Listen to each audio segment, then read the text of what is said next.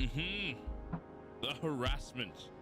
Even before anything starts, the absolute harassment I'm receiving from my group. They're all going to get TPK'd. I'm calling it now. I'm going to make it real difficult for them. Oh.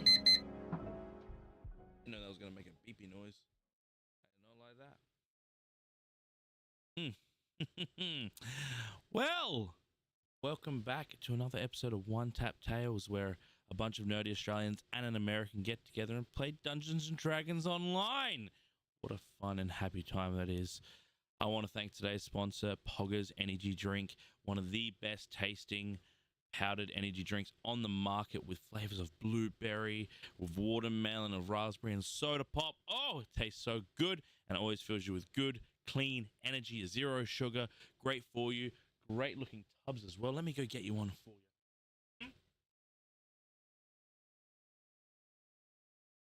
These beautiful things, very well priced, and if you use the code OneTap in the store, you get this 10% off, and you help support a great streamer. And the newest flavor is coming out, which I believe is sour apple. Oh, the flavor doesn't get any better than that. So thank you, Poggers, for checking out. If you're on the Twitch chat right now, !Poggers, and you will see the link for that one. Otherwise, thank you so much, Poggers. But that does conclude our sponsors for tonight. I think we get our crew in here and we get the show on the road. As you have seen, that is another homebrew one shot. We are not starting our campaign just yet, but hopefully after a successful night tonight, we will start. But let's see what our friends have to say over in the Discord, shall we? Hello, friends. Hi, mate, to you, Justin. Hello, Hi, friends. Everyone's saying hi to you, Justin. Hi, Turl. Hello, how are we? Welcome back. I'm doing great. How are Thank you, you. Turl? Thank you. Well, I think we should get into tonight's episode of OneTapTales. How do we feel about that? Yippee! Yep. Yay. Better now Woo-hoo! when I have a full stomach. A full tum-tum. Is this a bowl? All right. No. All right. So, there's any questions before we jump into the game? Yes. How are you doing this evening? I am wonderful. Thank you very much for asking. How are you? I'm not doing too bad. No, I was not too bad. Sick yesterday. Had yesterday off work. Went home early today. Oh, but jeez. We living. We Look vibing. how We're lush living, we're his vibing. Jax's hair. Oh, I haven't done anything with it. It It's looks just- so good. And It's that's so the beautiful. mad, but that's the annoying part is you haven't It done just anything. looks so beautiful. It's gorgeous. You're gorgeous. It's very frizzy. So it's a good thing I'm No, it a looks so further good. away. Lovely. All right. Any other questions before we get going? Can I have your autograph, Darrell? Absolutely. I'll sign when I'm invited to a special event coming up soon. What? I better be invited. Of course. Yeah, thank you. When we were talking about, you were like one of the first like 3 people we talked about inviting. Yes. And you have Yeah, a it was few people in family your and family Turl. as well. I was like, I beat a cousin. I know I beat a cousin. You Yes. beat more than a few cousins. It was literally our parents and you. Nice. And I do beat cousins, literally. Man. All right. Let's get right into it. So, tonight's tale starts with a group of you arriving at the Vern Manor after receiving a red enveloped invitation for a prestigious dinner, which you've all heard of. These dining experiences at the Vern Manor, hosted by Lord Vern Wentworth, a character no one has seen but many have heard of. Like a fantasy Gatsby per se, you all arrive at a set of steel barred gates which hold inside a gargantuan manor on an unspeakable manor land. We've set the story. Before we do start approaching the manor, do you guys want to introduce yourselves? Is there anything we need to know about your characters? Any relations to the characters that are here? Because I don't know. You guys know yourselves? Introduce yourselves.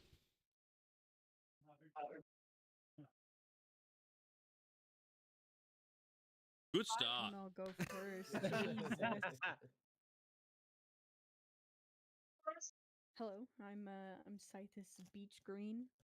I'm a wood elf who just kind of keeps to herself in who would have guessed the woods. Yeah, that's about it. Yeah, nothing special. Solid. Well, for Schwerer Gustav, you happen to One look. more time. Just one more time. Schwerer, like, is it so extended? Schwerer. Schwerer. Schwerer.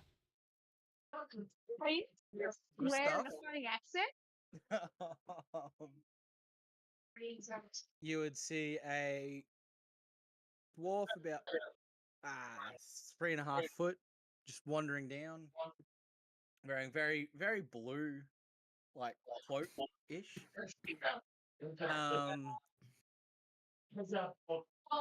And just a really rowdy old dude, like very grey hair. Sorry, very grey beard. You wouldn't be able to see it from the cloak, but yes, very, very grey beard. Love Nearly it. Santa-ish. Oh, Santa wizard. Love that. Santa Wilson. But blue.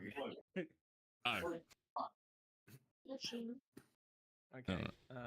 Well, I am Larkin Dirt, and that's all I'm going to say. All you can see is like a black hooded robe with red beady eyes in sort of the darkness, and jagged horns coming, sort of poking their way through, holding like a massive quarterstaff.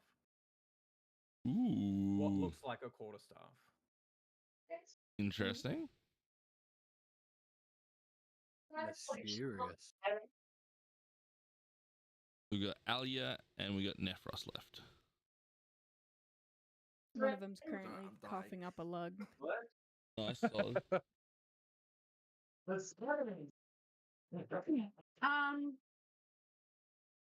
So Alia would be probably a bit for grey or she doesn't have much in the way of clothes. Probably a leather skirt and like a leather type thing with a couple of holes. With some old rusting shackles around her ankles as she makes her way through the Cool. And last but not least, If he can stop dying for 5 seconds. I put didn't the know the Marlboro order. Reds away, mate. Jesus. Start the death saving throws. You Right. Nephros is a probably 6 foot tall tiefling. So he's got green skin, 2 large red horns coming out of the top of his head. He has he's wearing like a black shield on his back with like a red sort of like devil skull on it, and a like gold embellished rapier on his hip, and then wearing like a sort of black and red like waistcoat sort of thing as well. Solid. Love it. And before anyone enters, does anyone actually know each other pre going in, or are we all strangers to each other? Stranger danger makes it fun. Yeah. Yeah, That's I'm gonna not a say- sentence I yeah. ever thought would ever come about someone's mouth, but love it. I've never Everyone, seen these people in my life. love I that. hope not. Perfect. So, as you approach the gate, they suddenly open, which gives you the thought that you are known to have arrived and welcome. The manor gives off a gothic Elizabethan vibe. Been around centuries, but kept well maintained for luxury. You were all met at the door by what appears to be an older Goliathan figure, dressed in your typical butler attire, and where are you? And a gnome-like figure dressed in the stereotypical maid attire. Well, welcome to the Van Manor. My name is Wes, and I am the primary housekeeper of the building. This lovely lady to my right is Bella. If you have any queries or inquiries about the building, you will come to myself, as Bella is mute of tongue. Lovely to meet you all.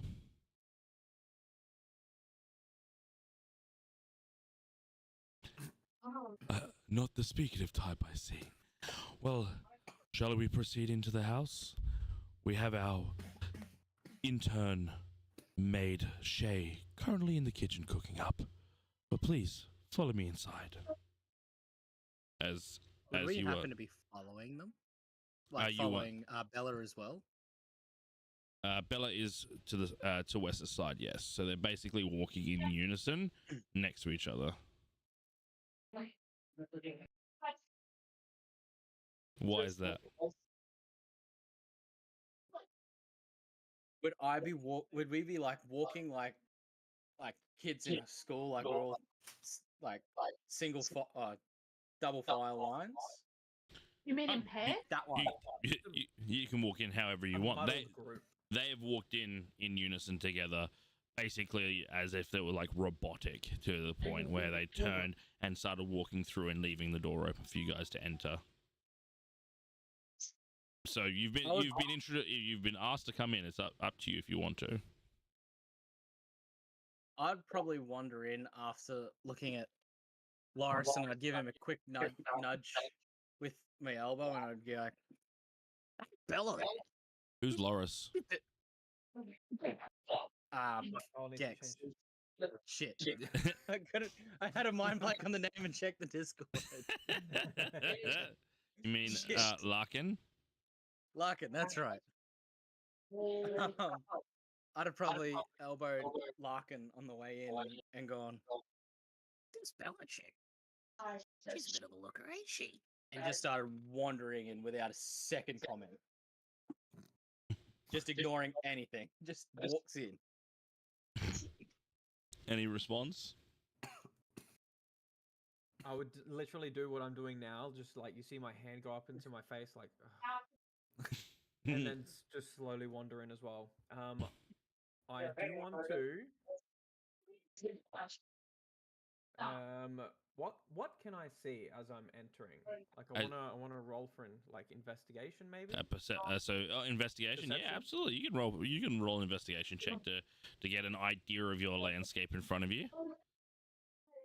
Cool. So roll a d20, add your investigation modifier. 18. 18. Cool.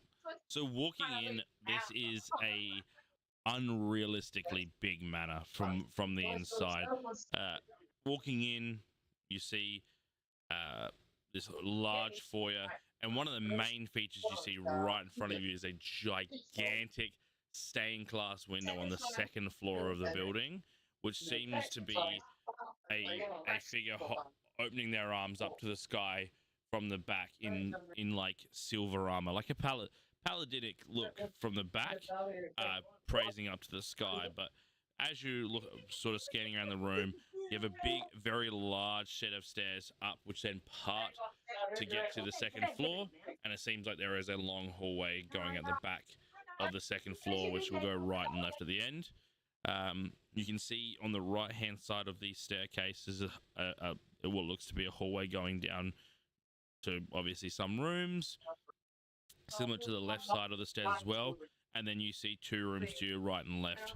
The one on the right currently has the doors closed. One on the left looks like sort of like a living area, but like with a large piano in there.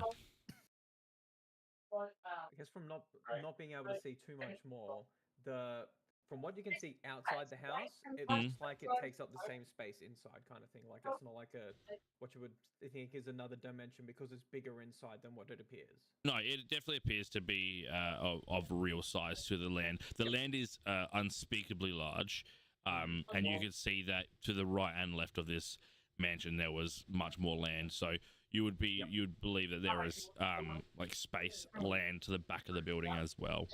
You did see though, with your perception and remembering that on that right hand side, that room that's currently closed looks like it basically almost looks like an extension of its own part of the building. It was even bigger than what the manor looked like from there. So it's like you saw a manor, and then you saw this attachment to the manor on the side, which was again an unspeakably large room per se, if you thought about it. Yep, I got it. Cool. So we've got a couple of people venturing in. Is everyone else following behind? Yeah, I'm following. Cool.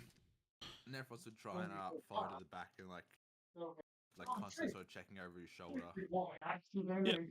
There's no signs of anything following you from behind. Like I said, very well kept manor. Obviously, this is a very prestigious building, hosted by, like I said, someone of great wealth and affluent to the area. But again, venturing in, you'll kind of clock out this building. Very well kept. You can tell, obviously, whoever keeps the place is very well taken care of, and made to look fantastic, so that if they do have guests or other people coming in and enjoying sort of the stay or the dinner, they're very well impressed by what they see.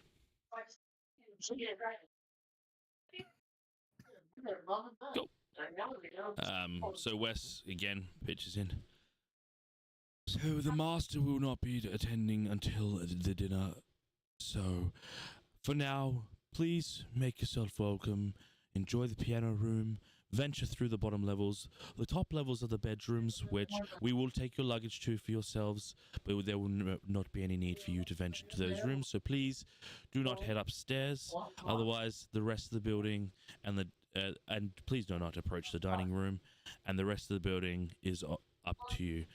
As you see Bella sort of step up into the middle of the second floor and is just sort of standing there like a statue with her arms behind her back, just watching the room. But yeah, you've basically been told anything other than dining room and upstairs is free for you to go to.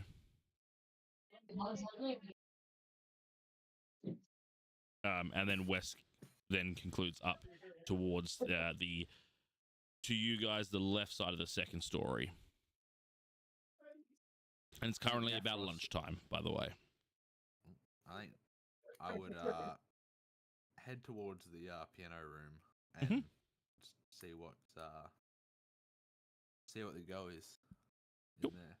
Anyone wants to follow into the piano room, or anyone want to venture other places?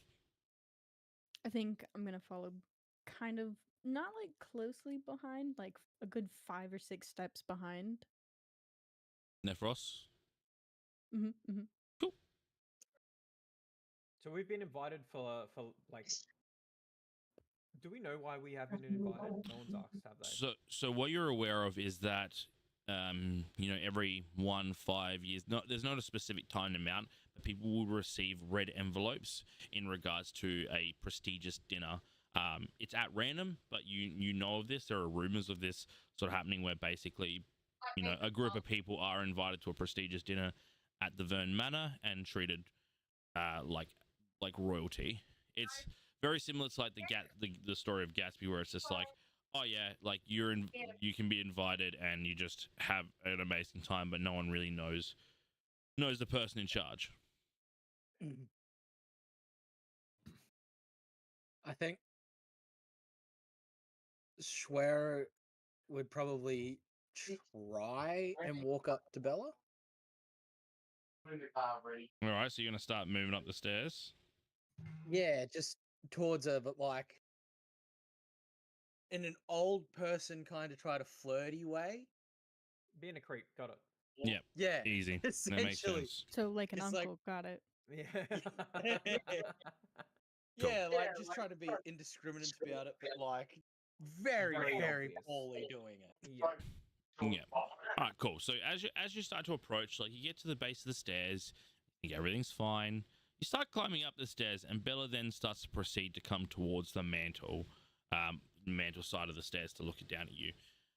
You basically hit the island, or like I don't know what they call it, where it hits the flat to go then to the next set of stairs, and you can see that, the landing, that's the one. She is staring into your soul with the content of "I will kill you if you step any further." That does happen though, Wes does come from the side of the stairs, which he did proceed up, and is making his way down to you. I would highly suggest that you do not proceed any further. Bella can be quite irritable when rules are not followed.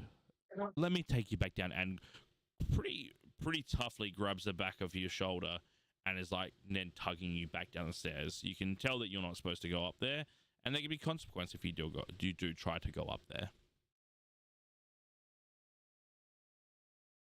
think I'd probably end up looking at him and going, But you know, it's good to talk to the pretty little ladies.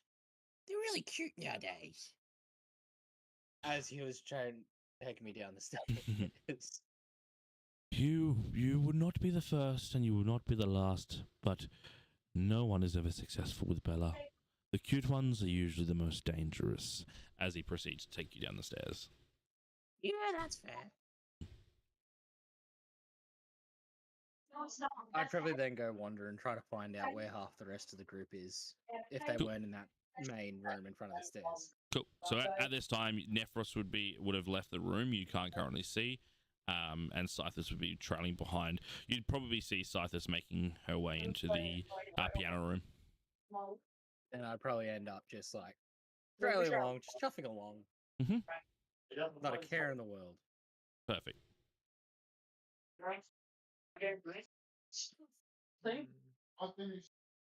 So we've got three people currently that have made their way into the piano room, 2 that are currently still standing in the foyer. Where can I go from the foyer? So there's the stairs, which I see as off bounds. There's Yep. the piano room, which is which direction? Piano room is directly to your left, through some like a large set of double doors. You do have the right-hand side corridor, which goes down to what you believe would be the kitchen, because you do get a nice aromatic smell of food being currently cooked. And you're not too sure about the left side, but there is another foyer on the left side as well. You were made aware that Shay, the intern maid, is currently down in the kitchen preparing food. I'm gonna go investigate in the kitchen, see Yep. what's cooking. See what's cooking? Yes.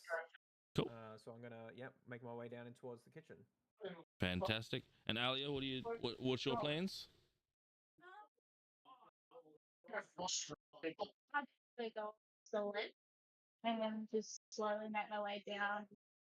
I'm trying not to cause any issues with where I am, and if there's any Sorry, I think you're a little bit far away from your mic. Did you say you were making your way down the left corridor or right corridor? the length.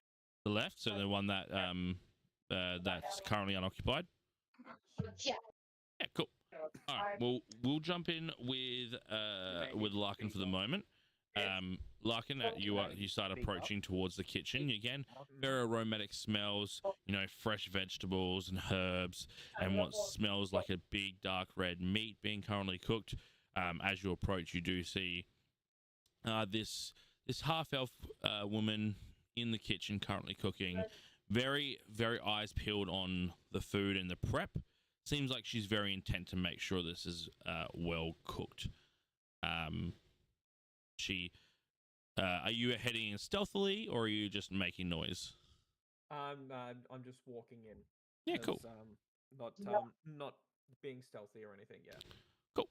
So as you sort of approach the frame of the door, she sort of pops up. Oh, hello there.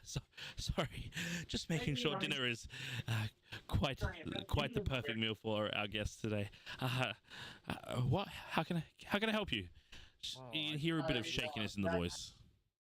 I was lured in by the smell. What seems to be for dinner this evening? Well, only the best for our guests. Whereabouts are you from? We would basically just say a big slab of meat, well prepared, dripping in its own blood, with a lovely set of herbs and the local vegetation from the yard.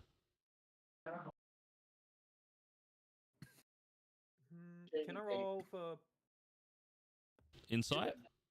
Yes. You want an yes. insight check? Absolutely. Roll an insight check for me.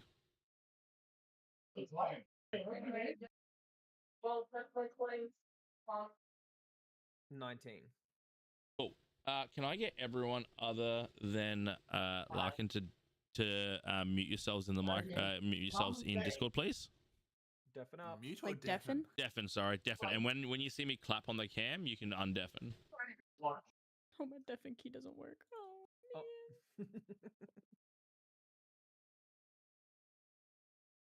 Everyone's deafened. Fantastic. All right. So at this point, from your insight check, with that initial shakiness, there is fear within this this person. You don't know if it's fear that you're intimidating her from the way you're speaking to her and obviously approaching her while she's making a craft, or if she just has a general fear in itself. But she is very much not comfortable at this present moment. And you could be very curious on why.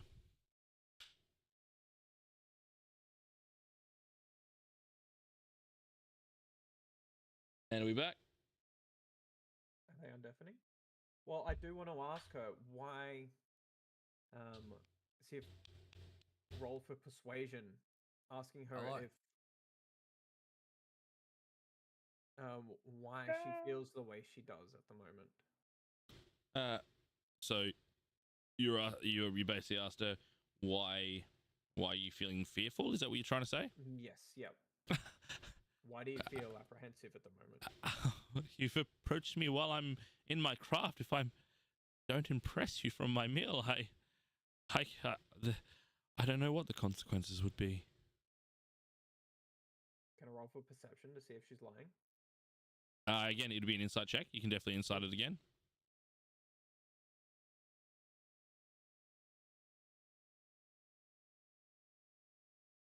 Oh, it's only 9. 9? You can't gather it. That last bit of sentence unnerved you.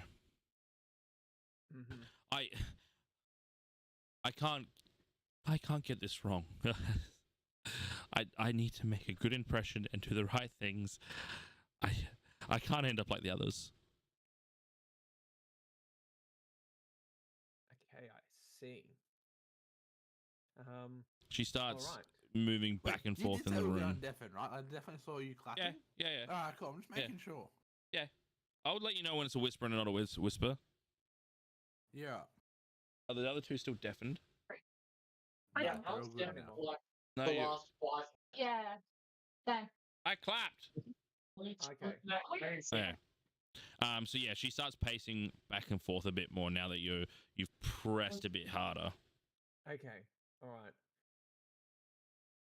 So, I have find familiar. Mhm.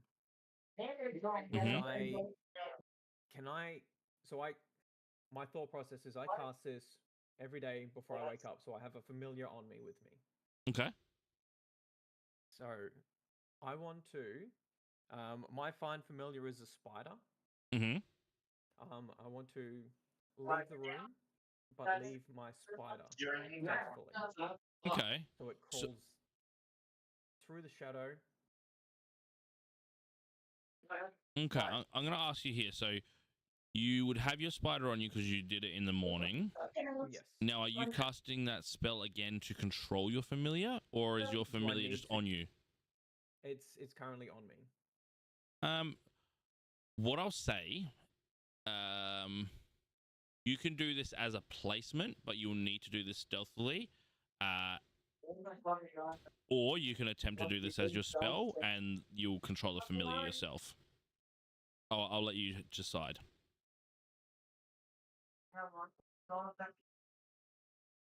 All right. So if I try and place it stealthily, do I get to control it? You basically leave it where it is to its own things. Because what does it say that you're like? Can you control your familiar through thought? Can you talk to it? Telepathic connection. While your familiar was in 100 feet of you, you can communicate with it telepathically. Additionally, as a bonus action, you can see through your familiar's eyes and hear what it hears until the start of your next turn. Cool. All right. Yeah. So you have a telepathic bond to be able to control it, basically. And then you can also command it and listen through it. Yep. Cool. Yeah. You can place it. Yeah, I would say you can place it, or you can magically try to connect to it telepathically and move it around. I'll say the listening and the hearing thing won't be magical. I think that'll just be like a walkie-talkie situation. But controlling its movement, I'll say, as a magic ability. And that, Yep, yeah, okay. so you can either place it or you can magically try to telepathically control it. What would you like to do? All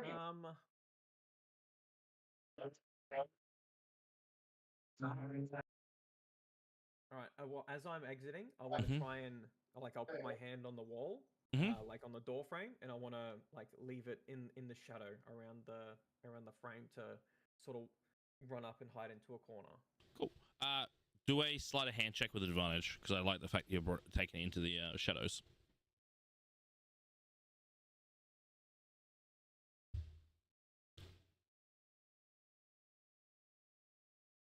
All right, I got a 15. Plus your modifier? Yeah, I've got a -1 modifier, so yeah, I got 16 -1. Cool. 15? Yeah. So you just managed to, you do look a little bit odd doing it, but with the fact that she is pacing back and forth and not really paying attention to you anymore, so to speak, I'll say you Second roll was an 18. Oh, then yeah, you're sweet. I thought you rolled both of them. The 15 was the one. Oh yeah, No, absolutely. Sorry. That was the first roll, yeah. You are all good. Yeah, you place your hand down. Like I said, she is pacing back and forth, so she wasn't paying too much attention to you. And you do successfully get the spider onto the door, and it does take itself up into the shadows of the corner of the room. All right, and then I'll make my way back down the corridor. Perfect. With one ear, sort of listening for what the spider can hear. Okay. All right. So what I'll say is this: after about 6 steps, you do hear some she starts mumbling a little bit through herself. What I'll do is I'll get you to roll a perception roll for me, and I'm gonna say because it's a familiar. Unless we actually bring up the familiar's stats, I'm happy to let you have a +2 on it. Because you would be the perception of the familiar. Oh, just a d20 +2. Yep.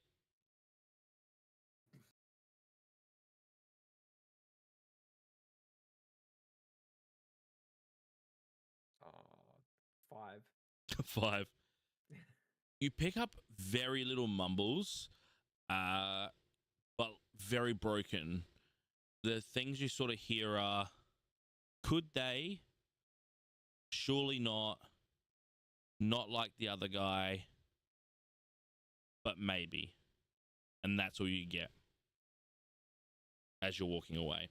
Now we're going to go over to Alia. So Alia, you proceeded down the left side.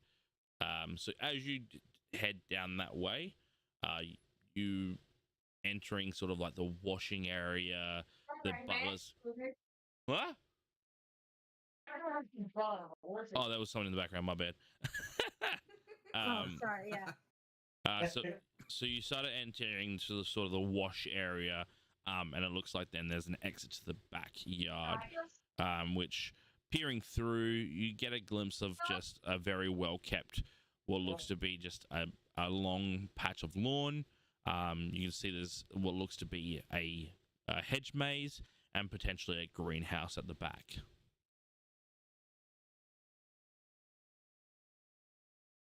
I'd probably head towards the greenhouse, the safer option. Sort of skeptical that if I was to head to the maze, I'd probably lost. Easy. Yeah, so you start. I've still sort of got my guard up. Yep. So you start heading down. Yeah.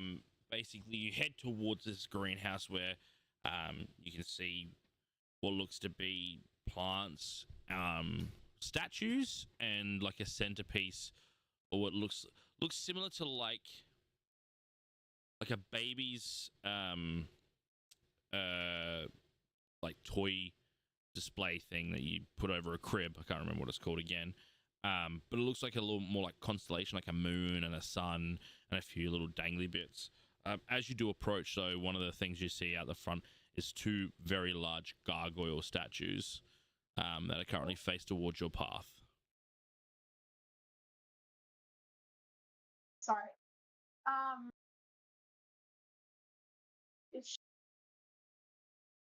I'd probably head towards more of the gargoyles. They look like. I probably. So I didn't get that last bit. What was that? Sorry. I'd probably head towards the gargoyles because I haven't seen anything of that sort of shape or general appearance. Yeah. I'm fascinated almost because it's Yeah. So you start walking towards one of the gargoyles.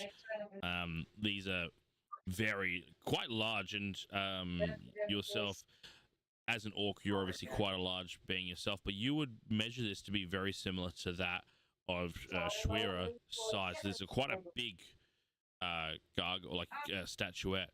And as you do approach, the first one, the one that's in front of you, doesn't seem anything strange. Stone creature, goblin-esque, big wings, arms, claws, and all that. But as you approach that one, you do hear faintly.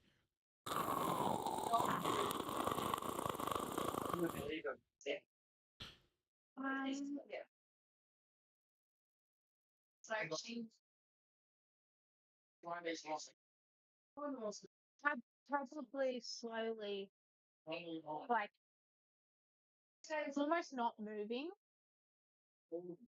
slower towards it, obviously.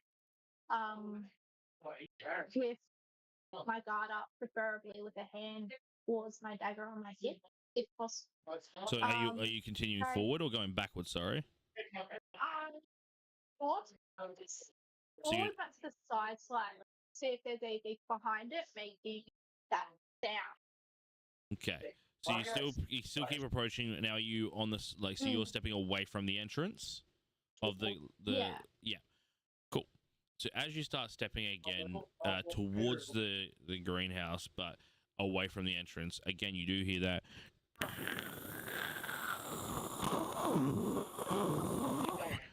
And you do get a glimmer that the closest gargoyle has slightly rotated its head to look at you, and because of that, you've now looked at the other gargoyle, which is staring directly at you.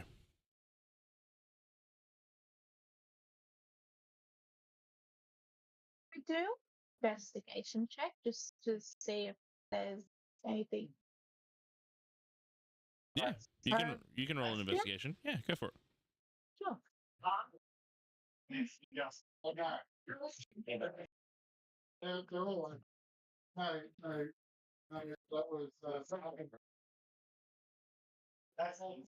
do I do that again? Oh, I'm so sorry.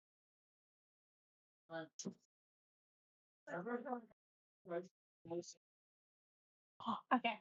Yeah.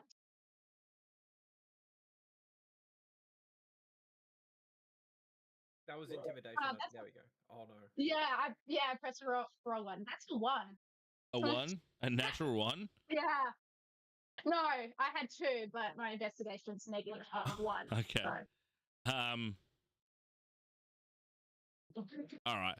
So with a one, you look at these statues again, knowing that they have moved, but not quite sure if this is a silly prank or anything.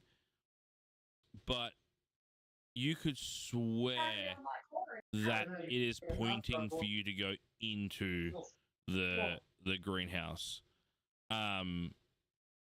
Really quickly back to Larkin. I'll get you to roll another perception check again with a +2.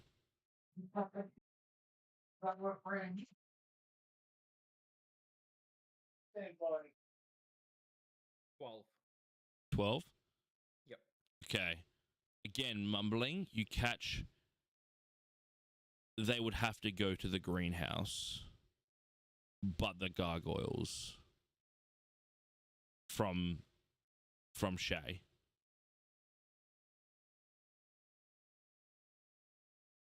Back to Alia. So you are currently looking at the statues, and you could swear that one of them is pointing for you to go into the greenhouse. Trying to cause any conflict or anything, I would probably head towards the greenhouse, still slowly, in case something was to jump out or threaten me. But with a bit more of a step, so that I don't upset the gargoyles that is walking in that direction. So you're heading back towards the door of the greenhouse? Yeah. Yeah. So again, as you start stepping back towards the gargoyles and past the gargoyles to go to the door, again you hear that.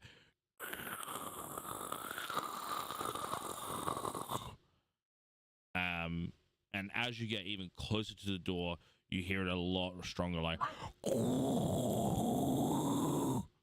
and you start to see the wings of the gargoyles start to pry out. Hold back there. We'll go back to Larkin. Okay.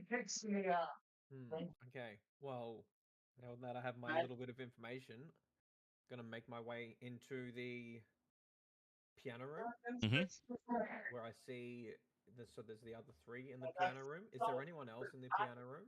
No, just them. Just us. Mhm.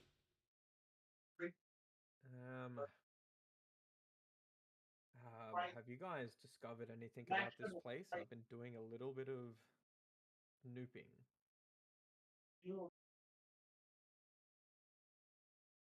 I haven't seen anything. I just got here. Someone's dying in the background. Someone's dying. Can I roll something to see if I've noticed anything? You want to roll an investigation or a perception check? Perception is to check around the room. Investigation if you want to look at something specifically. I'll do a perception. Yep. 16. 16. So you peer around the room, and a very, very beautiful room. You know, it has a moose head above the fireplace. The fireplace is cooking strong. Piano. There's multiple bookcases. One thing you do catches your eye, which you find a little bit strange, but look, it might be just for the decor, is that this room and even in the foyer room, even though it's still day, there's lit torches. But otherwise, the room is a beautiful piano room. Huge. I would like to relay that information to Larkin. Cool. So you tell Larkin, it's a big room, weird torches, piano, moose, and bookcases. Yeah. You're right, Nice. it does seem a little bit, well, I would say ridiculous even to have torches on during the day. With curtains open? Crazy. I know. So from the eavesdropping that I have been doing, I do know that there is something is amiss as going awry in the greenhouse. But there is also something up with the gargoyles. Whether or not they are guarding it, I am unsure. Do you know where the greenhouse is? Do we know where the greenhouse is? Time out. I didn't ask No. that. Okay. You walked my into bad. a room. You walked into the foyer and then walked into the piano room. All right, back to my question. Do Yeah, we you know know? nothing. Does anyone know where the greenhouse is? What Nope. other did I see another door?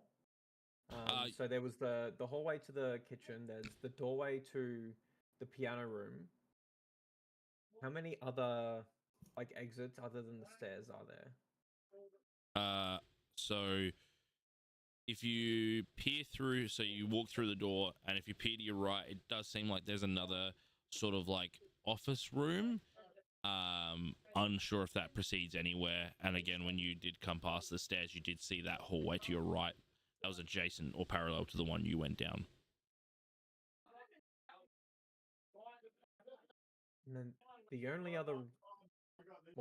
exits I could see other than the front door, so there was what looks to be an office just adjacent or beside this room, but another hallway. I think we should do some investigating. When Sure. just as you finish that sentence, back to Alia, are you still proceeding to the door? As you've seen these gargoyles now start to spread the wings? Yeah, but I try and lower myself a little bit to the ground just in case the wind, so that I'm out of the wind. Because I don't want to hit, frankly, because that would hurt a lot.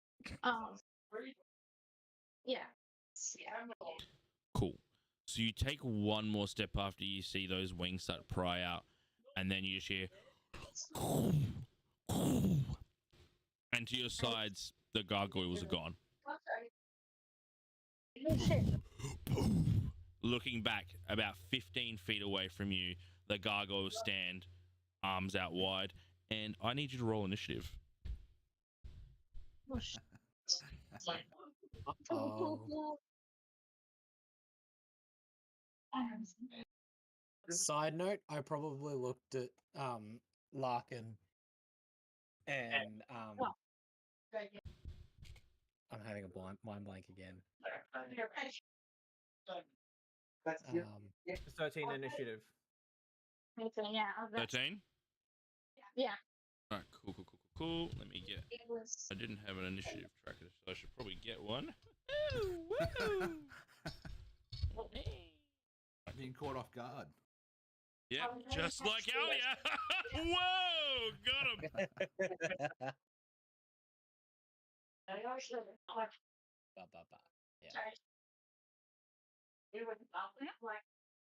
You said 13? Yes. Perfect. All right, cool. Let's set the stage for an encounter. Wowee. All right. Let's get it started, peoples. Let's go, everybody.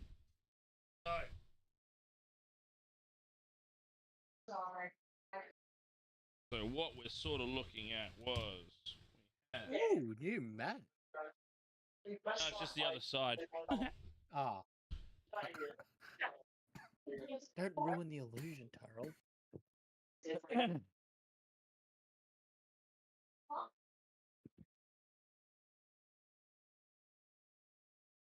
Rogue.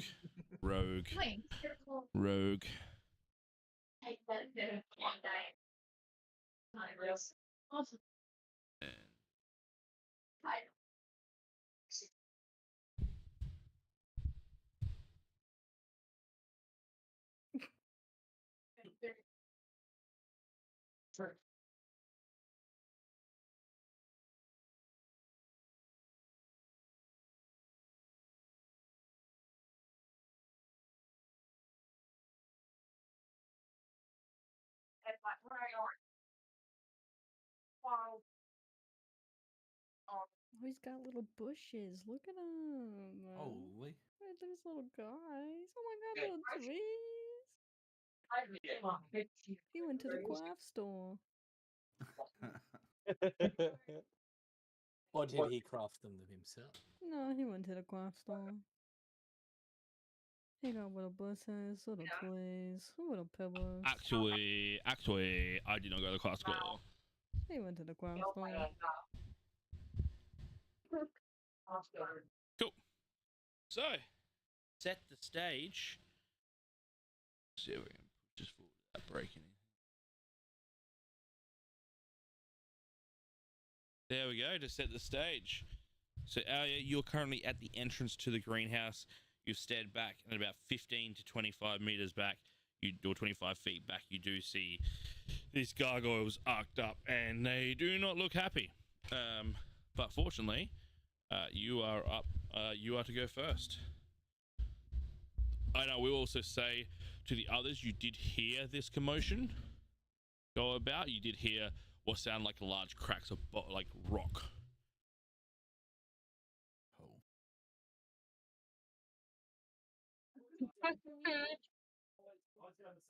You are up first, Alia.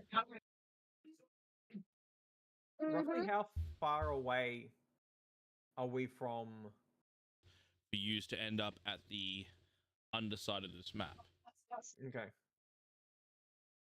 Because you would need to sprint all the way down the hallway and then out the back door.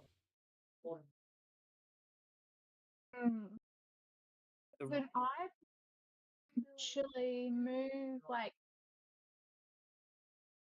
5 to 10 feet, and then maybe just like chuck a dagger at one? Hang on. One on the left. Yeah, so you want to move up 10 feet and throw a dagger. So Yeah. what's your dagger's range? What does it say? It says when. 20 feet? Yeah, 20 feet. Sorry. And then it's like 60 feet afterwards. Well, Yeah. I can. If you move up 5 feet, you could reach it with a dagger throw. Okay. All right, so we'll move you up 5 feet. You want to throw to that one or that one? Second one. Cool. All right. Yeah. Cool. All right. So, awesome. So you're gonna throw dagger at Gargoyle 1. Cool. Roll an attack for me.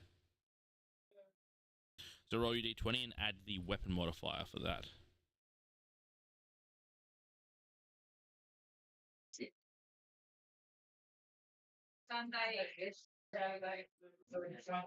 Yeah, that's the right one. Okay, cool. That'll be 21. 21. That definitely hits. Roll damage.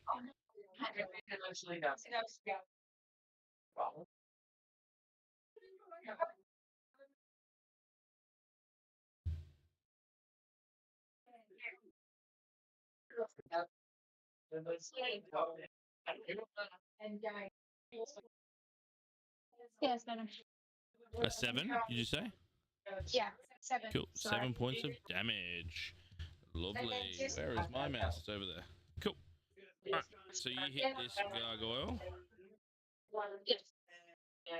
Cool. So you throw the dagger, and as you can see, now that the actual statue has come to life, it does have damage.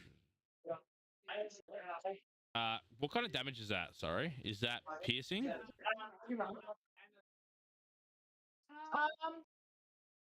I thought I'd imagine it's piercing. So yeah, you throw this knife, and you do throw with enough force that does crack into the skin, which is semi-fleshy but semi-statuesque. As a rogue, you've thrown many daggers and seen them do quite a bit of damage. This doesn't hit as hard as you would think it would for how hard you threw it. So this is resistant to the piercing damage. So that just means it halves the damage of piercing.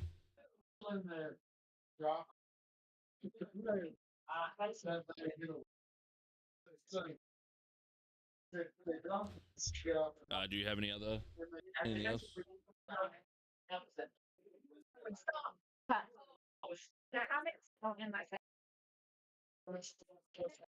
Sorry, I didn't quite get that. I'll end my turn there. Sorry. You're right. All right, cool. So this moves on to Gargoyle 1. So they are going to close in on you.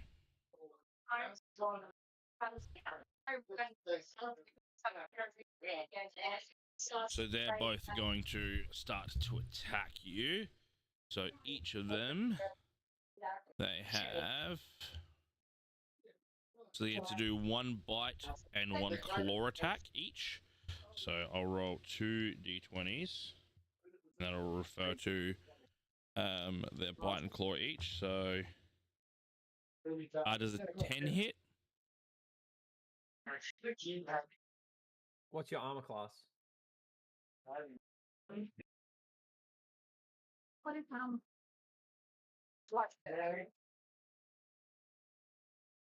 That one there. 14. 14. So the first bite attack misses, but the claw attack is a 20, so that will hit. So that's 1d6 plus 2. Let's get the blood die out. So that is an 8 damage. So 8 damage as it goes to bite you and just misses the neck. But as it does miss, it grabs its claw and actually reefs up into your chest, sticking these. It's weird because it's like being stabbed by stone, which is such a prehistoric feeling. You do feel it get in there and get about an inch or 2 deep before it rips it back out. The second gargoyle is going to do the same thing. So we've got a 17 and an 18, so both attacks hit. So that's 2d6 plus 4. And that's an extra 14 damage. So the second one, as you're sort of struck back by that first clawing attack, the next one catches you off guard, bites into your neck. Again, that weird stone-like feeling coming through from the thing, and then again the slash coming across the chest this time to just sort of leave that print while you're obviously vulnerable from the previous attack. So what's that? So it's 14 plus 8, so 22 damage total. It's back to you now. I will say that you are closing in. I'll say from here, you are all about maybe 90 feet, but you're inside. So you're not quite in the initiative order yet, unless someone here has something they can do from about 90 feet away. I can 90 cast feet, you Firebolt, say? 120 feet.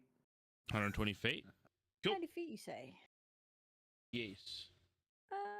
So like I don't know, that's less than 150 feet, possibly less than 600, you'd say. Yep, so Tarl, Okay, sorry to be cool. a pain. We're having technical issues. How much damage did Jess take? Sorry? 22 in 22. total. 22 total. You know, Alright, I gotta cool. So keep it a longbow. for those that can do something that is above 90 feet, can I get you please to roll your initiative? Sorry, I just have to get that a double check. Oh, that's a +6. Oh, I can't math. Oh no. I got 13. Oh fuck! Right. Okay. You're 13. 24.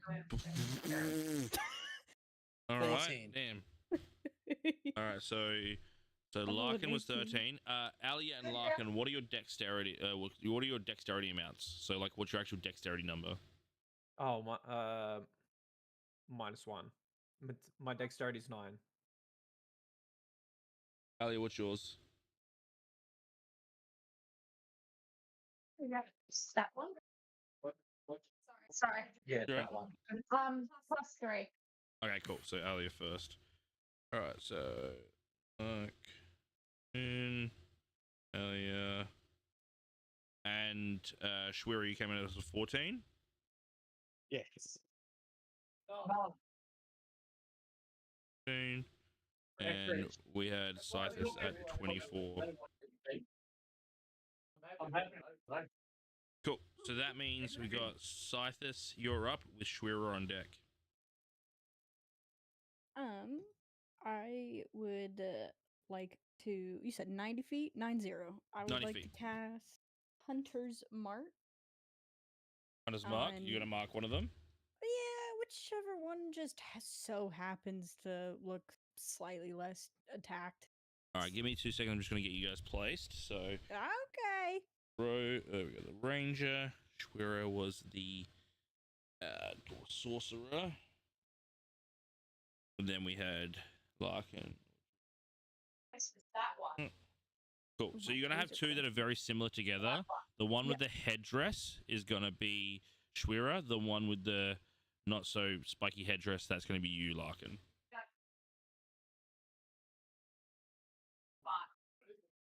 I'm going around. He's trying to work out which way around to go.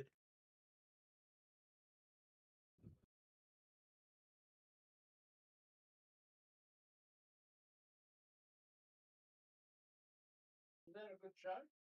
Ooh, my toes are crunching. Yes. Hi, Matt.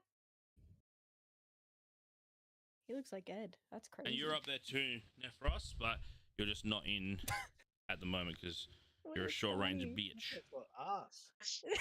Your ass? Wait, does Nephros not? My ass.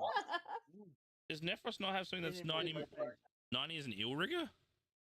No, 60 feet is the highest that I have at the moment. Interesting. What a Donnie. Fair enough. All right, cool. So you're gonna hunt Are you his mark. talking about Which my one? version of Ed?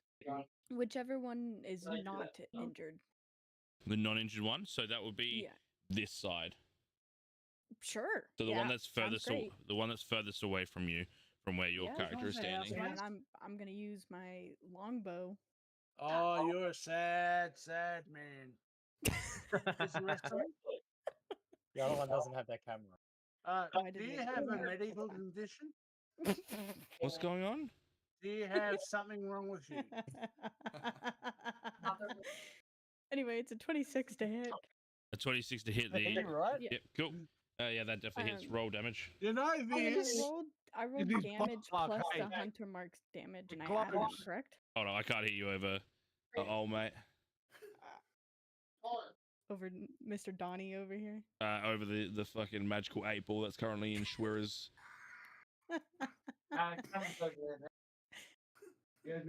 If I rub the top of that, do you tell the future? He's muted and he's just yapping. Anyway, do I roll damage and then also roll Hunter Mark damage? Can you read me out Hunter's Mark? I deal an extra 1d6, so I would just roll a 1d6 and add. Yeah. So you roll your attack and then add a d6 on top. Beautiful. Oh, for fuck's sake. Fucking biker Buddha's leaving. Nice. That is 14 damage. 14 damage total. Correct. Cool. And so is that what the 1d6? What kind of damage is that? The 1d6 is force damage. Force damage. Correct. Bludgeoning, slashing, and non-magical attacks that aren't cool. So that okay. So, how much was the force damage and how much was the piercing damage? The force damage was 5, and the piercing was 9. Cool. As long as it was piercing, yeah. Yes. All right. Yes, it cool. is. So you mark it, and what does your mark look like when you throw out a hunter's mark on something? Just a nice little green, like, not sparkle, but like little shimmer, I guess. That's pretty much the same thing. But you know what, just stick with it. Yeah, all right. It's a Nice little- sparkle. It's a fucking sparkle. Sick. Yeah, it's nice sparkle that like leaves a trail with the arrow. Cool. Kind of thing. Yeah, easy. And so you shoot this arrow, and at first, like I said, you're very well ranged again with your bow and arrow, so you know like how it should hit. This didn't quite do the justice it usually does, so you think that maybe it's not going to hit as hard. But the force damage from hitting that hunter's mark definitely hit true. So resistant to the arrow, but non-resistant to the hunter's mark. Cool. Okay. So that's your action and bonus action? Correct. And then I would like to move. I would say that this getting to where you are now is your movement. Is movement? Okay, that's fine then. No worries. I'm happy with that then. Cool. So that ends your turn. We're up to Schwira with Alia on deck. Right. I don't know if you. Oh yeah, I didn't actually manage to mute this thing. I apologize. I thought I managed to mute it. How many drinks does he eat? Not as many as you would think, to be honest. That is Only just 14. him. Only 14. That's just him. He's actually just a Chad. Now, I would like to cast Chromatic Orb at 2nd level. Okay. Can you run me through it? So you hurl an orb of energy at a target within range. Choose acid, cold, fire, lightning, or poison, or thunder for the type of orb you create, and then make a ranged spell attack against the target. On a hit, the target takes 3d8 damage of the chosen type. If you roll the same number on 2 or more of the d8s, the orb leaps to a different target of your choice within 30 feet of the target. Make an attack roll against the new target and make a new damage roll. The orb can't leap again unless you cast a spell with a level 2 plus spell slot, which I am using level 2 spell slot. So does that mean it can leap twice then? Yes, it can Cool. leap. Yeah, twice. Cool. So what damage have you chosen? I've chosen acid. Acid. No. And which one of the gargoyles are you attacking? I'm going to attack. The first one I'm going to attack is the one. Would I be able to tell from this range if I can, which one's been damaged the most or not? They look nearly identically damaged. Right. I should probably lead by saying I would like to move 30 feet. To put You me did within to the get 90. to where you are. Yeah. What was that, sorry? Oh, I was just going to have to say that I was moved 30 feet. Yeah, no, so where you are currently is where you've moved to in this turn? Yeah. And so how far can you cast the orb? 90 feet. Oh, so bang on. Cool. Yeah, so you're casting where you're casting from. So which you can hit both of them.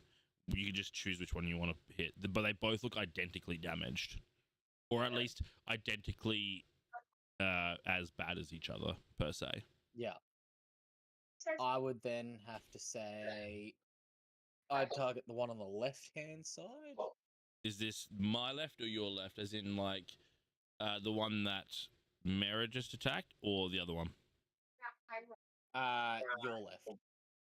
My left. Yeah. Yeah, cool. All right, so the one that Mara just hit. Cool. All right, so you said you make a spell attack. Using second level. Yeah, so you still do your spell attack modifier, so you'll have like a plus something for your spell attack. So roll a d20 plus your spell casting modifier. Oh, fuck. 8 to hit. That was an 8. An 8 to hit. So Yep. you conjure up this second level, super strong orbish ball of just gunky, disgusting acidity, and you gotta hurl it, and it's not there. You're out of whack. You're not quite strong enough, and it just lands short. Yeah. Hits a tree, jumps to another tree, jumps back to the same tree. Yeah. So those bushes are looking real bad, but the gargoyles are fine. There's a story. So that's an action? Yeah. And Cool. that'll end my turn. Cool. All right, so we move on to Alia with Larkin on deck. Larkin on deck. So not doing too well. So can I potentially just try and get my dagger like up, just stab the closest one in like a range? The closest one, as in the one you just attacked? Yeah, the one that Are both I just, like- gargoyles still engaged with Alia, or did they turn around to see where the attack was coming from? Currently still engaged with Alia. Yep. So yeah. are you going to use your dagger, or are you going to try to conjure up your spirit dagger? You know what? Fuck it. Spirit dagger. Cool. So now you conjure up this spirit dagger. Cool. So you make your attack roll with the like a dagger's damage, and so you're slashing the one that you're already for. Easy. Go. Love it.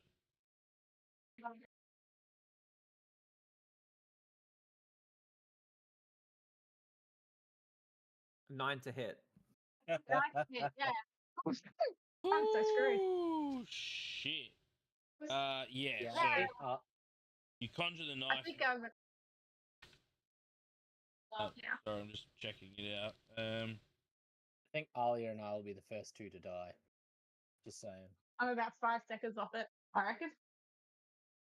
So remember, you can go unconscious. You don't automatically die. So you conjure up this blade, ready to go.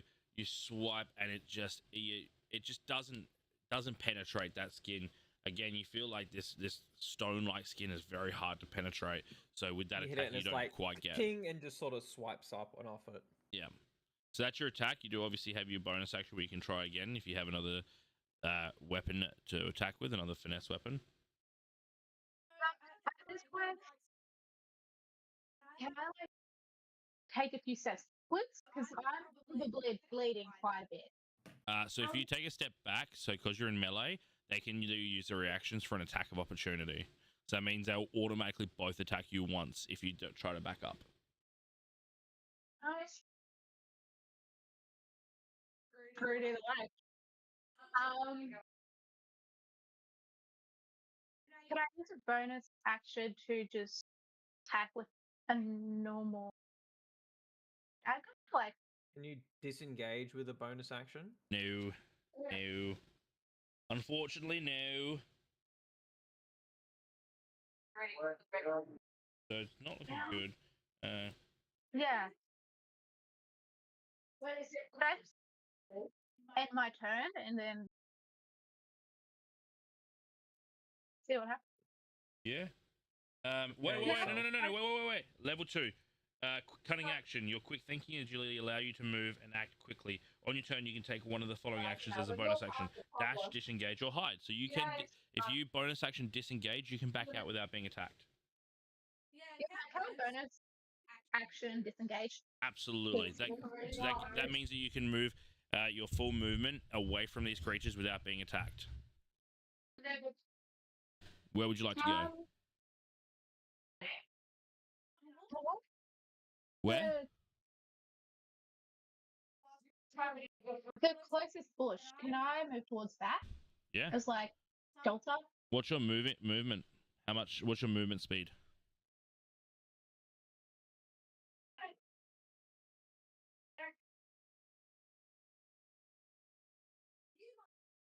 Uh, 30 feet. Cool. So 5, 10, 15, 20, 25, 30. You can get right behind the bush over here. Yay. Cool. So that will give you half cover. You're not hidden, but it gives you half cover.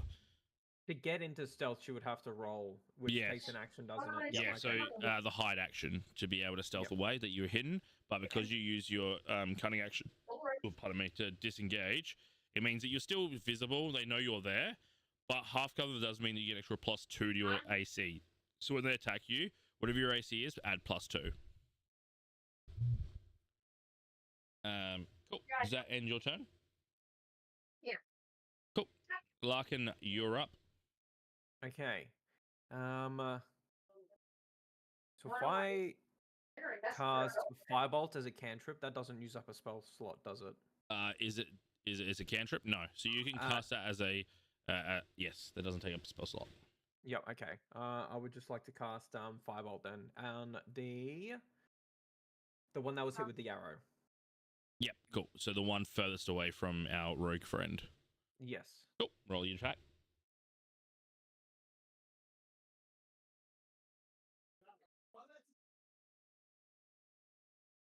Uh, 10. 10 to hit. Yep. So you hurl this firebolt at this creature. It just splashes on the front of it. It doesn't quite get the connection you were hoping for. Okay.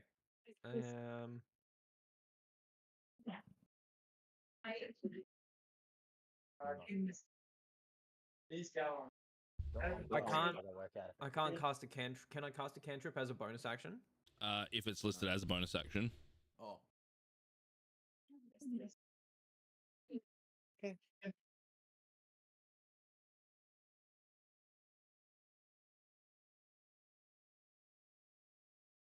No, that's everything I can do. Cool. Easy. So that's your turn. It's the gargoyles' turns.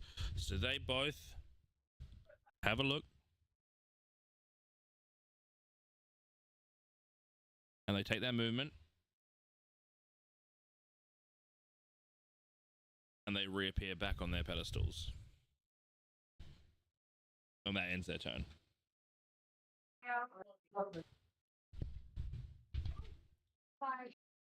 At this point, this means... Yeah. Ilriga, what's your movement speed? 30 feet.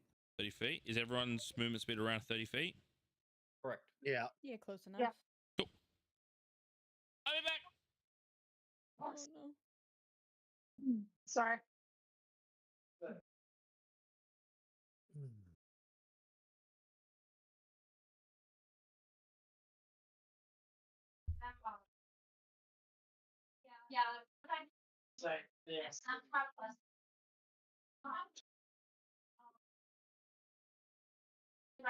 I don't like that he's leaving us to our own devices.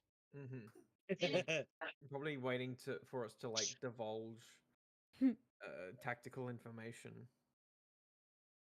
All right, guys. Here's the Cool. strategy. So I've made your movement now that you're actually you would be in technical initiative, so that we can bring in our good friend. So Nephros, can you please roll for initiative for me? That's D20, yeah. D20 plus your initiative. Oh, that's 11. 11. Yeah. Yep. All right. So top of the cage, we've got Sithis up with Shwira on deck. Scythus, sorry. My apologies. Crazy. Ah. So we've just used up all of our movement speed to get to where we are, Correct. Yes. and now so it's actions and bonus actions. Yeah, Got it. actions are bonus actions, and now we're in a true initiative situation. Yep. So my hunter's mark still should be active. Yep. Right. Okay. Cool. Well, then wait. So I'm- if so, it was 90 feet, and Yeah. then your range, if it gets out of 90 feet, does the mark drop?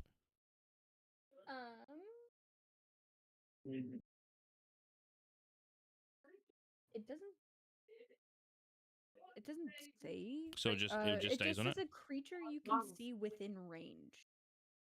So Okay. I would assume it would, but it doesn't say. I'll say that. the mark stays on it as if it's like burned into the creature, because technically in their turns they would have flown back onto their pedestals and would have been further away. But I think it's a mark that lasts on, like, as if you like tattooed it on. So Yeah. I'll say the mark is still on the creature on the left. Yeah, how it sounds like how like it reads is almost like the range is like you putting the mark on it, and then after it leaves, it's still Yeah, there. it says it only leaves when it hits when they hit 0 hit points, and then you can change the mark to something else if it's within your turn. Yeah, cool. Yeah, so the mark holds. Okay, and are the pedestals the white pillars on top of the gateway right there? Is that what that is? Okay. Oh, they're currently on top of those. Sorry. Okay, no, it's okay. And that's within 150 feet. Yep. All right, it's time for the longbow. Pull out your longbow. I'm pulling out the longbow. Love that. 21 hit. 21 definitely hits. Roll for damage. Okay. Don't forget your hunter's mark. Damage. Yeah. Which one's 8? D8 is your diamond. Yeah, that's.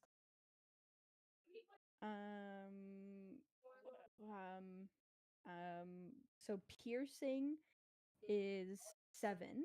Cool. And then the the hunter's mark is 1. Easy. Perfect. Again, so yeah, you've already seen that the arrows aren't as effective, and then you had that force damage pop out. That gargoyle is starting to look a little bit wear and teary, little cracks in the skin, but still standing. It didn't move though. Very still where it is right now. So I do have this cheeky little thing I love a little cheeky little thing. A cheeky little thing. According to this, slow. If you hit a creature with a long bow, and deal damage to the creature, you can reduce its speed by 10. Yep. So is that like always a thing? I didn't. Yeah. If that's the weapon mastery, yeah. Okay. Yeah. Yep. Yeah, so if you have that weapon mastery, then it's always. Yep.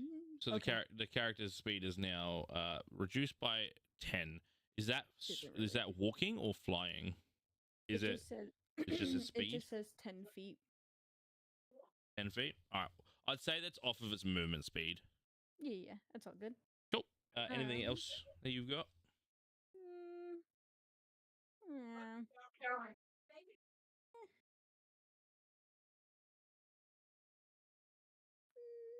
No. Nope. Can I yell at them? What would you like to say to the currently non-moving gargoyle statues? I'd like to yell at them and say, "Hey, you stony bitches, leave him alone." And then that's it.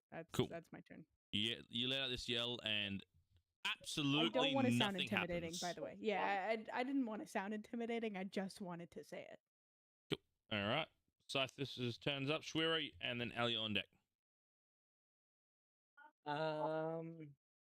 So how far away were these gargoyles? From where you're standing now, 5, 10, 15, 20, 25, 30, 35, 40. I'll say 60 feet. Oh, well and truly. I'm going to cast a cantrip called Acid Splash. Acid Splash. Love that. I'm gonna cast the cantrip Acid Splash. Yeah. Guys, you're gonna wear my D&D shirt. Actually, your range on that is not enough to hit these creatures because they're up in the air. No, what's up? All right, so read me Acid Splash. You create an acidic bubble at a point within range where it explodes within a 5-foot radius sphere. Each creature in that sphere must succeed on a dexterity saving throw or take 1d6 damage. So dexterity saving throw or it takes damage. And is that how big's the sphere? 5 feet. Okay, so you'd pretty much cast it on someone. Yeah. All right, cool. And so they need to make a dex save. What's the DC? 12. 12. Okay. What I'll say is this: I will roll. I'll roll with disadvantage because technically they are non-moving at the present moment and they wouldn't move. However, they are being attacked upon. So which one are you casting this at? Probably the one that had the hunter's mark on it. Hunter's mark on it. Yeah, cool, easy. All right, rolling disadvantage. That is a 4, so that definitely hits. So how much damage? That does 4 damage. 4 damage, perfect. All right, cool. So you send this acid splash ball at this creature, and it covers the rock, and it just starts to deteriorate the rock. It's very wait. What kind of damage? Acid. Acid damage. Yes. Cool. Not poison. Yeah. Nope. Sweet as. Yeah. Cool. Yeah. So that just starts to deteriorate the rock a little bit. And yeah, it's done its duties. Again, gargoyle does not move. Good. Easy target. Anything else you'd like to do with your turn? No, I think that'd be the end of my turn, that one. Cool. All right, Alia, you're up with Larkin on deck. How far away would the closest gargoyle be to? The closest Lady Gaga to you is about 35 feet. It's got a very bad romance history.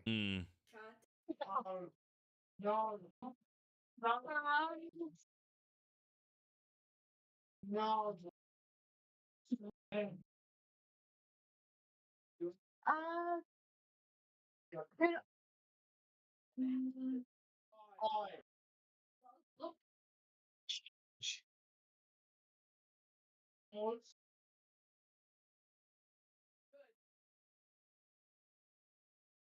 Sorry. You good?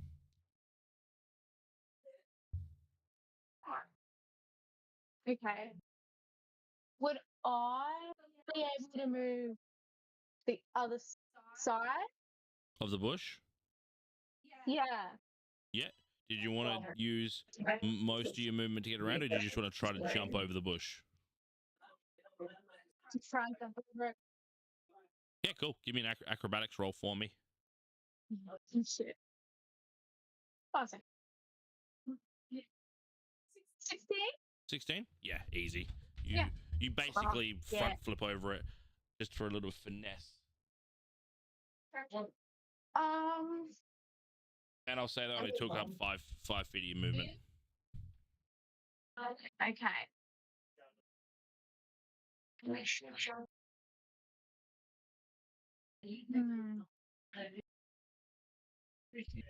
Would I try and use a weapon of some sort on the closest gargoyle to me?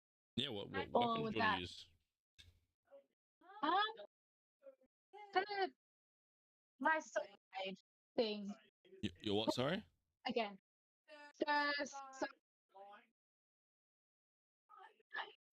Psychic blade. Yeah. Can you throw your Psychonic Blade?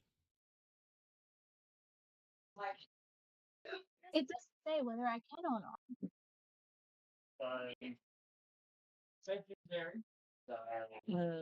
Yes. She can throw it. Can throw it? Yeah. Absolutely, you can throw that. Well, then I'll throw that if it hits. Cool. You just grab it back out so I can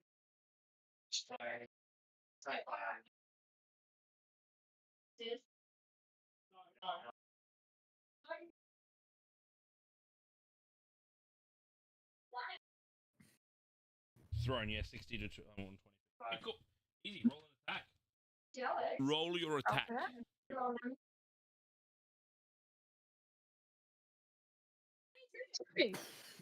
How much? 22. 22. That definitely hits. Roll for damage. That'll be 1d6 plus your, is it dexterity for finesse? It can be dexterity or strength. You can choose which one. Let's go. Oh no, wrong thing. Wrong button. Thing.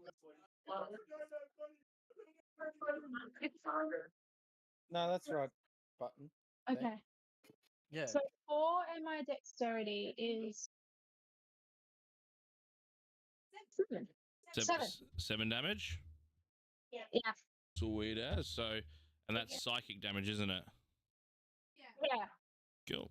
Perfect. So you throw this psychonic blade at this creature, and you would think like the dagger's not gonna hit and have the same effect because it's psychic. Though it sort of it stabs in, and then it seems like it sends something to the brain of the gargoyle, and you can see that the cracking is more in the skull than where actually the piercing of the dagger was. So it hits as it's intended to. Again, gargoyle does not move. But that's looking like it's getting a bit of wear and tear as well. I think I may end my turn there. Cool. All right, moving on to Larkin Okay. with Neff on the deck. All right, so we are currently 60 feet. Mm-hmm. Sure are. Okay. I want to cast a Toll of the Dead. Or Toll the Dead. Ring a ding ding. Cool. Rate it to me.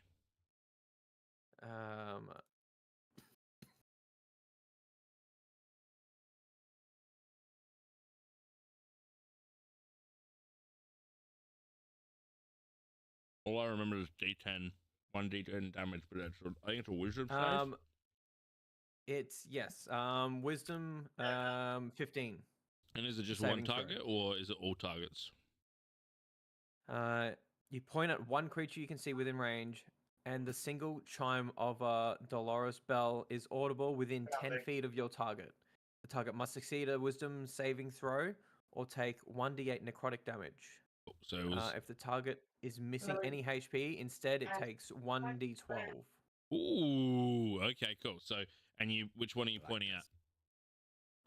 The one that it has visible cracks showing. Both of them have visible cracks. Oh, cracks on the face? So the one that was just attacked? Cool. Yes. Wisdom save 15, you said, right? Yep. That is a 3. It has taken damage. Please roll 1d12 for me.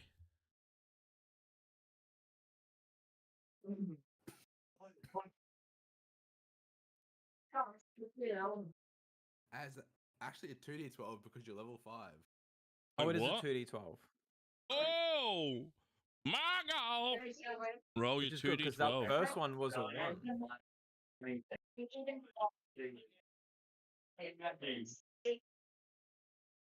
What was the second d12? Second one is to stop rolling. It's another 1. Oh my God. Massive 2 damage. 22 damage. So you definitely, the effects definitely happen because again, you see those cracks to the face, but you thought that was going to be a lot stronger than it really was. But does hurt. Cool. That's your action. That'll end my turn. Cool. We are now with Neff. Neff, your turn. Nephros. Oh, we're within 60 feet of them, yeah? You are bang on 60 feet of both of them. Cool. I am just going to cast Ray of Sickness on the, I suppose, less damaged looking one. Less damage looking one. They are exactly the same. Well, whatever one didn't just get hit with an arrow.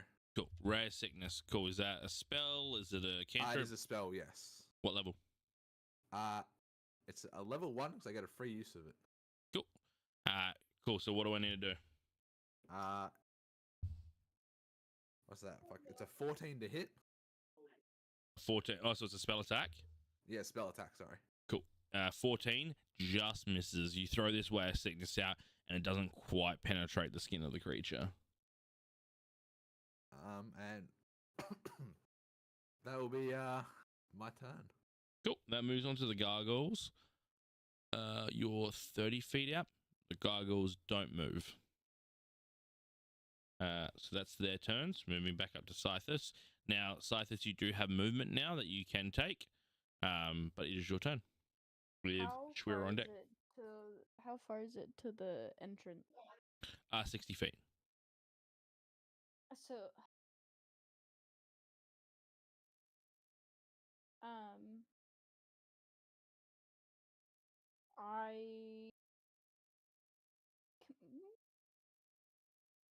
I would like to get as close to the entrance as I can. So my whole movement, I have 35. 35. And then Yeah. you can dash to make it 70, which would put you No, in the I'm door. okay. 35. I kind of just want to stop at 35. All right.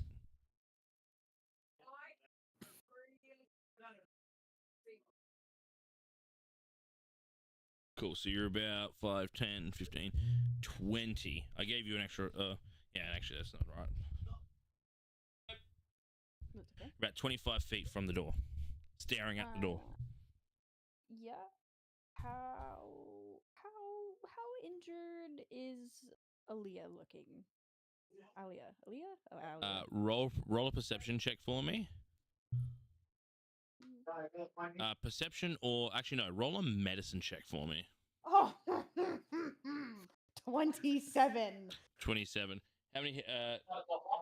Can you send a message to Mara directly and just tell her your hit points, please? Can I do that? You can text me if that's easy. Yeah. Literally just text her. Just Yeah, just text her your hit points. You with a 27, you know exactly how damaged she is. Ugh. Yuck. Bless you. Yeah, thanks. Actually, that's really busy.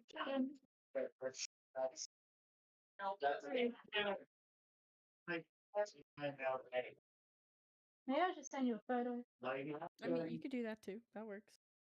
I don't. Yeah. Otherwise, I was.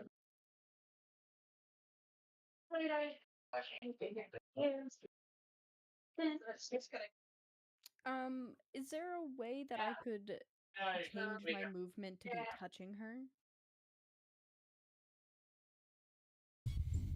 Or no? No, because that was your all. If I like Yes. not go that way and go. Okay. You'll be right up and then behind I'm her. gonna I'm gonna cast Cure Wounds on her. Wait, what are you a rogue what? Oh, you're a ranger what? I'm a ranger Gloomstalker. Do they have cure wounds, rangers? But I also am a battle medic. Okay, cool. Cure wounds. All right. So how much healing is that? Hold on. It's thinking about it. 8. Do you guys not roll actual physical dice? I do. I do. Or sorry, it's 12. So sorry, it's 12. If it's multiple dice, I can't be fucked most of the time. Fair enough. So is it Yeah, I 12? never So have that's your dice, though. dice plus your modifier. Yeah, so it's 12. Cool. She gets 12. You take 12 hit points back. I use D&D and Beyond because I'm lazy. So, I have When it's like multiple like that, I can't be fucked sometimes. I have over 60 dice in front of me, so I like to roll them. You see, if I had that many dice, I would, but I don't. Yeah. So one day I will. One day. Cool. And So that's then your that'll- movement in action. Yeah, that's my turn then. Schwerer, you're on, and Elliot, you're up on deck. Okie dokie. So I'm within 60 feet, yes? Yep, you have 60 feet Oh, and no, all of your 120. movement. Oh, you're definitely within 120. Yeah. Well, funny that. I would like to cast Magic Missile. At what level? Are you gonna land it? Sorry. Second level. I love that you're using all Which these is spells on $4. things that look like they're not moving. Love that. Anyway, you've called it. Cool. So I'm assuming that's a spell attack. Yes. Cool. Roll your attack.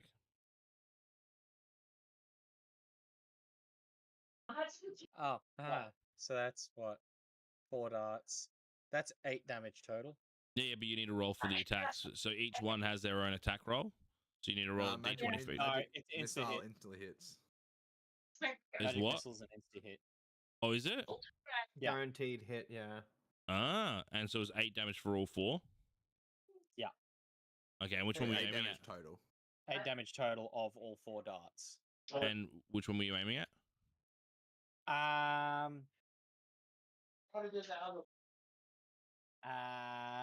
Probably still the one that has the hunter's mark on it, if I can tell where that. Just attacking the same one that you've been attacking the whole time? Cool. Yeah. And that's force damage? Yes. Yeah, cool. Yeah, so you just send out these missiles at this creature and just all hit accurately and right in the chest of the thing. It's starting to look a little bit banged up now, but again, does not move. I will end my turn there. And I will end my turn by using Pot of Greed.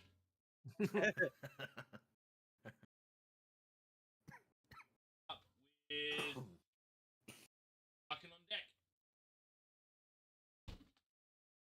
Alia up with Larkin on deck.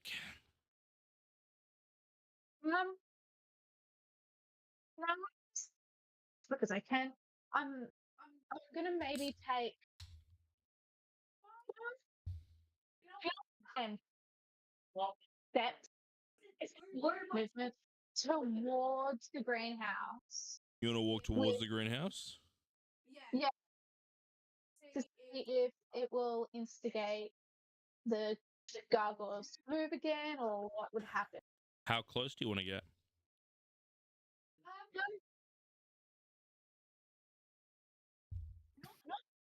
Like move close in case something jumps out, but like close enough. How many feet from the door do you want to go? So it'd be 15 feet from the door. 15 feet from the door? All right. Yeah.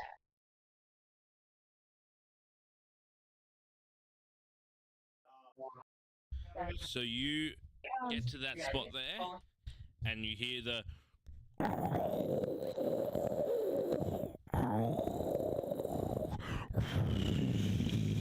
You can see both the gargoyles turn and look at you, and the wings come out, but they haven't quite leapt.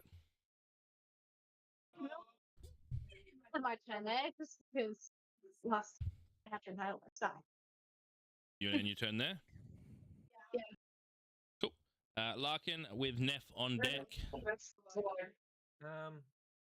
Okay, I want to advance 30 feet to be beside Mara's character, or in line with Mara's character if I'm able to. You are there. Yep, and I will cast Toll of the Dead again. All right. Which one are you picking? Same one. Same one. That was the Hunter's Mark one? That's correct.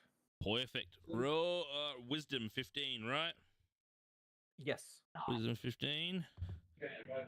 That's a 16. Has no effect.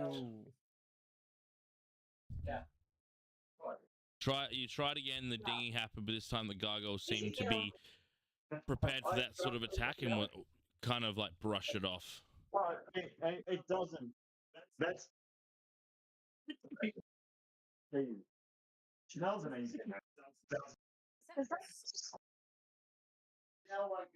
No, it's a can. Doing anything else, Gex? Sorry, that ends my turn. Cool. Neff, you're up with the gargoyles on deck. I'm sure I'm just using my dash action and like stand the space in front of Alia. So your movement, how much is your movement without the dash? 30, so it'll be 60 feet total. So you're gonna take 60 feet. So you want to stand in the square in front of Alia. Yeah. Console. Yeah, Cool. got a 30 You get there. You also hear that, and you can now you see the wings agape, and you see the knees buckle a bit as if they're about to pounce. Cool. When I get there, I'm gonna say, "Come down here and fight me, you fools!" And that'll be my turn. Cool. All right. So at that point, both gargoyles.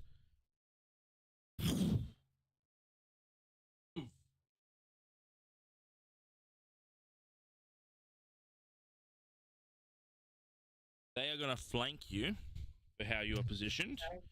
They are both going to take a bite and a claw attack each. And because they are flanking, they are at advantage. All right. Cool. So, first attack. Can I just clarify? These are all gonna be melee attacks, yeah? Yes. Cool. So does a 24 hit? Just. A 23, sorry. If it's the same as your armor class as a hit, Yes. then yes, it Is does. your armor class 23? Versing melee attacks, yes. Jesus. All right. And then, so a 20 doesn't hit? No. Well, 20 total doesn't hit, no. Okay, so one hit, one miss. Next gargoyle. That's going to be an 18, that misses, 19, that misses, and a 23. So 23 hits, right? Yeah. Cool. So both of them, you take 2d6 plus 4. That's 11, 15. So you take 15 points of damage as you roll in and prepare yourself as the tankiest tank you ever are. And again, what happened very similar to Alia is each of the bites, they can't quite get you. You're quick to get your hands up there to stop that bite, thinking that that's where they're going to go. And then that uppercutting thrust of the hand up into your ribs gets in there and starts obviously pushing in through. Same thing to the other side. So you basically stop each one there, but get the claws up in your ribs for each one. So you take 15 points of damage total. Yeah. Cool. And that's their turn. So top of the round again, Sithis with Shwira on deck. Is like this. Scythus, sorry. Scythus.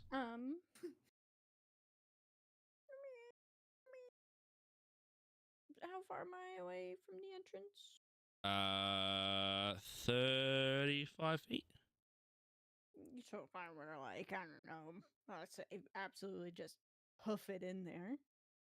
You would need to make an acrobatics check to get around the people that are occupying the front to be able to go through them, and also you would then prompt an attack of opportunity from both gargoyles.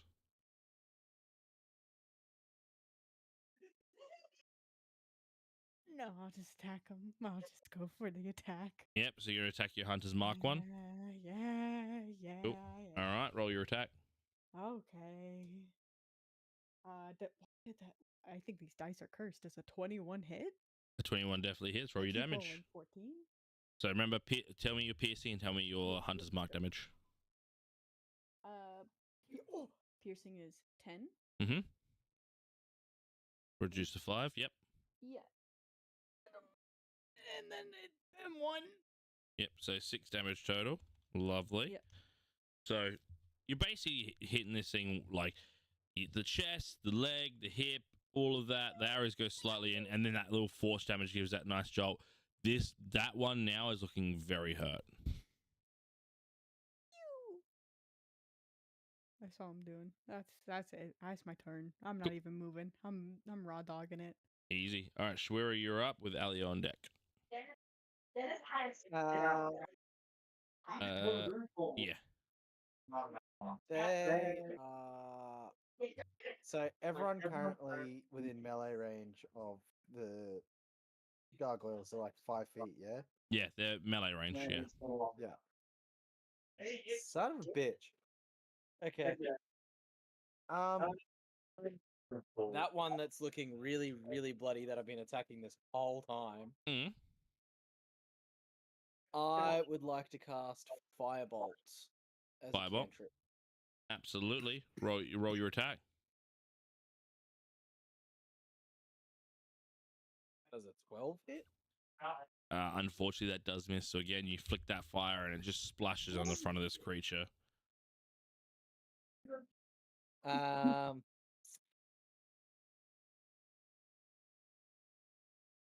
I'd like to move 15 feet closer. 15 feet closer. Yeah.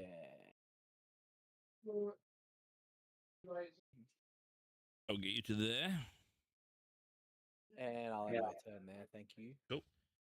Oh yeah, we're locking on deck. Can I ask, has my spider been hearing anything? Wait your turn.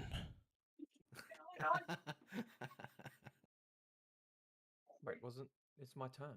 No, it's not. It's Alia with Larkin on deck. Oh, sorry, with Larkin on deck. My Yeah. bad. I just heard my name. Yeah, Larkin.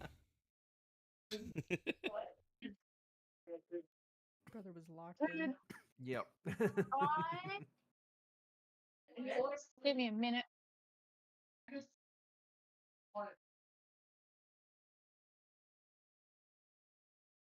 Could I do a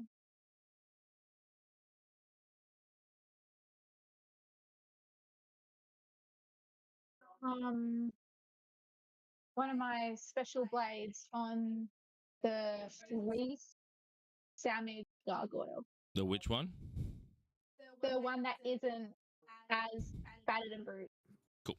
If that makes sense. Awesome. Yes, you can. And I believe you're at advantage because you do have a member of your team within 5 feet. Is that correct?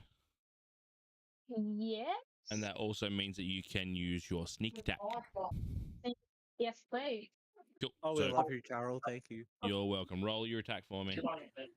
With advantage, so roll 2 d20s.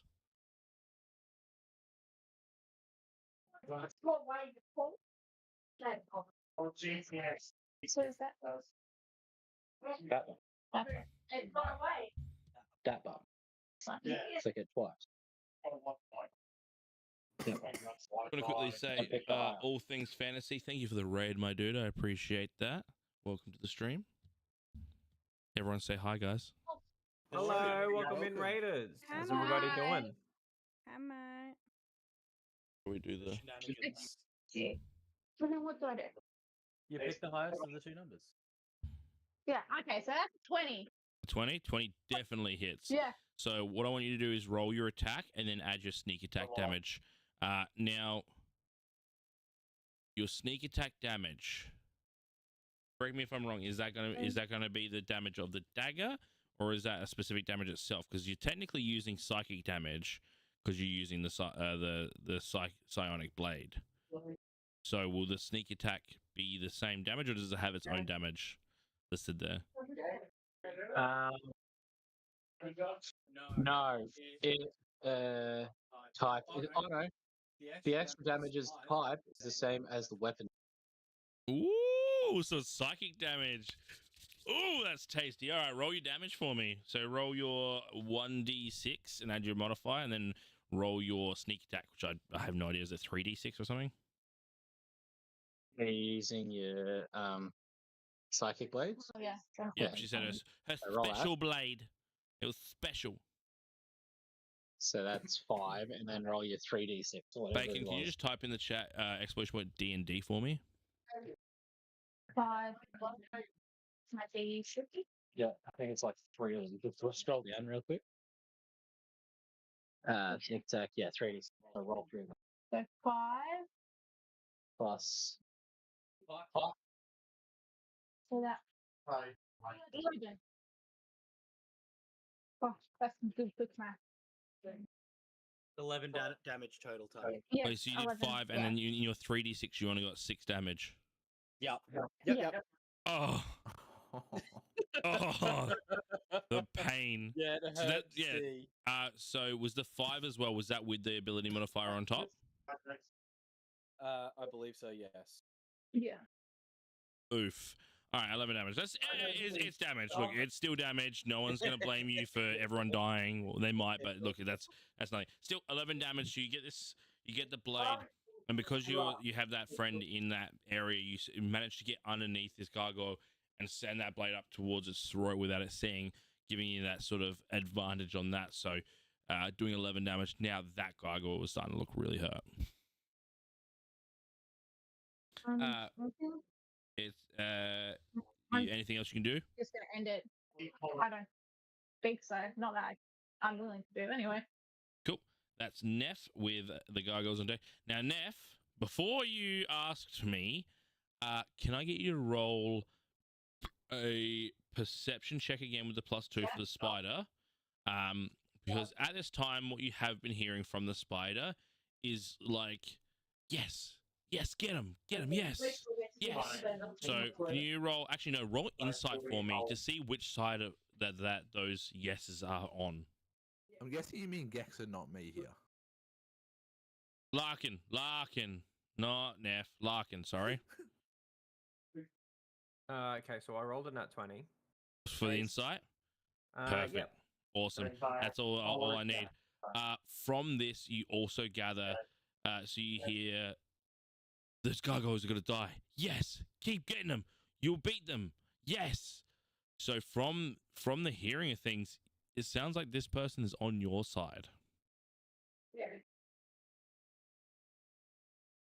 And that would be a free a free movement. So now you get your movement, your bonus action, and your action.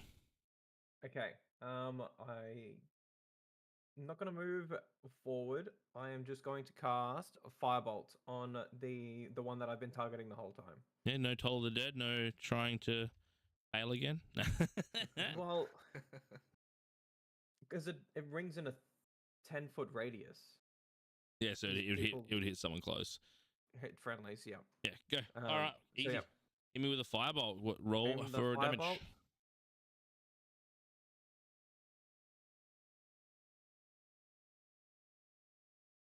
$21. 21. Perfect. That definitely hits. Roll for damage.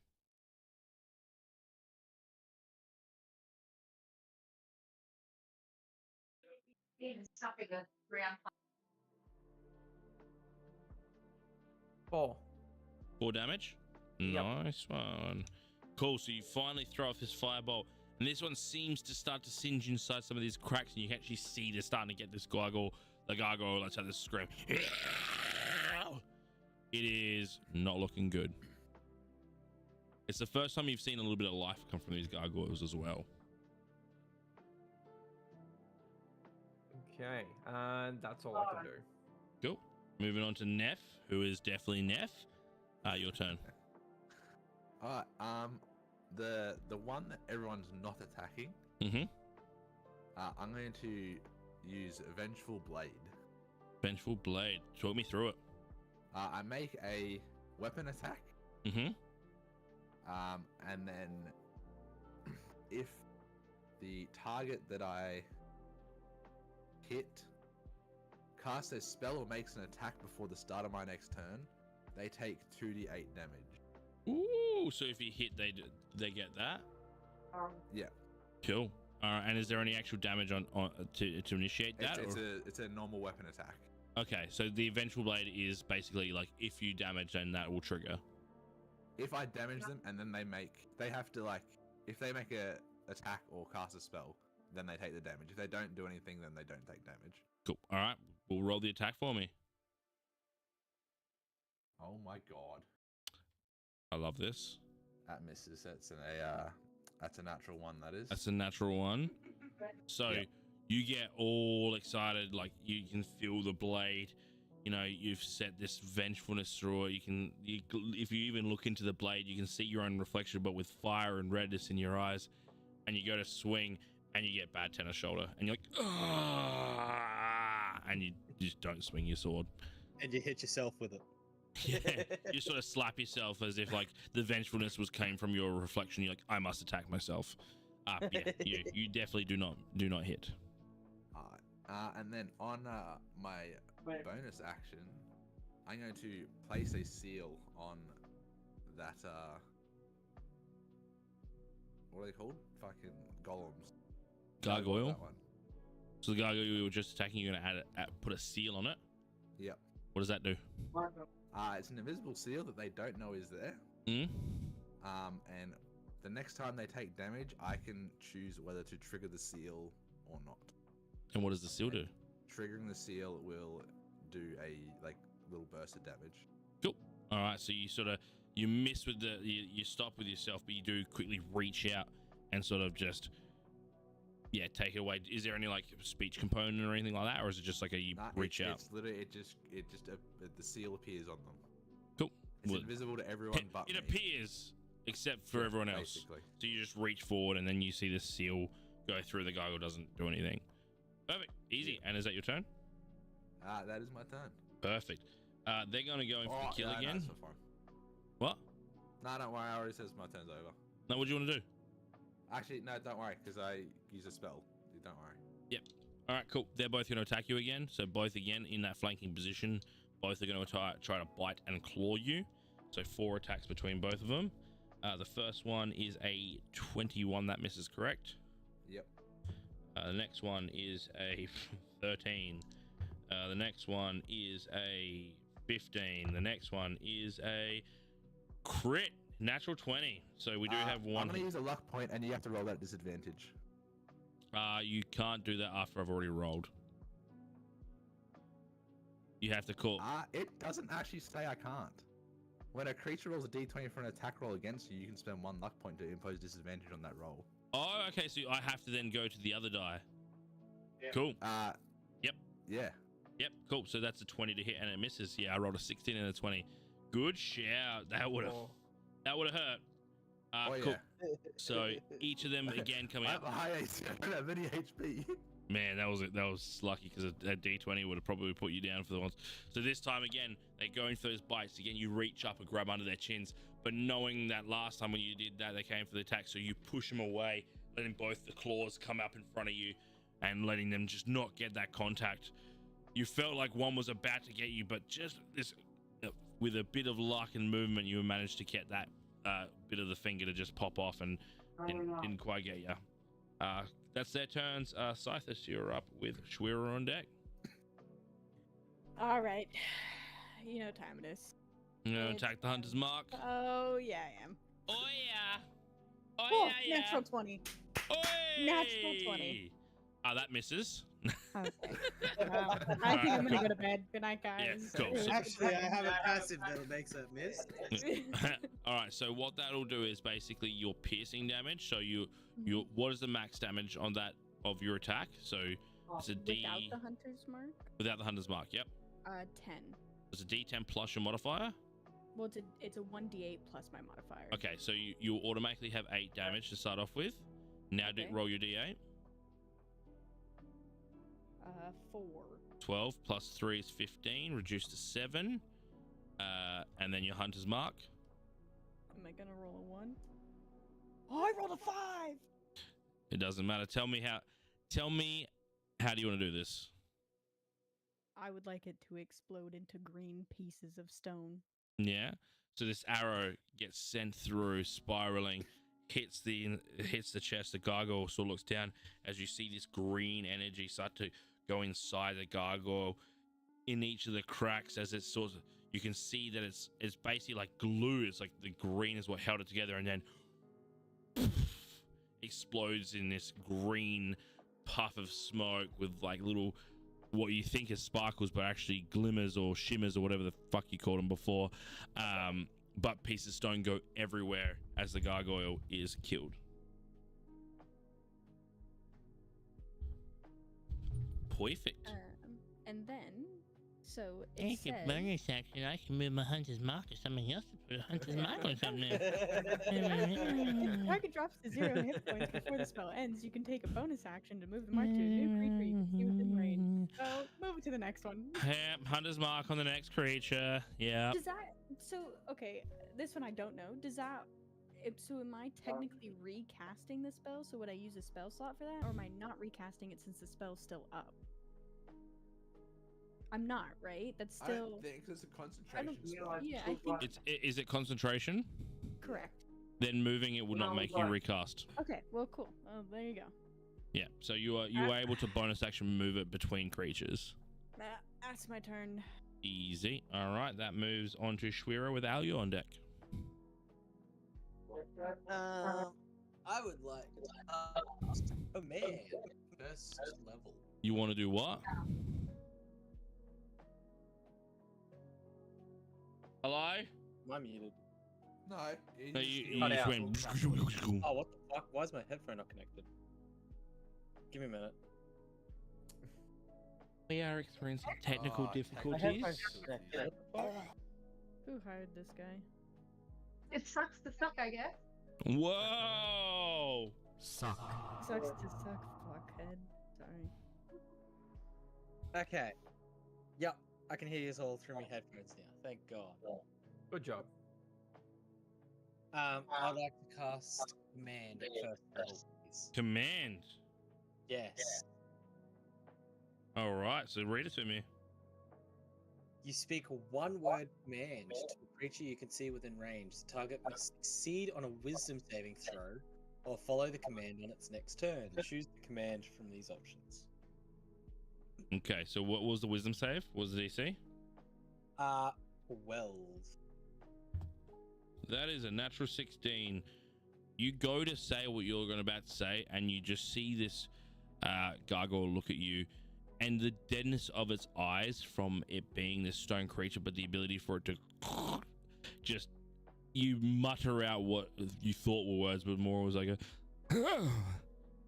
and you weren't quite able to get anything off for the creature.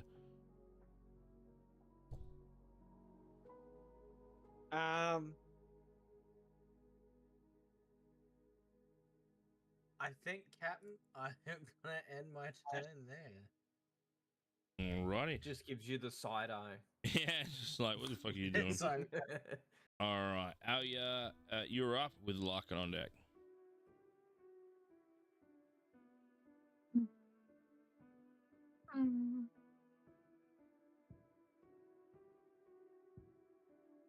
Sorry, trying to be a husband as well as a DM. It's crazy.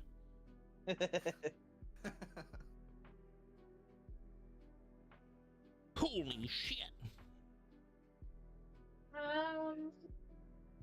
Well, to all the new brand new followers, thank you for coming in and joining the family. I appreciate y'all. Shenanigans. Shenanigans. Plenty of that here. Moving on. Welcome to the shenanigans. Welcome to the Chaos Engine. Could I actually just use a normal dagger to like attack Absolutely. the golem? No, not golem. Gargoyle. Gargoyle? Absolutely. Lady Gaga's. So again, roll the Gargars. So roll attack with advantage, and then how often can you sneak attack? Once per turn, I believe. Damn. Yeah, once per turn. All right, go Could for I- gold. Could I do? Yes. Am I still behind? Yeah, fuck, let's You do still that. have the too. advantage. You have Can I advantage sneak that one in your position. Yeah, I'd like to make that a sneak attack. Well, you have to hit first before you can say it's a sneak attack. Oh, okay. No. 9 to hit. How much? 9. That's with advantage. Mm. Did you roll 2 Yeah. dice? You roll twice. You got to roll twice. Look, do I need to roll again? Yes. Yeah. Oh shit. You take the better of the rolls. She took the better of the rolls. Yep. Take the 9, Tyrell. Take the The 9. 9? Yeah, we're taking a 9. Yep. She rolled a 3 and a 1. Very similar to the meaning of it in German.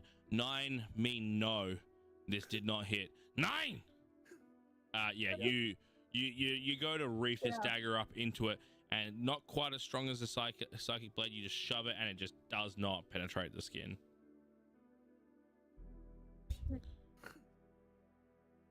Like an Asian, not stiff, just can't penetrate.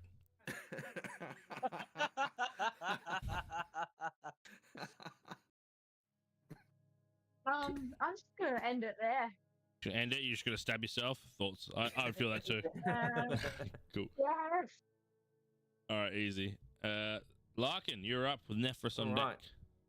right. Okay. I'm going to cast Firebolt. Yep.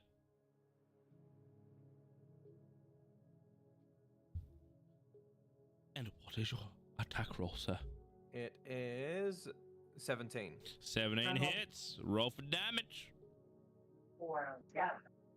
And what I will do though is I will slightly.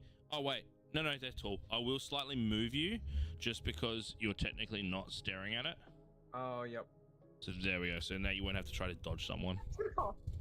Okay, 6 damage. 6 damage. Perfect. So you send off this firebolt, again getting inside the creature. Very similar to the other creature, he lets out this as you can see that this thing is starting to hit its last legs. Okay. Anything else you'd like to do? Anything else you'd like to do? Can I spy on and see what my spider sees and hear what my spider hears for my like your bonus action? Yeah, sure. Yep. Roll a.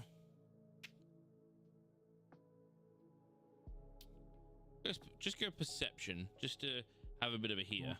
Just my perception? No, so the spider. So anything, I'll say +2 again was perception. Yep. They have 8 eyes, so they should have good points on that. 8 eyes, 8 legs. Wow. Okay, they have like lots of eyes. Calm down, everybody. They do have lots of eyes as well. Yeah, 16. 16. Cool. Peering in. Again, you can see. Shay again is barracking again for you guys. It seems like now that you guys are showing some success in the fight, that she's not as shook up as she was, and she's now thinking to like she takes herself away from the window, is now thinking to herself, muttering under her voice, but you can't quite hear what she's muttering, but it seems like maybe she's hatching a plan.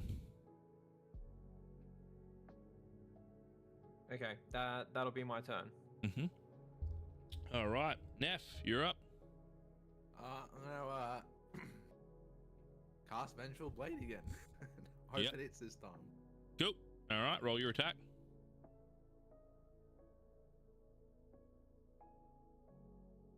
That is a dirty 20 to hit. A dirty 20, that definitely hits. Roll your damage. Which is... it's 10 piercing. 10 piercing? Yep. Cool. All right, so you get this blade and you just reef it in there, and you're getting stuck as you're hitting the skin, but it finally gets in there. Doesn't do as much damage as you're hoping to, but you can see that this thing is wheezing. It's sort of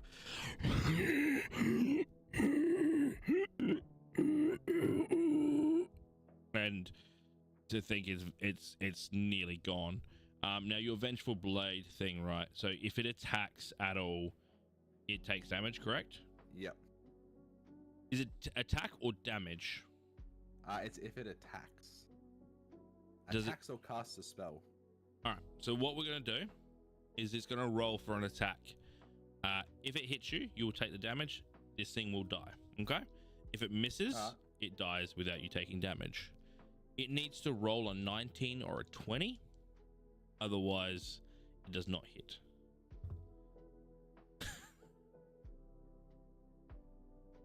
That's a natural 20. Oh. Yeah, there's luck points. Oh, you're gonna use another one? Actually, no, I'm not going to. You're gonna take the hit? I'm gonna take the hit. All right. Now, I am not like, I wish I could show you the cam. Let me see if I can shift it so you guys can see. Oh, I really want to see if I can try to.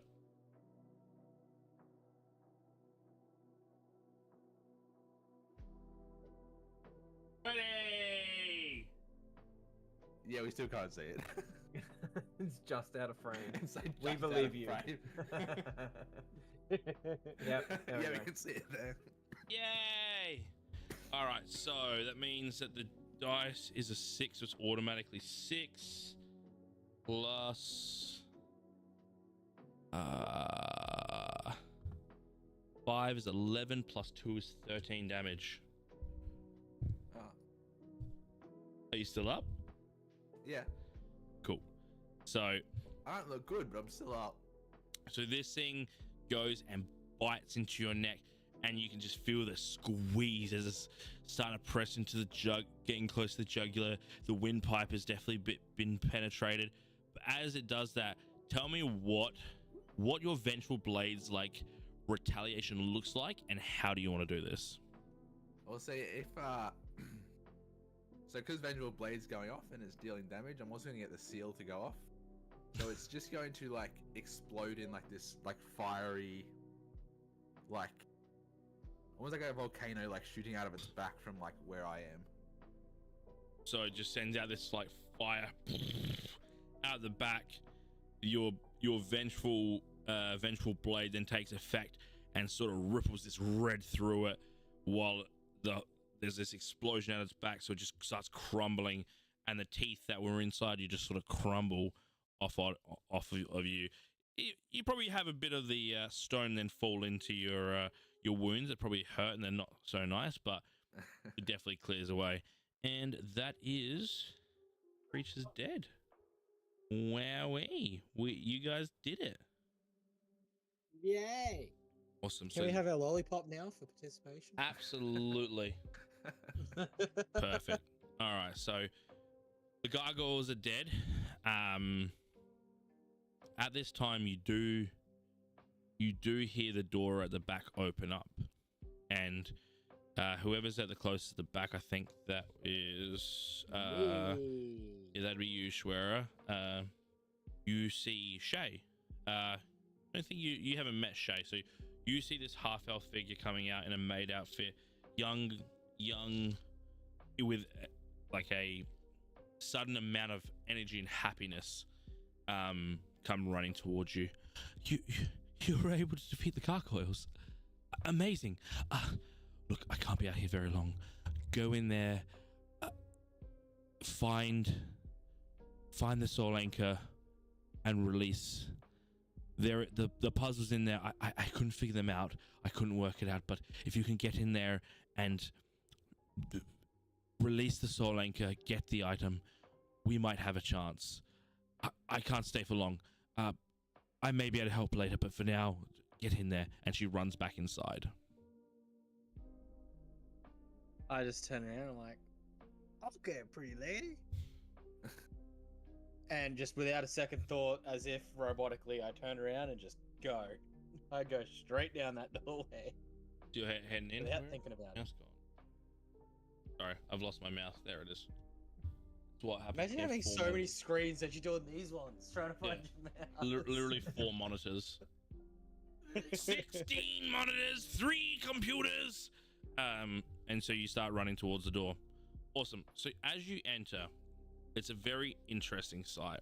So it's very much what you think of a green room. It's full of like plants and leaves and herbs, you know, all sorts of vegetation that would be used for eating, consumption, maybe components of healing. And then there's 3 statues and this console above there. What you see is these 3 statues of what look to be giant bat-like figures with hands. One of them is cupping its ears, while another one has its hands crossed in front of its stomach, and the last one is currently like this, again cupping in. Oh no, sorry, I did that wrong. The one like this, the one has its arms to its side like this, and then one of them has its hands like this.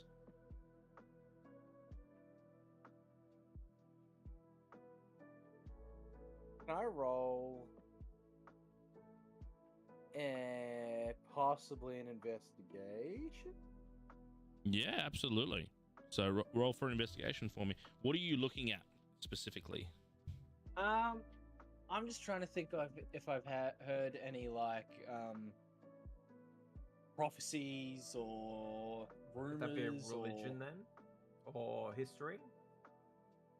So if you're thinking of like rumors and all that, yeah, it'd be a history check. Okay. Can I do specifically a history check for the soul anchor thing that you mentioned, or did I not hear that? Did he only hear that? That was loud enough for you all to hear. So, yes, you can do a history check as well. I've You know, gone to never mind, I using don't real think dice. I'm good. Don't even worry about it. Can I roll a history check, please, on the soul anchor? Fuck yeah! All right, so I I'll got go, a 19. we'll go with the fuck yeah first. So, history about rumors. Nothing specifically about rumors or tales or like anything specific. The closest you'd get is the tale of the three brothers who gave a sense away each for riches. One gave away its eyesight, one gave away its hearing, and one gave away its speech. And then history on the soul anchor. So we got a re-history check. Cool. Yep. No, it's only 13. So what was yours, Scythus? No, don't even worry about it. Man. Natural one? No, it was a 2. 2? Yeah, I Cool. know nothing. Don't even worry about it. It's okay. Cool. You've lost. heard of anchors before? Yeah, they're for boats. They stop boats in the ocean, and Yeah, souls. it's the same thing, right? Souls are these things that possess the human and give them like morals and all that, except for gingers. Gingers don't have them. Yeah, I live in the woods. Shout out, Jess. All right, and then the 13. Oh. Now you're a wizard, aren't you, or a sorcerer? Wizard Hattie. Wizard, yes. Wizard. All right, cool. That kind of helps you out a bit. From your studies of arcane and magic and all that, you do hear of ancient relics used for different purposes. You heard a little bit about soul anchors back in times of the trapping of Goliath titans in the past, where a soul anchor would be used as a constriction of the soul to stop them from leaving a plane or preventing their movement, or in some cases, depending on the strength of the soul anchor, completely entrapping a soul in an anchor and leaving the body soulless and motionless. Okay. Can I please relay that information to the whole group? Absolutely. When you do that to Scythus kind of takes a moment and looks down and is a little bit disappointed in their history of souls and anchors. I thought it was boats, man. I love boats. At this point, you do realize that the sun is starting to set, and it would be very strange for you guys not to be there for when dinner is ready. You do hear a chime from inside the house, which chimes 5 times, and at that, this is where we're going to take our break. All right. So we'll probably go for about 10 minutes. I'm going to go quickly kiss the wife goodnight, and maybe get myself a wrap. But yeah, we'll be back here in 10 minutes, guys. Can you give her a kiss for me as well? Absolutely. I love Say her. hi from the whole of us. Just tell her I say hi, yeah. And tell her the big news. I have already told her the big news. Okay, well, I didn't know. All right, perfect. I will be back. All right, hurrah.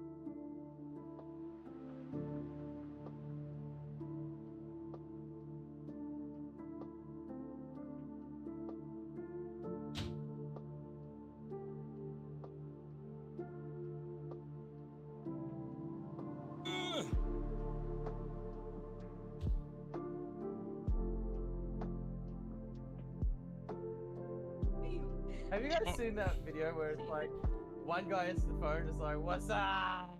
What's up?" What's up, fuckers? Oh fuck! What's up, Welcome fuckers? back, Carol. Where's the rest of our crew? Technically, hear me out. Gex has gone for a leak. Mitch and Mara are off on adventures. They're I'm fuckers. getting my hair braided and talking to the background characters. Nice. Bunch of fucking NPCs. Yeah, the NPC. Yeah. Where did you get that from? It's all even Stevens. Mitchell's getting some cereal. What are you doing with cereal? Eating it? What the hell? Mitchell's getting cereal. Oh, so can we get some love in the chat for all the followers? XP Girl, Shivers, Chronic Side, and Blue Boy Jimmy. Again, exclamation point D&D, just so you're aware that we are obviously immersed in the game, and we might I not know respond, those but all of those frickin' people. names. Wait You a actually? fucking second. I am a big fan of Blue Boy Jimothy. I love Blue Boy Jimothy. Oh wait, could the stream still hear us even though we're on break? Yeah. Yeah. Oh. Do you hate it? Oh no, Turl was deafened. No. Okay. Woo. We were talking about I dicks know and cheese. Chrono and Blue Boy Jimothy and XP. You know these people? Yeah, I've met Chrono and XP in real life. Where do you know that? Like, how do you? They're Gex's friends. Ah, so they follow me from Gex. Love that. You should get hair extensions. Oh Maybe my I God. need to sleep with Gex. Wait, Thoughts? hear me out. Yeah, look. And Shivers. I played Minecraft with Shivers. I love Shivers. I did a Minecraft Was hair. Minecraft Big Brother with Shivers. Right. Yeah. Love that. Don't mind me over here, guys. Hairdresser came early. Nice. What's up, XP Girl? What's up, Shivers? What's going on? Currently eating sour watermelons. I got a kilo bag of sour watermelons. You want to breathe? It's a willy on the back of my head. They are in there. But I feel bad because we've got Gex, we've got Baker with such beautiful hair. Let me mine down. Yeah, my hair's like too where I had to take out of the out of the ponytail thing. I'll be back. There we go. I'll join you. Oh, She'll be Mara left back. her. She'll be back.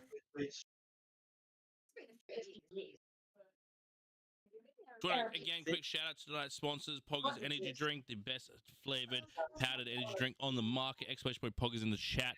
Get your link to getting 10% off of the beautiful tubs. My favorite is Pog Pop flavor, which is a soda pop flavor, but they also brought out a brand new sour apple flavor, 0 sugar, the best one on the market for you, I guarantee it, and it is so cheap. And that 10% off you get. Also support your creator, boy over here. Yes, sir. Thank you, sir. So please, if you're in the market for a powdered energy drink that you want, that you know is going to be good for you and taste good, get yourself some Poggers. Let's go. That's not cocaine. It is not cocaine. Winky, winky, wink.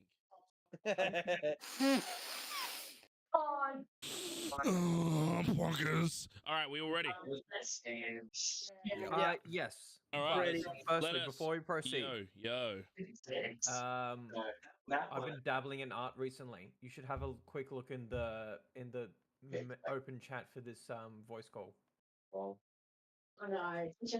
Wait, where is that? How do I do that? Right He's click on he's the old. He call. doesn't know how to do that. Right click on the call. And there's open chat in the section. I had to work it out myself. Oh, you meant in the Discord, not the thingy online. Yes. Yo, what the fuck? It's a Pokemon. It's a With Pokemon with titties. titties. Yes, it is. What do you call it? Thirsty? That's crazy. That's exactly what its name is. How Whole did you glass of know? water. Damn right. That's sick though. That actually is sick. But you are giving away furry vibes right now. Are you a furry? I don't have a suit, if that's what you're asking. Yeah, but do you wear a tail button? Yes, sir. We got it. We got to confirm. We got furries. That's sick, though. I'll give you a hell promise. That's sick. So we had them a month ago. And she's pregnant. About a week ago. That's sick. We might get you to commission you for some D&D art. Could work. Hell yeah. All Like right. Lady Gaga gargoyles. Lady Shut your Gaga gargoyles. That whole time he was away, he was trying to work out something to do with Lady Gaga and those fucking gargoyles. Yeah, I actually googled Lady Gaga songs to try to bring in some of references to it. Trying to get a little bit of offhand inspiration. Criminal. I usually get a bit of on hand with Lady Gaga, if you know what I mean. Shout out Stephanie. All right, cool. Are we ready? Yes, sir. All right, let's pick up where we dropped off. So as we finished our first half of our tale, we were proceeding into the greenhouse where you have been alerted by Shay, the intern. We call her an intern. Basically, the work practice made that you need to find a soul anchor and collect an item by solving the puzzles that are currently in here. As you proceeded in, you've seen all sort of fauna for consumption, mixing, herbology, all that, and then 3 statues and a console in the center of the area. One which one of the statues, all of them being bat-like figures. One currently with its finger in front of its mouth, and then one with its hands interlocked in front of its stomach, and then one with its hands to its sides, flat on its sides. And this is where we were left off. Can I roll to? Do we know how long the event, the whole night event's supposed to go? Like, is it just the dinner and then it's supposed to wrap up? You are aware that it is a night of extravagance, starting with dinner. Starting with dinner. Okay. You know that the sun was the dinner was to start after the sun was down, which it is starting to make its way down. You would think you've got probably about 2 more hours left until the sun has set, and you are expected to be in that dining room by that time. Didn't the bell just chime for dinner, or was For that 5 like o'clock? 5 chimes for 5 o'clock. Ah, okay. Yep. Okay. So we have what, an hour before dinner? You have 2 hours before dinner, but you would be expected to be noticed in the house within half an hour before dinner's supposed to be ready, because you would probably be seated and obviously all that. So you probably have an hour and a half before things get suspicious.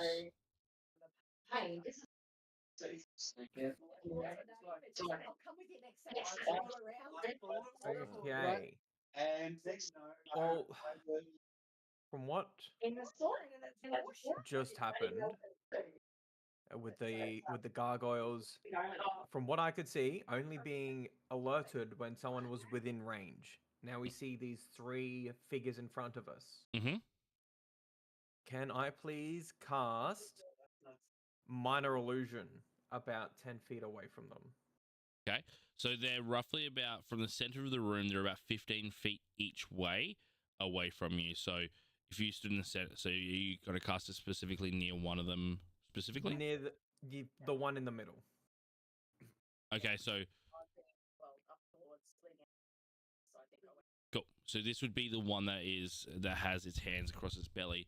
You cast an illusion, and is this of a person or just of like a of me. of I you? guess like a cloaked figure. Yeah, cool. You cast it, and as the illusion shows, nothing happens. Okay. Your illusion is currently standing there, looking at a statue. When his back starts hurting, Could I can't remember his name. The head butler. Mm-hmm. Wes, yeah. Could I cast Alter Self to look identical to Wes, Mm-hmm. and wander up to any of the, or just an even distance between me and all three of the statues? Yeah, so basically center room.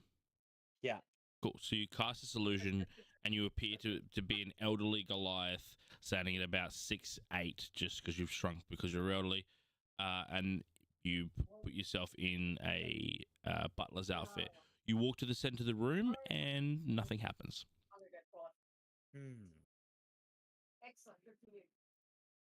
You are clever. Can I just look around for just other than the statues being weird? Can I look around for anything else out of the ordinary? Yeah, do an investigation check for me. Oh, you know, 11. 11. You don't see anything specifically. Again, you see the fauna, you see the statues, you see the console. Within 11, you do see that there's a source of light to the top of the console. Oh, I'm going straight to it. I am hoofing it. It is currently about 60 feet in the air. It is hanging from the roof like as if it was a chandelier. I got a rope. So you're gonna lasso the chandelier. Yeah. How would that be like? What would that be if I wanted to do that? So it would be a performance check to see if you could get the rope to get onto the console, and then you would need to hope that the console was strong enough to hold your weight. Otherwise, you might break the console from the top of a greenhouse, which is all glass. You know what? Maybe I won't do that. Are you sure you don't want to give it a go? Like you can certainly give it a try. Much as I want to, I won't. I'll be responsible this time. Spell you could use. I don't think there is. I don't think that could get me up there. Oh, actually, yeah, I think it could. What if I were to cast rope trick with my fancy rope? Okay, so what's rope trick? I got some phlegm. You touch a rope, one end of it hovers upwards until the rope hangs perpendicular to the ground or until the rope reaches the ceiling. At the rope's upper end, an invisible 3 foot by 5 foot portal opens an extra dimensional space that lasts until the spell ends. That space can be reached by climbing the rope, which can be pulled into or dropped out of. The space can hold up to 8 medium or smaller creatures. Attack spells and other effects cannot pass into or out of the space, but creatures inside of it can see through the portal. Anything inside the space drops out when the spell ends. So is there only one portal at the end of the rope, or is it portals at each side of the rope? One end at the top. I believe it's just one portal at the top. And where does that portal go? To an extra dimensional space. Okay. Cool. So you extend this rope till it's completely erect, and yes, I wanted to use the word erect. Yeah. And you open this portal. Now, what are you trying to do with this? I want to get a closer look at that light. Okay, so you're gonna basically align yourself with the console, and then you're gonna climb to the top without going through the portal. I mean, I could go through the portal and just kind of stand in there, maybe, take a gander, look around. But that not gander's get going to attacked by anything. The gander, you're going to gander through a plane that is got nothing to do with it here. Yeah, cool, go for it. Well, you can stand in the space, and then you can look through it. You can see outside. You can see through the portal, and then nothing can come in or out. Okay. Like no attacks or anything. Okay, cool. So you climb this rope, and you get into the portal. So I'm guessing that you're using this to get a better look at this console, right? Yeah. Cool. Yeah. All right, cool. So what this console looks like is this what looks like a dish of like liquid, but the liquid is bright, and it emits a beam of light that goes through what looks like a console of stars, a moon, a sun, and then at the base of it, what you see is a diamond-like item which bounces light around, and you can see by where the diamond is currently pointing that it is set to the top of the building, like sort of like 10 o'clock and 4 o'clock. Are are those pointed at anything specific? Not Can it currently, see no. that it's It's just pointing in the direction of where the light is perpendicular to the diamond.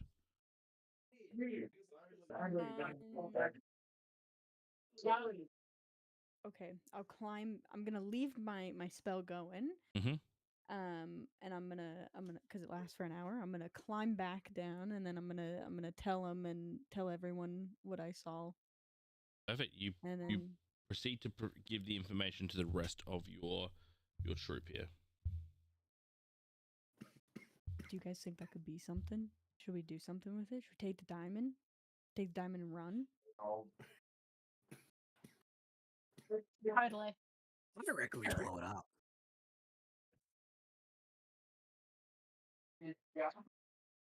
Can I roll for? Would it be history or religion? Just to see if I know anything about, like an altar with a diamond and corresponding lights and stuff like that.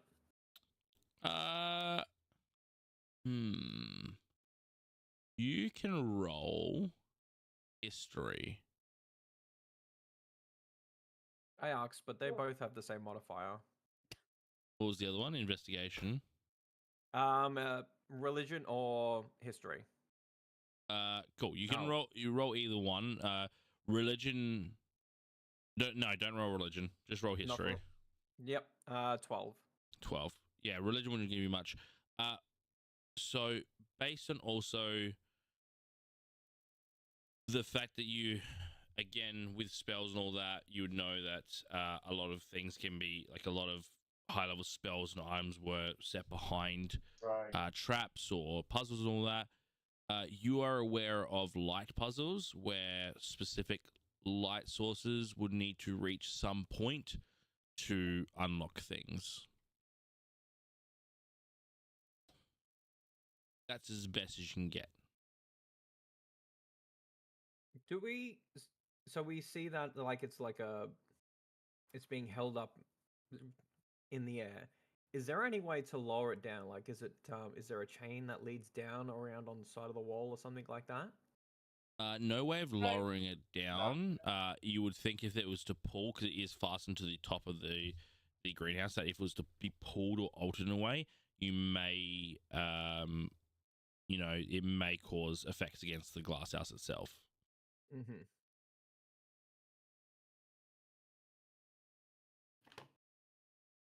Okay.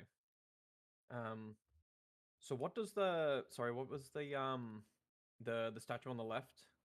He's got his. So he's like that? the shush. Yep. Left. And then the right was like had his arms to the side. Arms to the side, but more the hands were up like that. Oh, So okay. directly upwards. Okay. And the middle one, like Hands interlocked in front. on the stomach.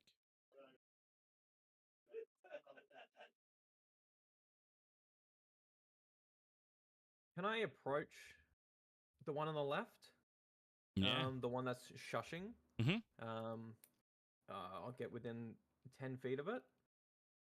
Mhm. And I want to just roll for investigation. Cool. Roll for investigation.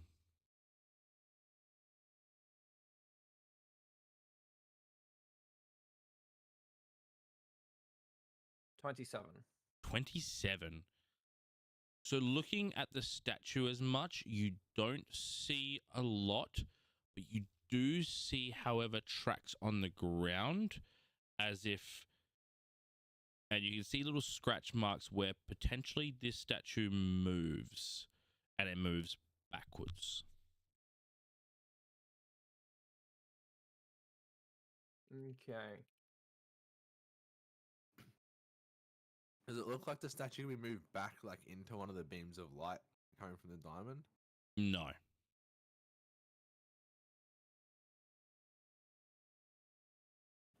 Is the light coming from the diamond like straight up coming from the diamond, or is it like light from the sun that's setting is beams from the? Does that make sense? The light is coming from the dish that is then Okay. concentrated down into the diamond. Okay. Now, after a minute, as long as Larkin you haven't moved, the statue proceeds to go backwards.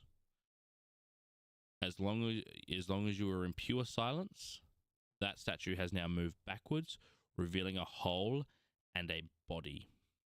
Okay. I would like to investigate the body. Cool. Roll investigation for me. It's a good thing I'm a man of many few words. Mm, That is 18. perfect. Sorry, 21. Even better. So what you see in there is the remains of a slightly decayed, but not very decayed that you're like, this has been here for weeks, maybe like a day or two. Hobgoblin dressed in what looks to be paladinic armor. And on its crest, it's showing that of the like your god of light.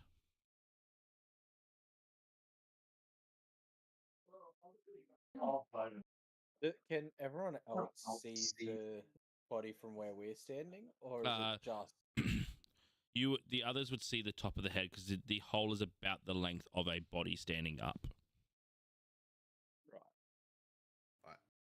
Like a shallow grave kind of thing. Yeah, correct. Like, but not laying down, but actually standing up, as if they dug straight down. Upright. Yep.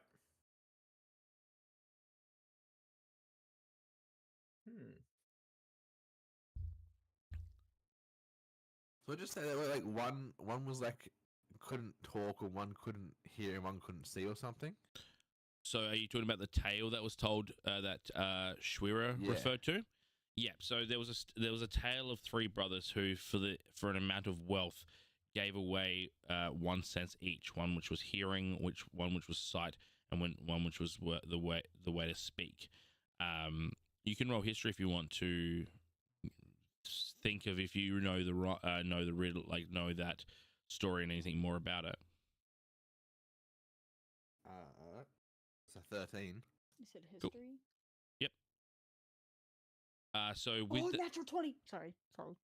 You're doing it as well? Yeah. Perfect. So with a natural 20, the story basically went that death came and approached them and said, I am one with wealth and items, and I can grant you any item or any amount of wealth that you could ever want. But in saying that, I must take one of your senses. One of them asked to live forever, but I will give away my ability to speak. One of them asked for the ability to basically entrap someone's soul for love purposes, but they will give away their sight. And then the last one said that I would like to be able to go anywhere I want to go, but I will give away my hearing. The death said, so to be. So one of them was given the ability to, possess a soul in the purpose of love, and gave away their eyesight. But in doing that, in the pursuit of finding a suitor for that, they walked off a cliff and killed themselves, died. Next up, the person that lost their hearing, they continued to obviously they were given this item to go anywhere and any place that they would like to go. And in their times of teleportation, they ended up walking out and being hit by a carriage and horse and killed on the spot. The last of which, the last person was never to ever be seen or heard of, and can't tell the tale of what happened to them. And that was the tale of the three brothers. Are there any like other obvious like tracks behind the other two statues, like the first one had? You'll have to roll investigation for the other two. That's one. One for each of them. So 15 for one of them. All right, so that would be the And a center. 15 for the other one. Perfect. So for both the other ones, you can't see any tracks of the statues moving, but you can see that they're where their arms are. It looks like potentially they're not attached as one giant piece of statue. Potentially they're differently attached, or maybe a mechanism. I'm gonna try the one that's cause like one of them has like fingers interlaced. Yeah. Fingers interlaced over their stomach. Can I like try and move his hands over his eyes? Absolutely. You try to push, and even with the mightiest of strengths, this thing is not moving. Can I stand in front of that one and close my eyes? Absolutely. So you walk in front, you close your eyes, nothing happens. Okay. Is there a way we can angle the light coming from the diamond to hit the other two? The other two? Not the other two. Like just one of them? Which one? Which one? Oh. The one that moved. All right, so you try to angle the diamond to face the one that moved. So you were able to twist the console and then move the diamond, and you aim the light at the one that moved. Nothing happened. All right, you know what? Can I just try all three of them one at a time? Yep. So where are you aiming the light? To their like respective senses, I guess. Does that Okay. make sense? So you go to the one that doesn't has its hands to its sides, and Yeah. what do you think that one is in reference to?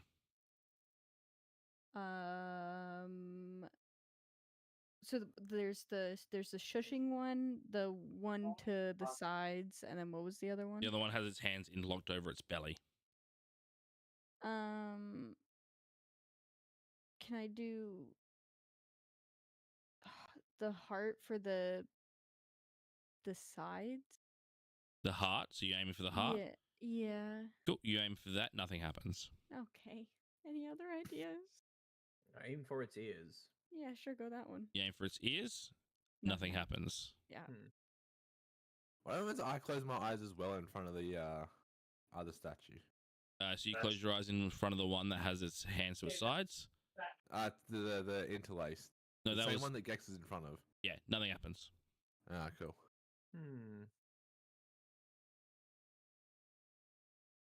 What happens if the light gets shot in like the face of the interlaced ones?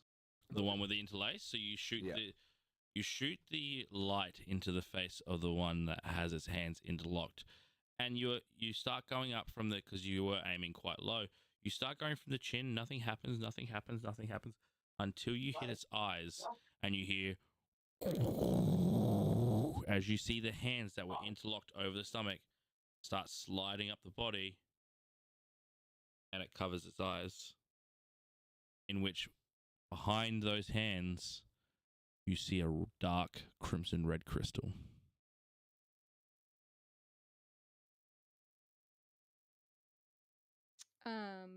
Can someone grab it? Or Yeah, I'll is that grab what it. I do? Okay. I'll take the lead. Cool. I need you to make There it is. a wisdom saving throw, please.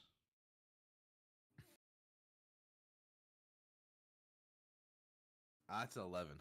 An 11. You take 4 psychic damage.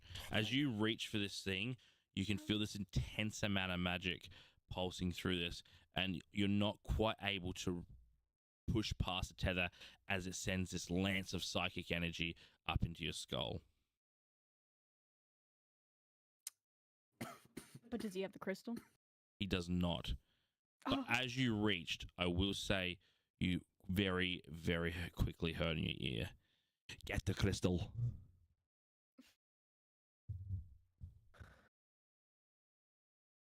All right, can I reach for the crystal next then, please? Absolutely. Wisdom saving throw, please.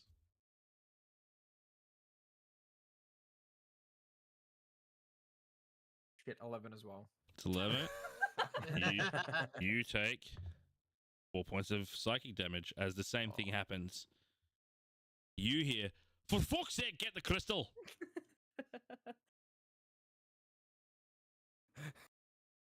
Can I like use my shield to like dig it out without touching it? Before. Oh, yeah, I was gonna say before he did that, as he was like walking back up to the crystal, would I be able to cast Enhance Ability on him? Okay, what's that do? You touch a creature and choose Strength, Dexterity, Intelligence, Wisdom, or Charisma. For the duration, the target has advantage on ability checks using the chosen ability. Love that. And I'm assuming you're gonna go with wisdom. Yes. Go for it. All right. So you have advantage on a wisdom saving. Wait, ability checks or saving throws? Ability checks. That won't help. Not a saving throw, yeah. Yeah. But you, as you're pressing that shield, it's just you're getting closer, and it's just not going. This seems like it needs to be gripped. Can I cast Mage Hand? You sure can. Oh. He was waiting for that. He was. I would like to grab it with the Mage Hand. Cool. I'll get And you to roll pull a it out. strength saving throw using your mage hands attributes. Does a Mage Hand have its own attributes? Absolutely does. You know, yes. it doesn't really matter because I rolled a 2. So your mage hand grabs, and you can see that the mage hand isn't affected by something that would attack your brain. It's pulling, but it's not going. Not this time around. You can definitely try again. I will. Yep. Unless If anyone I- else has any other ideas. I'm I mean, climbing if down. I I'm gonna try and casted grab it. Mage Hand as well, would I be able to give him advantage to, like, as an extra set of 2 hands to pull it out? So either you can Help you can either assist, which will give him advantage on a strength check, or you can both pull, and I'll get one of you to roll with a lower DC. Up to you. What is your strength? It's the mage hand strength, so Mage Hand. they will both be the same. So it'll be the same, yeah. Okay. Yeah. I don't even know how to work out what strength the Mage Hand has. The mage hand will have a spell, like it'll have its. It doesn't say it on the spell. Doesn't have a play like a thing for mage.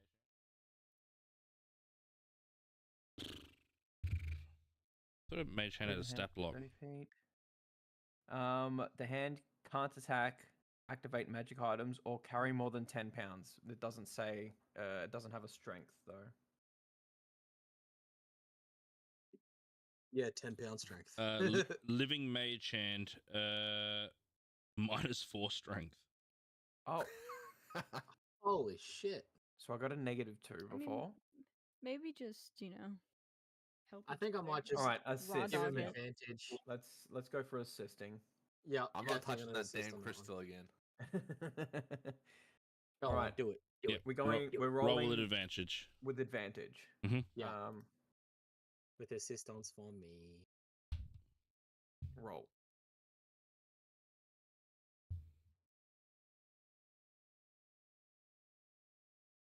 I'm not getting good numbers. So I got a 7. A 7. That's Minus 7 with 4. advantage. Yeah. It's so trying. They're both pulling. You can feel it starting to go, but it's still not quite there. All right, I'm waltzing over. Give me You- a shot. You going for it by yourself? I'm going for it. What am, All yeah, right. what am I roll? Unless Get anyone out of wants the to help. way. Does anyone want to help? I'll assist with my mage hand. I mean, I'll grab Okay, touching yeah, it again. I'll let that Maybe go. So how about hear I'll me out. give you hear me out. wisdom advantage. Hear me out. Just hear me out for just 2 seconds. What if we all try to grab it? Anyone? I mean, no. yeah, sure, I'll go take- fuck myself. That's cool too, guys. again. I'll grab onto it. I'll grab onto it. I'll take one for the team. as Okay, well. that's one more. Come on. Okay, that's 3 people. Yeah. You have my mage hand. Okay, that's 4. That's good enough for me. All All right. right, wisdom What am I with rolling? wisdom with advantage, and I've lowered the DC. Okay. For all of us. Oh, I don't think I need advantage. Oh. That's a 23. 23. Okay, I'm So taking you the reach advantage. in, That's a you- 23. You grab this crystal and you can feel it trying to break into your mind. You can hear, grab the crystal, destroy it. And you reef this crystal out, and you're currently holding this crystal. It's still trying to penetrate into your mind, but the will and the wiseness of yourself is just pushing back while you're holding this crystal. Break it! Break it now! Should I break it? Can everyone hear it, or Destroy can that thing at the Only ground. the person that's holding it. It's telling me to break it. Do I break it? Do I not break it? Break it. I'm conflicted. Break it. What's the worst that could happen? I'm breaking it. I'm breaking it. All right. So this will be. I'm doing what I can. This is going to be a strength. Famous last words. What's the worst that can happen? This is going to be a strength check to see if you can smash this crystal. You're going to need to roll higher than a 15. Oh, you're asking a lot of me. I got a dirty 20. Dirty 20. I got a dirty 20. As you grab this crystal and you just smash it on the ground, you just hear this, and then just souls, and you just see this apparition of like fluttering gas and smoke running around the glass house until into the hobgoblin as he comes. That's fucking right, I'm back, baby! And this hobgoblin jumps out of the hole and then realizes that he's a bit decayed and he starts to hammer and he's like, oh, that fucking didn't feel fucking good. Now, who the fuck are you? I'm going to walk back to the diamond and I'm going to try and move the diamond for the other one and just completely ignore him. I look in his direction. I say, where the fuck is that just saved you, apparently? Oh. Who are you? Oh, you didn't say fuck all. It was the pretty one over there that saved me. You're sitting there fucking grabbing your head, screaming when you touch a crystal, you little punce. But no time for that. The name is Siegfried, and I'm here for that fucker inside. But I'm not going to go straight now. And as he hears that, he pushes you all to the side, and he walks over to the last statue, and he grabs his sword, and he just starts smashing it as loud as he can.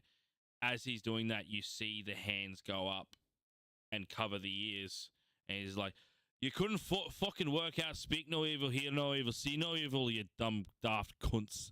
And then he just reaches in and he grabs this box. Now he walks back over to you, Scythus, and goes, now I can fucking trust you. You're the one that saved me. You're the intelligent one. Take this box. Do not let anyone fucking see it. When the flames go purple, throw it on the ground. And no earlier. I'll be there, but I must be out my way for now. Also, wood. Find wood, make it sharp. You'll need it. And then he just scurries out and goes without even saying anything to anyone else. I'm just gobsmacked at this point. I'm just standing there, jaw literally dropped.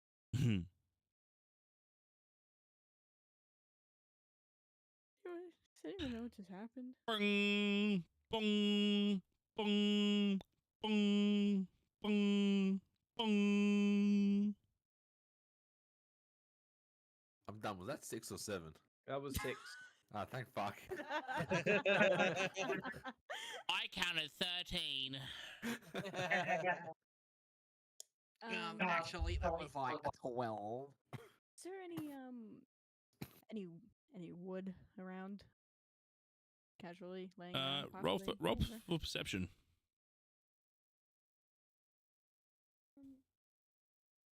We're in a greenhouse. Surely there is. 16. That's what that is. 16. You see some planters that may be made of wood, but you would need to start breaking stuff to be able to get it. Plus, these are like planks. They're a bit strange. Wood in the fireplace? Inside in the piano room? I don't know. Can I fucking hoof it? Can I fucking book it there? So you just Before run off dinner? from everyone? I just want to fucking book it. I don't give a shit about anyone. I'm fucking out of there. All right, you start booking it towards the house. Anyone else I following? didn't say anything. I'd probably get probably really get really confused and just start like wandering in the same direction. Like I wouldn't be anywhere near as in a rush. It'd just be me like dainty off with the fairies, watching everything, looking at everything around while kind of following ish. Now, as you hit the back door, Scythus, a woman appears that you haven't met yet. Long black dress, Eladrin race, so dark red hair with tinges of black and white through it. Very tall in stature, very confident. Walks. Well, where have you been?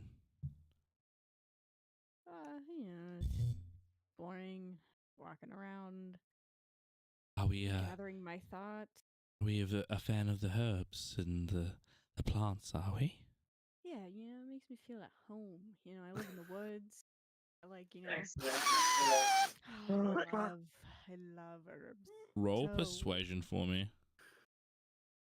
Can Oh, just on a please. side note, can everyone see her or just? At the moment, just Scythus, because you guys are like at least 200 feet to 250 feet away, and perplexed by obviously glass.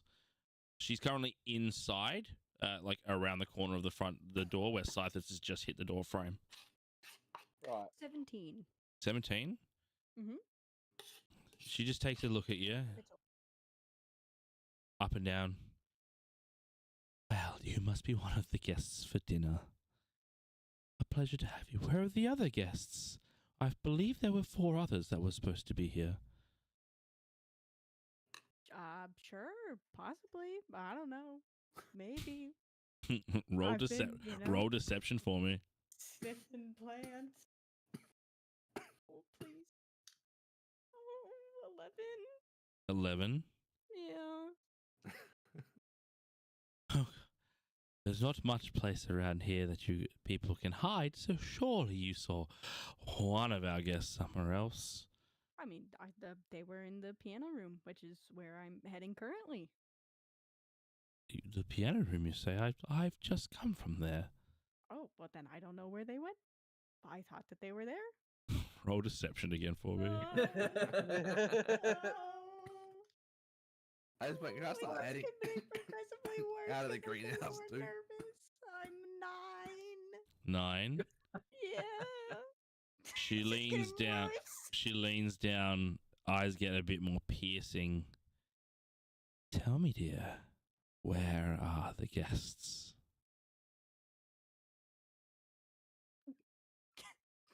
Can I cast fog cloud and just try to hide and run away from her? Smoke screen. So you're basically gonna smoke bomb yourself and try to run away. Activated. Yeah.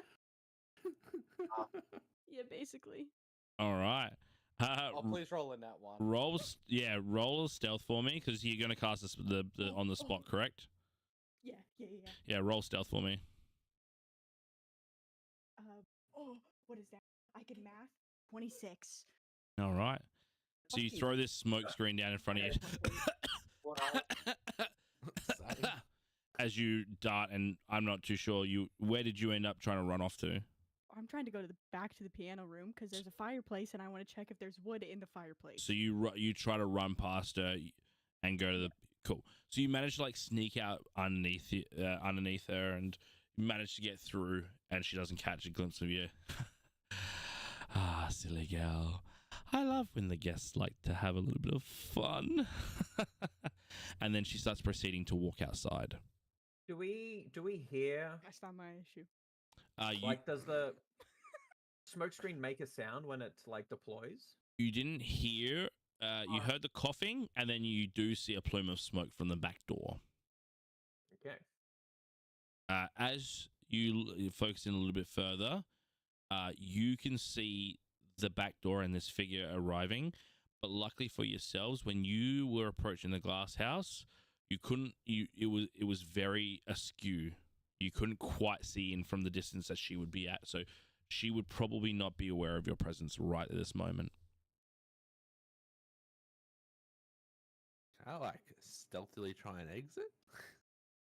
You're going Hope she to doesn't see me? stealthily walk out the front door. Yep. You that's what can I'm gonna do. certainly try. Roll for stealth for me with disadvantage because you're walking into the view. Directly in her line of sight.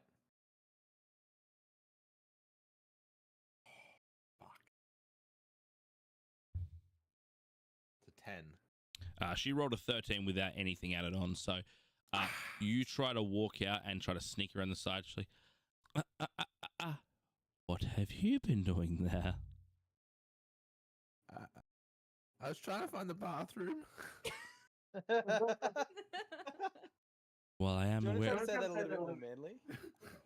Well, I am aware that the dogs go outside. I got nothing on that. Another one of the guests, I assume. That would be me. What were you doing out here, devil boy? Just trying to find the bathroom. Roll deception for me with disadvantage. Oh, it's like arguing with a 2-year-old. I didn't do it. It's a 14. With disadvantage. That's added. That's with a disadvantage. What's that? Actually, I forgot to add my modifier to this stealth check, but that's fine. Oh, passive perception's 15. Oh. Now. We all know the toilets are inside. What are you doing? Where are the others? It's dinner time. I don't know where the others are, but how close? So she would probably be about 80 feet now because she's been constantly walking towards the house. Mm-hmm. I would say in about 15 feet, she will be able to make out figures in that glass house. Okay. Can I cast Minor Illusion, making a sound inside the maze? Okay, so you wanna make some rustles in the maze? Like rustling in the maze, yep. Okay. All right. What I'll say is that'll give you about 10 seconds of her being caught looking over at the maze. Okay, within that 10 seconds, I would like to make my way outside. How shadowed is the like not on the main pathway? Well, now that it's about 6:15, I would say beyond the sides, it is actually quite dark. Okay. Is she like walking over towards the maze or just like? No, she just sort of stopped and looked over there. Okay. I would like to hide. Is there more than one entrance to the maze? No, there is one entrance to the maze. And it's beyond her, isn't it? So if you were to run in that direction, you will be seen. Yep, okay. It's just a hedge maze, yeah? Yeah. But it's about 200 feet off to the right of where you are now. Oh, it's miles away. Okay. Yeah, it's not close. It's not like it's right next to the glass house. Okay. I just want to try and sneak by her through the darkness. Cool. Easy. Roll stealth. We'll go with advantage.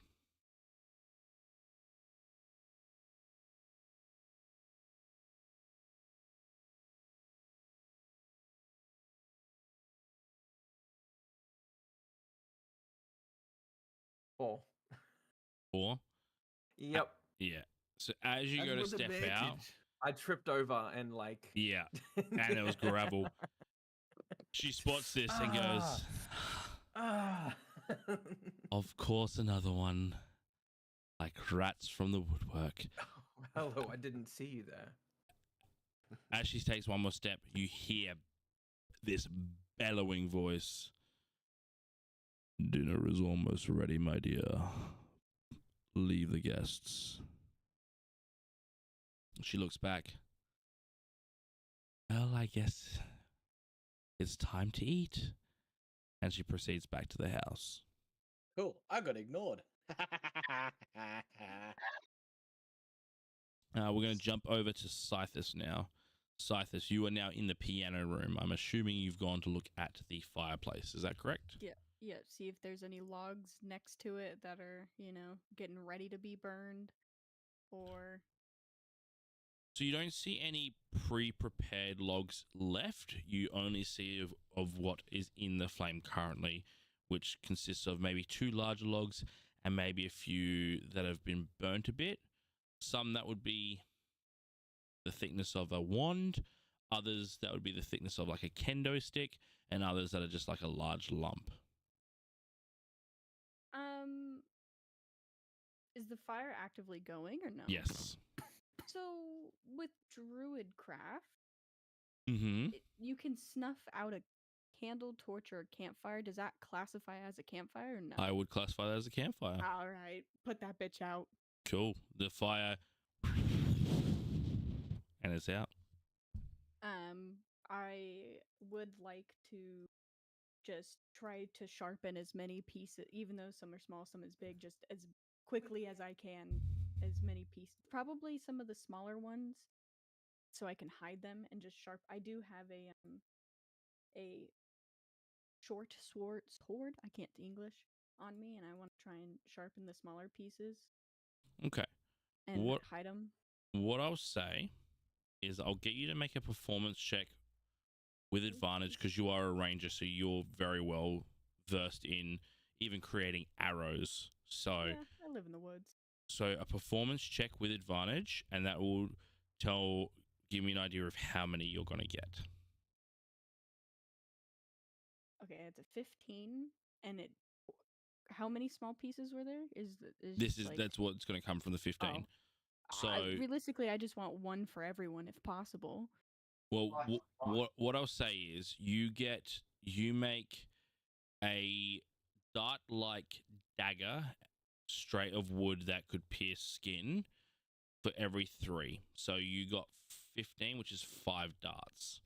Cool. So these are probably about 8 inches long. Yeah. And yeah, they could stab through skin. And you said you have 5 of them. What surface is the pathway made out of? Gravel. Hmm. It's very much like if you were to go to England in in the 90s or 2000s where there's very well kept grass and then stone and gravel. Can I, with my staff, sort of press it, somewhat drag it, press it along on the ground as I'm walking, rotating it? Okay. To sharpen the edge. What's your staff made out of? Wood, I would assume. It's a quarter staff. But it's a magical staff. Okay. So you're gonna sharpen it.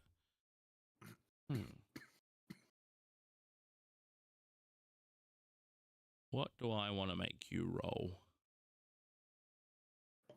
Absolutely nothing, because you're a lovely DM and love us. I'm going to make you roll strength, and I want you to know that you need to roll low because a high roll may damage your staff. Okay.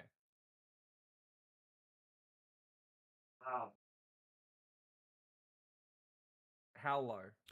So I got a 2. Well, it's perfect. I was going to say 12 and below will give you a sharpened edge. A 13 and up will damage your staff. But with a 2, you have managed to be able to sharpen the edge of your staff. Fantastic. As you look around, the sun is beginning to set. Mm-hmm. While we've got a bit of free time, I'd just like to use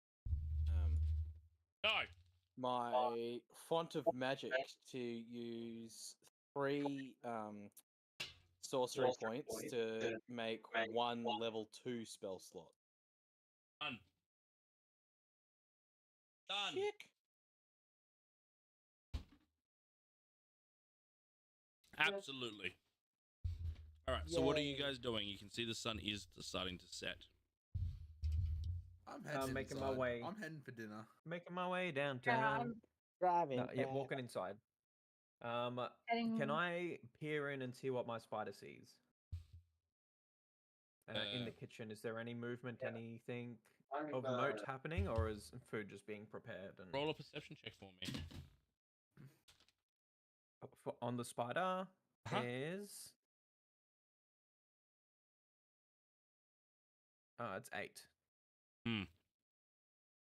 So you can currently see that Bella, Wes, and Shay are currently in there with mounds of food ready to be prepared. Provided.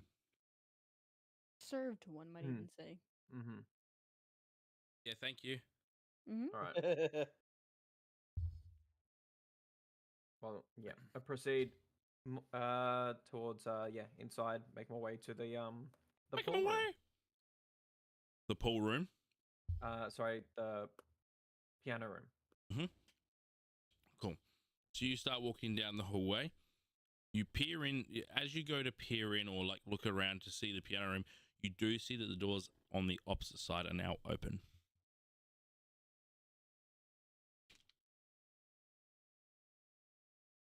Does it look like a dining room inside? Pardon? Does it look like a dining room inside? You would have no idea because you're still outside. Oh, fucking true. Can't walk inside. No. Yes, you can. Suck, fuckhead. Absolutely. So, as you approach and you go to look around the piano room, you do see these doors open. Out of your curiosity, you do have a look in and you see a tremendously long dining table. Is there anyone else inside the room? Not currently. I'm gonna dawdle in the lobby for a minute then. Mm-hmm. Well, I'm gonna make my way in, and I just want to like investigate the room, see what I can see. Like, is there another fireplace, or anything like that? Cool. Roll for investigation for me.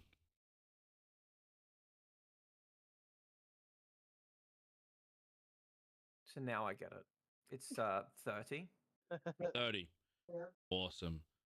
So you walk in the room and you see multiple things. First thing, you see a woman wearing a black dress, red hair, Eldrin species, currently standing to the corner of the room where there is a doorway at the back. She is looking menacing, but still. You also look around the room and you also see torches, lit torches, burning red. The room itself is very dark. You see a long set table with cutlery, torches, lights, all that sort of stuff, cutlery for multiple people, and spaced it quite far away. So there's 2 seats at the end that are very close to each other, and then 5 seats towards the other end close to each other.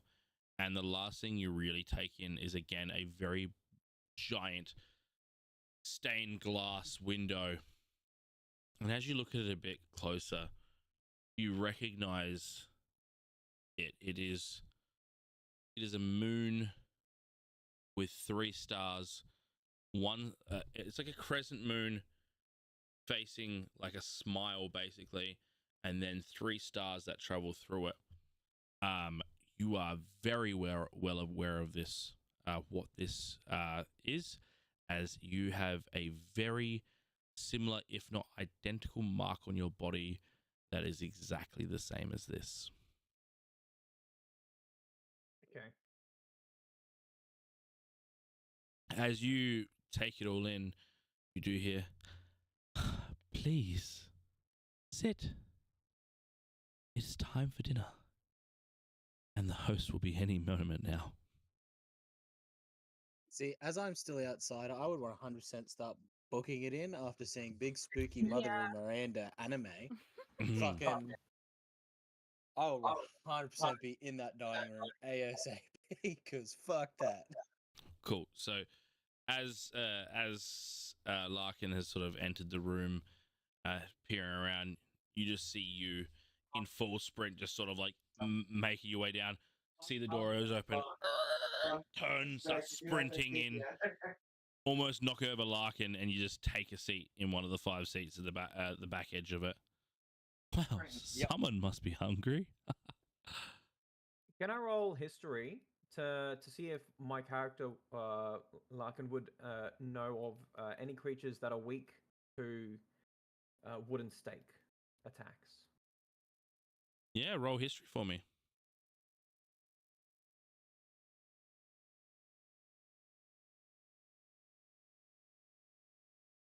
$24. 24. The only thing you can remember as a kid is the stories of driving a stake through the heart of a vampire. Okay. That's what you can remember. Okay. Well, I guess I would approach the table and take a seat. Perfect. Yeah, I would not be far behind and enter the room and take a seat as well. And you just see me sitting there patting the 2 chairs beside me, just like trying to get them to sit on either side. Here, guys, right here. I saved it for you. Yeah. Just one here. Just this one here, guys. Just this one's here. As you enter the room, Nephros, you do hear, don't forget to bring out the dog ball for that one.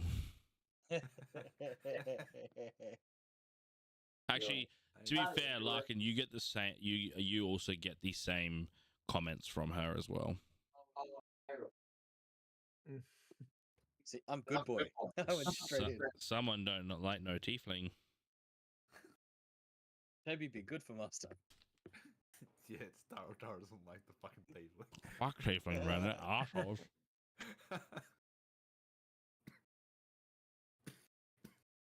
Cast fire. No. How big is the room, Fireball. Mr. DM? Just out of The curiosity. room is unbelievably big. Oh, cool. Well, you would say that the table itself is probably 80 feet long. And then there's probably maybe 50 or 60 feet back to the stained glass window, 50 or 60 feet. Probably more like 30 feet on the other side of the table to the front of the house. And this room is no less than 200 feet tall.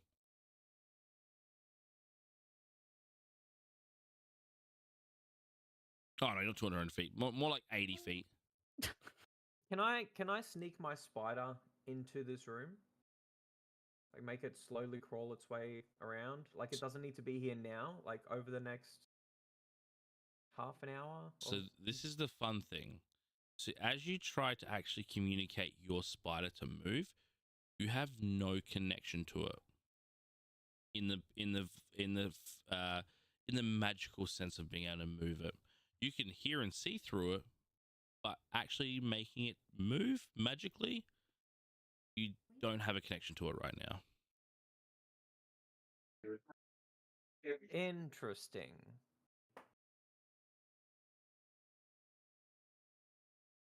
Okay.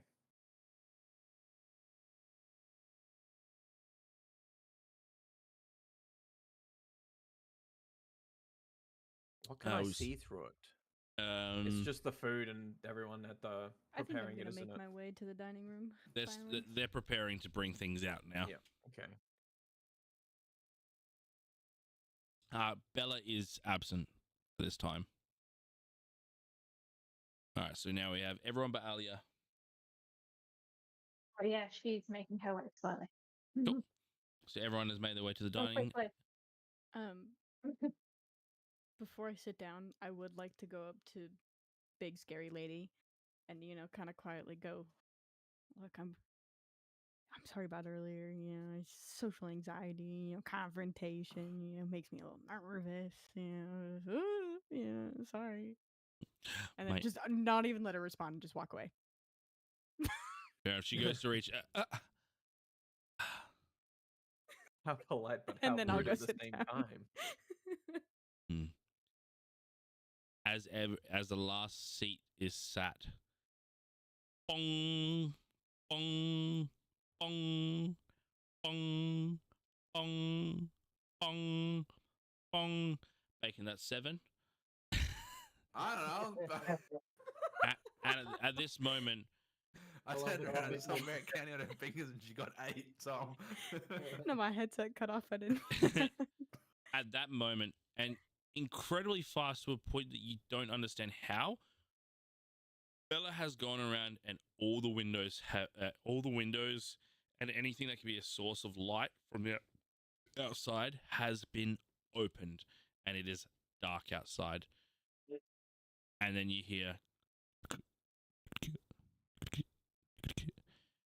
and entering the room, humanoid figure, 6'2", pale white hair, blue eyes, wearing a black suit, red shirt, black tie, incredibly handsome.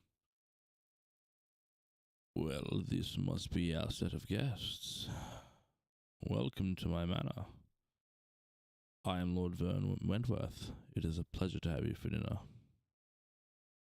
Ara, my dear, have the guests been accommodating, or have you been accommodating to our guests? Ara looks back. Yes, my dear, just made sure they stayed in check. If you have a big manor, people get lost. No one gets lost in my manor. I've got eyes on everyone. Well, I guess it's time to eat. As he takes a seat, Ara sits down, and out comes Wes and Shay and Bella with food for you all. Beautiful food, well-prepared vegetables, soaked in honey. This meat, tender, medium rare, more rare than medium rare, oozing with meat sauce, and these beautiful, luscious potatoes. And just, it's the most ideal roast dinner that you've ever seen. And then another slab of meat, chicken, another slab of meat, and then more salad, and then more potatoes. This endless feast of just what looks to be the most incredible food you have ever seen plattered along the table. Once the final plate is set, they come around providing you cutlery and then napkins. Shay, as passing you, Larkin, you're the one that had the conversation with Shay in the kitchen. Yep. She puts down the knife and just sort of presses and looks at you for a very quick second. That nervousness you saw before is back tenfold, but she tries not to provide that out to you. Mm-hmm. And then once everything is served, Wes, Bella, and Shay all proceed to behind the head of the table, where they stand still to watch you eat. Please, dig in. Dinner is served. I guess I'd start eating. Mm-hmm. I'd start eating as well, but I would be kind of looking up at them and trying to work out, is the furthest person from the furthest person, it's like the two furthest people on that side of the table, not our side, their side. Mm. Are they within 20 feet of each other? They are right next to each other. Cool. I'm very much going to keep that in mind. Mm-hmm. And then I'll just keep eating, Mm-hmm. just watching to see if I could see any odd behaviors coming from that side of the table. Make a perception check for me. I most certainly can, but I'm using my dice because D&D Beyond fucking hates me. Yeah, 11. 11. And they dice do too. Yeah, apparently. You don't see anything very particular. Vern very rarely touches his food, and to a point where you see him cut it, but you never see him really eat it. Or so you think. Can I roll? So there's a few people that have already started eating.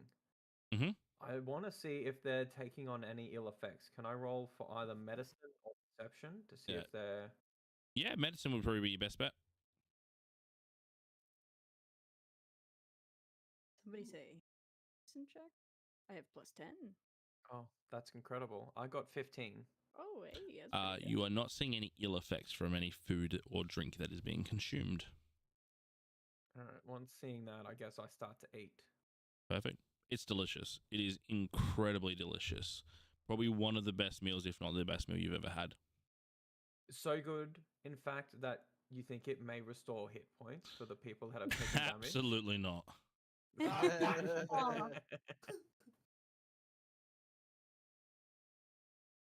am screwed.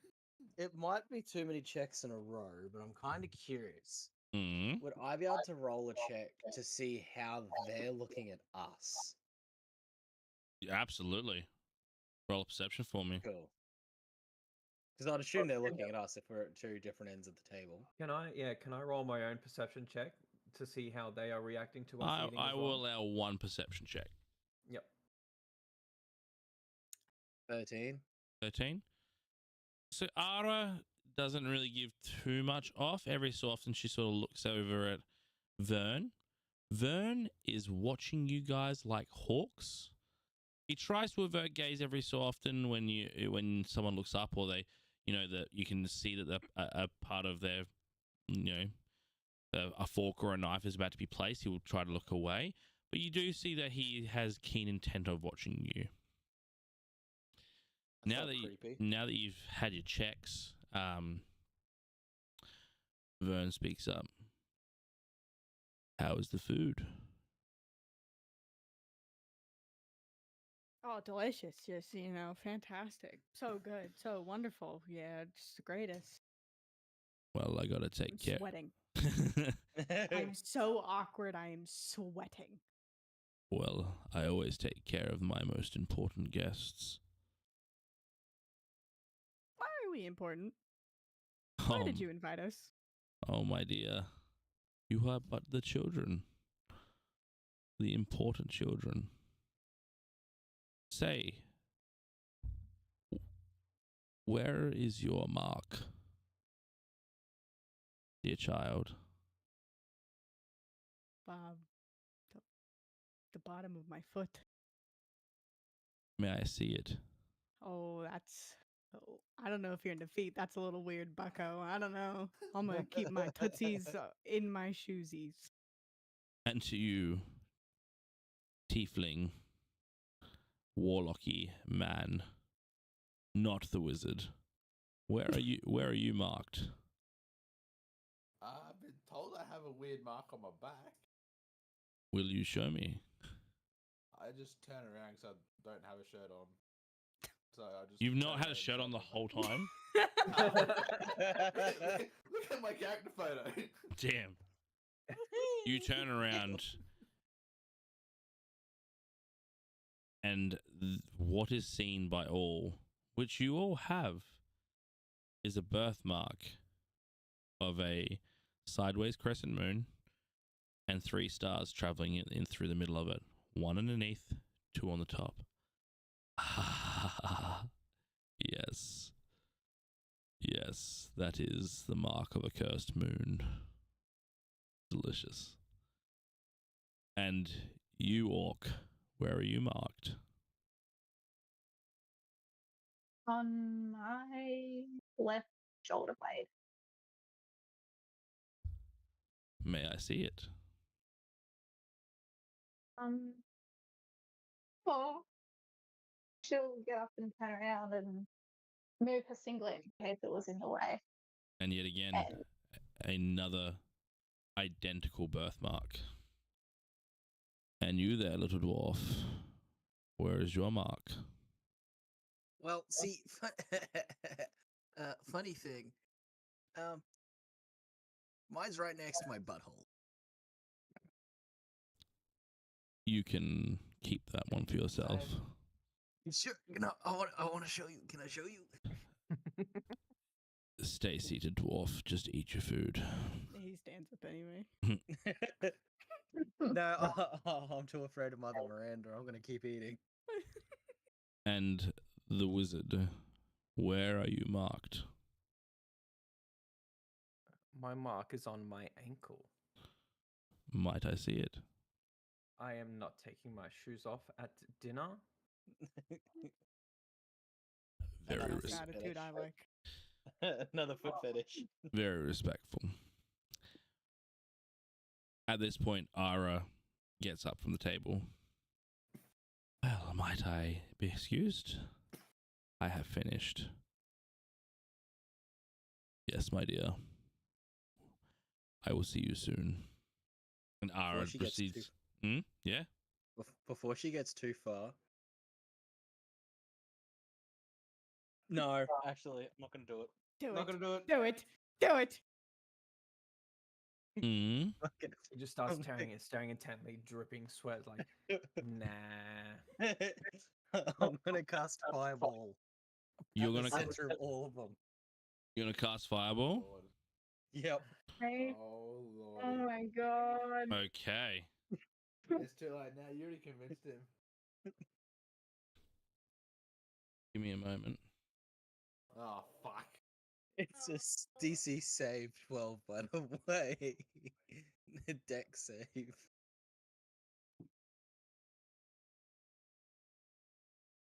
Man, remember, you convinced me to do No. this. I thought You are logically. your own No, you I are thought your own logically person. about that. It is your own fault. You gave in to peer pressure. You are your own person. You are weak-minded. Uh-oh. I don't know if I like what I've said, but I've done.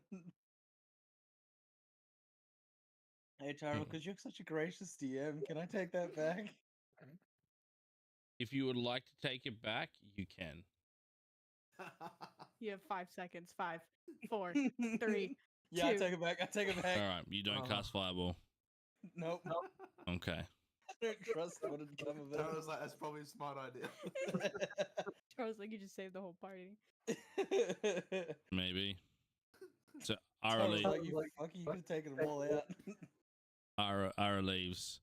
And as she leaves the room, you just hear as the last little bits. I cannot wait for the dance that we do in a moment, and proceeds to walk off. Nah, fuck, I wish I cast it. I don't trust that. I don't trust that at all. I'm worried now. Lord Vern stands up. You asked about your importance. Let me share a story. And then you see Bella and Wes start approaching the table. Wes with their arm on Shay's, dragging her up to the table. You are what is known as children of the cursed moon.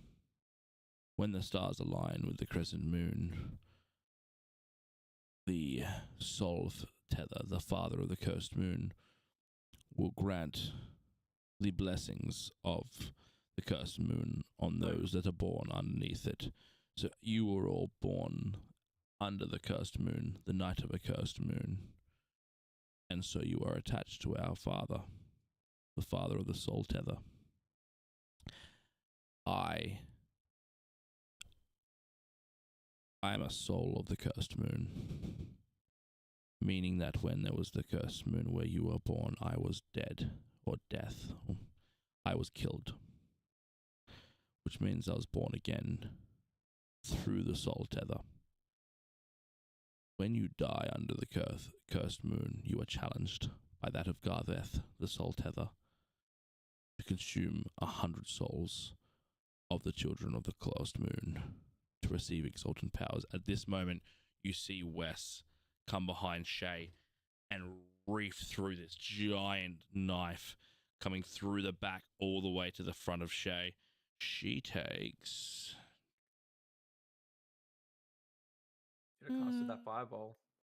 I know. 5d10 damage. Oh, I hope I don't shit. get hit by that one. Mitch is like, yeah, that's an insta kill. 10, Yeah, I don't 20, look good. 8, 33. I look healthy as.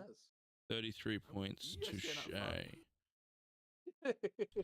You Nah, I'm a see, sorcerer. as that blade comes back out. She does not look good as she lays on the floor bloodied. At this moment, you hear the last words that come from the mouth of Lord Vern as all of the flames in the house flicker purple and come an onset purple. You hear, "Now it's time for my feast." As I'm throwing the box on the ground. You throw the box on the ground? Box is on the ground. Perfect. With this box, you've now cast Gate, in which when that box hits the ground, a blue gate opens up, and then all you see is the shimmer, and then stepping through comes through Siegfried. "Round 2, you vampiric fucker." So he steps through, and then Vern goes invisible. But anyone I will allow can make a perception check, but only one person. Nah, don't ask me. All right, I'm on it. I got this. I got Okay. this. Oh, 22! 22. So just as that invisibility spell kicks into place, what you saw from Vern is that the eyes went from blue and large pupils to yellow and cat eye pupils, and the skin went from that pale white to what you can see is like as if the skin was flickering like scales, and then invisibility. Like, and now just before he like goes invisible, and I noticed the wait, do we all notice the like eyes changing and shit? Or is that Nope. just Mira? Just Mira. Ignore me then. And we're gonna roll initiative. All right, everyone, hold for a second. We're going. This is a big initiative one, so we're gonna just everyone chill for a sec. Just setting some stuff up. I wish I cast that fireball now. Ow. You just pussied out. That's all. Fuck you. Wait, throw us your tube of dice. Clearly my dice don't work.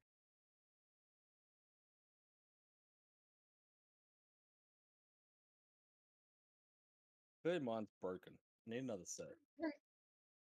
Maybe it's the person dealing the dice.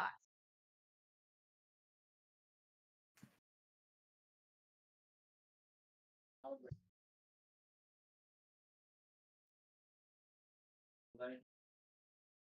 It's fine. I'll be the first one to use your dice. Wait, I'll be back. Hooroo. How the fuck did you roll that, Chris? Huh? Was that Chris that rolled that? Or was that someone else? that was me. I just rolled. Oh, that makes a lot more sense. Holy Yeah. shit. Oh my god, you got a natural 20. Yeah. Yeah. Yeah. Nice. Hmm. Congrats. Oh my fucking god. I told you. It's you, not the die. Well, I'm just gonna go to bed. Wake me up tomorrow morning when I fucking finally get my turn. Yeah.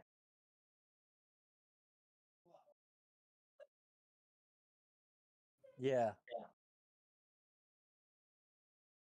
Hmm.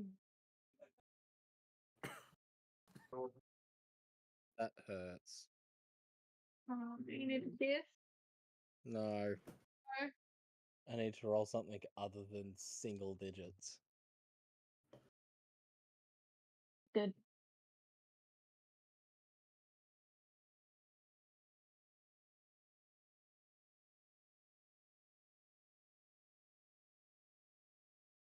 No way we're already up to Big Bad. We've been here for like 4.5 hours. Yeah, but it took us 6 hours last time. Yeah, and how long did that last fight go for last time? Yeah, Oh, that was for a hot minute. Should I pre-order my There's a ebook? lot more bads in this big bad fight as well. I don't know what book you're talking about, but sure. All right. So where does everyone want to be placed? So your seating arrangement was our paladin has come up. Let's start with wizard.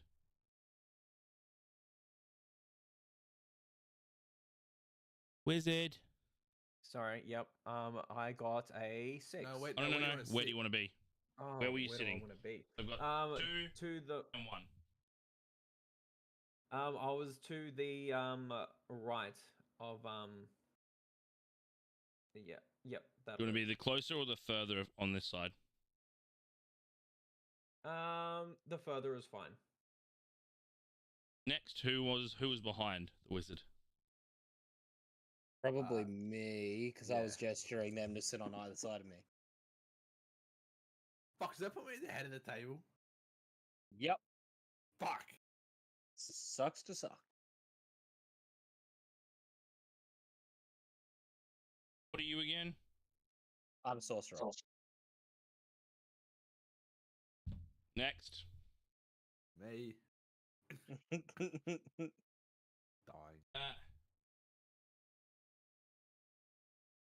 Mary will be back. She said to go pee. Alright, cool. Alright, bear with me for 2 moments because we got a lot of initiative. Alright. Nice.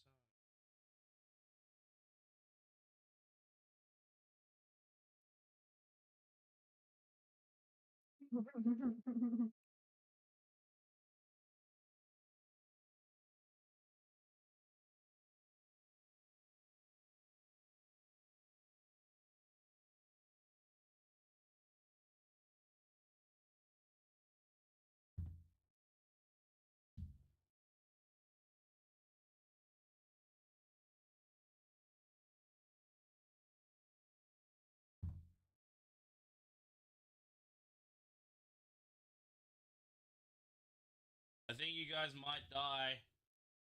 Oh, fuck. I can guarantee we're gonna. Yeah, I can guarantee we're gonna die. Oh yeah. No. Maybe. I know I'm gonna die. Kind of. I have single-digit HP at the moment. Oh, I'm still double-digit HP. Like, Yeah, y'all I know I'm didn't gonna heal die. or anything.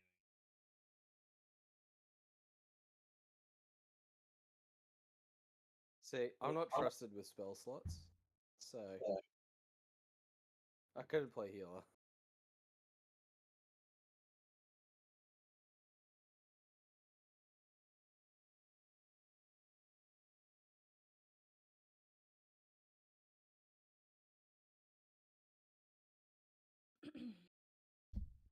All right. So, starting from 25 to 20. Yep. Yeah, what was it? And Jess also Yeah, got me. So- I got 26. 26. Yeah. Yeah. 20 plus 6. Yeah. Yep.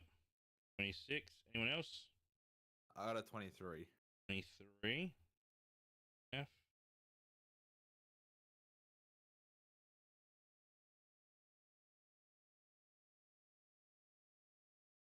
Cool. 19 to 15. I got an 18.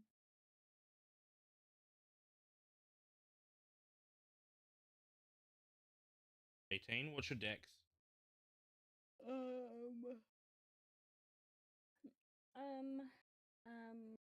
+2.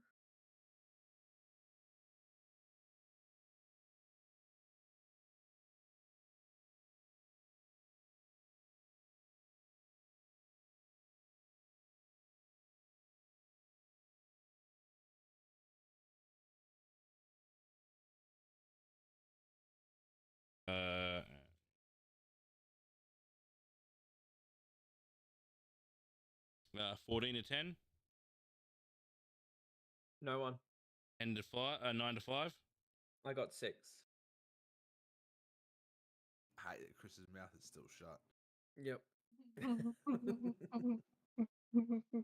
And Shwira. 3 total. Tell me. I rolled a 2, but I've got +1 initiative. So Ah. hence why I said I'm going to die. All right. So, as you can all see currently, you are situated around the table. Now, you can see two figures down there currently. So what you saw after the invisibility of Vern is that our good friend Wes started to crack and crunch until he grew another foot taller, sprouted these dark black wings. The shirt was ripped off him. His skin went dark red. His fangs grew out of his mouth, and hooves for like goat-like legs with hooves are at the bottom. The other one, Bella, she didn't transform into something physical, but it actually took the form of a ghost-like figure. Broken, weird dress, ripped up, tethered, starts to float. The hair goes crazy like she's been hit by electricity. And her eyes go dark white as she floats into the place. We have Alia to start with Neff on deck.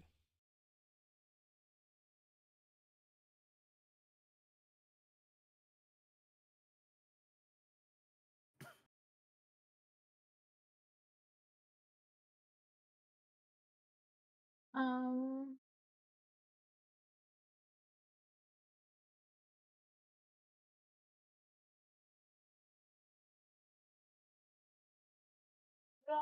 we move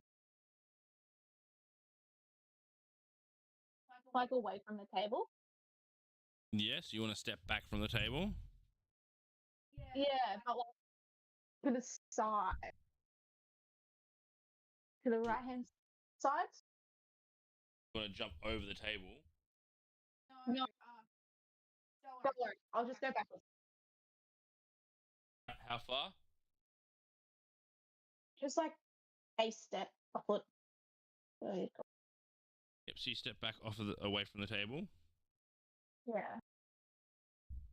Mhm.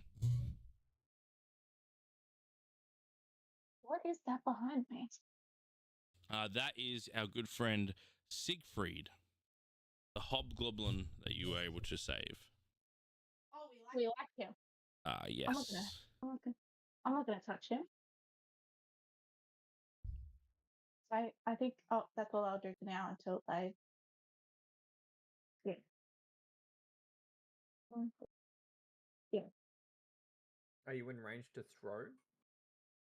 I don't think so. How long was the table? So from where you're sitting right now, be 15, 20, 30, 40, 45, 50, 55 from Wes, and probably more like 70 from Bella.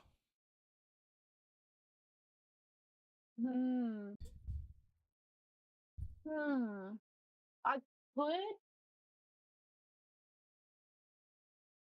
throw my psychic blade because it's got a 60-foot reach, if I'm reading that correct. Okay. That'd be 20 slash something.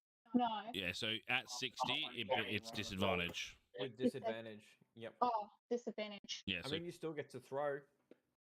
Yeah. Actually, so you're 55, so you could do it with a straight roll to hit Wes. no. She can throw it 60 feet. It's 20 and 60, right? No, it's 60 and 120. Oh, then yeah, you can throw up to 60 feet without any issue. Yeah. Yeah, then I'm gonna just lob it. Yep. Lob a psychic blade. Yeah. Cool. Yeah, easy. All right, so psychic blade. Yeah, roll for an attack.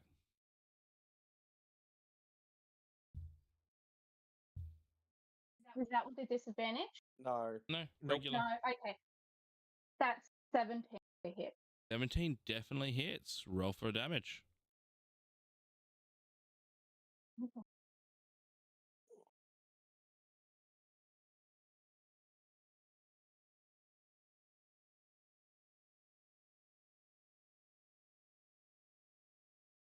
6 6, and that's psychic damage. damage? Yeah. Yeah. Perfect. So you reach out, like you ethereal up this blade and just send it straight at this creature, who hits in the chest. How dare you? And yeah, hits with damage.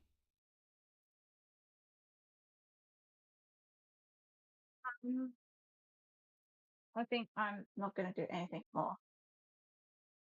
Cool. Easy. So moving on to Neff with Siegfried on deck. I'm gonna try and climb onto this table. Cool. Yep, you climb onto the table.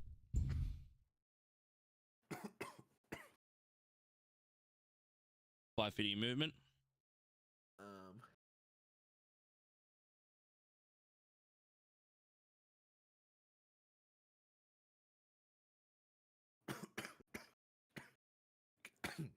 Can I go like the full 25 feet, like what's left down the table? Want to run straight Like down the middle table? of the table? Huh? Want to run straight down the table? Yeah, basically. Yeah, because that's smart. Mister, I got single digits health. My food.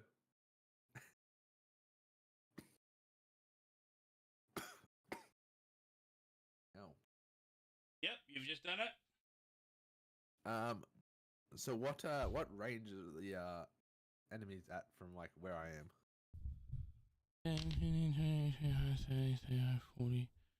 40 and 45. Ah.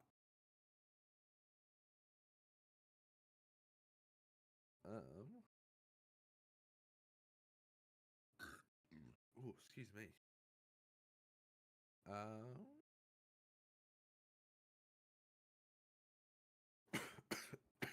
I'm gonna cast ray of sickness on the whoever's further away. On Wes. Yep. Cool. All right. So what's read it to me again?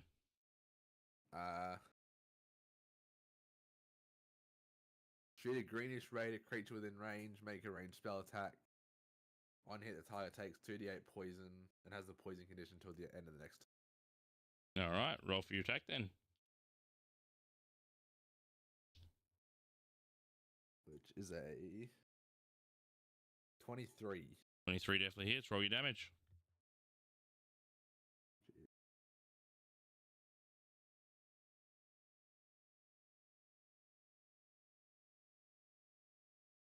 Eight. 8 damage. Yep. Cool. All right. Let me have a look at one of the things, isn't it? Yeah. Attack rolls and ability checks. Cool. All right. Cool. So you launch this ray of sickness at the creature. Now, when you do see it does make contact, and you can see that the creature does hit. It does hit, but it doesn't hit as well as you know it would, and it kind of shrugs off a lot of it. So it is resistant, but it is poison, so it has disadvantage on attack rolls and ability checks. Cool. And that is gonna end my turn. All right. Moving on to Siegfried's turn. Okay.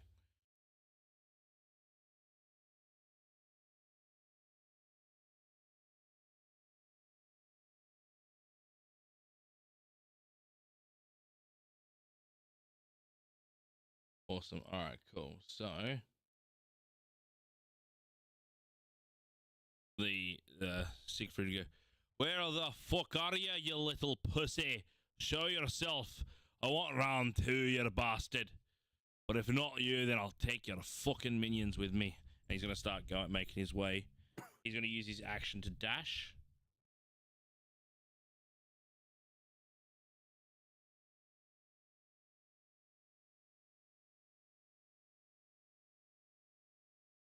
In preparation, he's gonna just bash his shield and his sword together, being like, "Come on, you fuckers! Time to dance." And that's gonna be his turn. Next, we move on to Bella. Now, Bella. So she has moved between 40.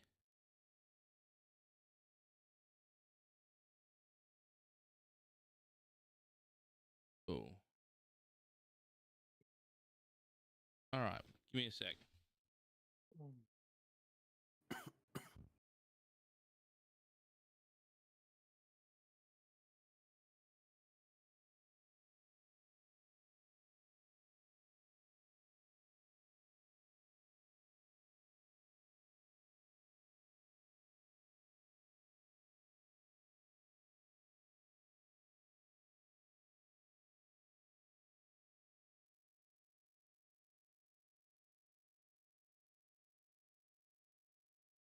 All right. So Bella floats over to right next to our good friend Nephros here. And you see her just sort of float over, eyes wide. All of a sudden,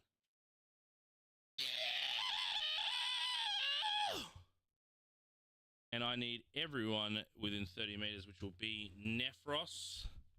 I'll need Alia, and I'll need Larkin. All three of you will need to make one second. And also Shwira, I need you guys to make for me a Constitution saving roll for me.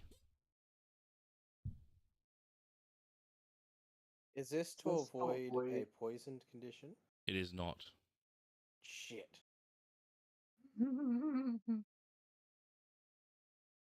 Oh, fuck 9. me. I got 11. 25. 17. All right. So far for Nephros, I want you will take 13 points of damage. I'm down. You're unconscious. I'm unconscious. All right. For who was the second person that said 20 something? I was 25. All right. For Shwira, 7 points of psychic damage. Alia, you fall straight unconscious. And who was the fourth person I said? Me. I got 9. A 9, you also fall straight unconscious.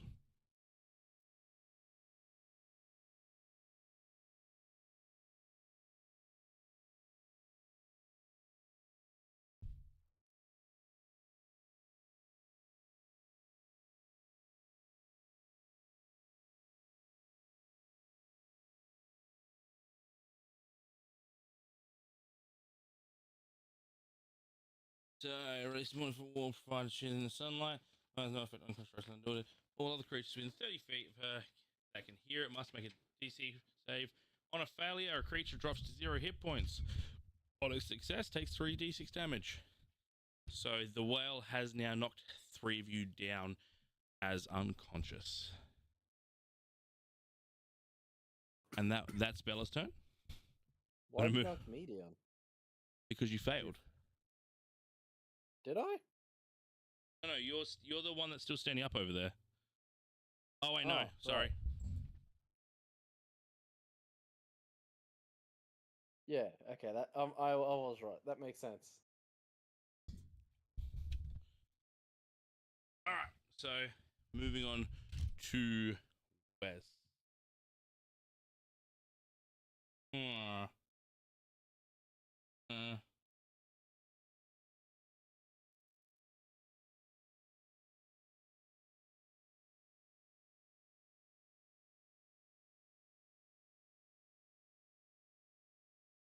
You know what? Wes is going to try to charm Siegfried. DC 15 or magically charm. All right, so 15. Wisdom. Uh-oh.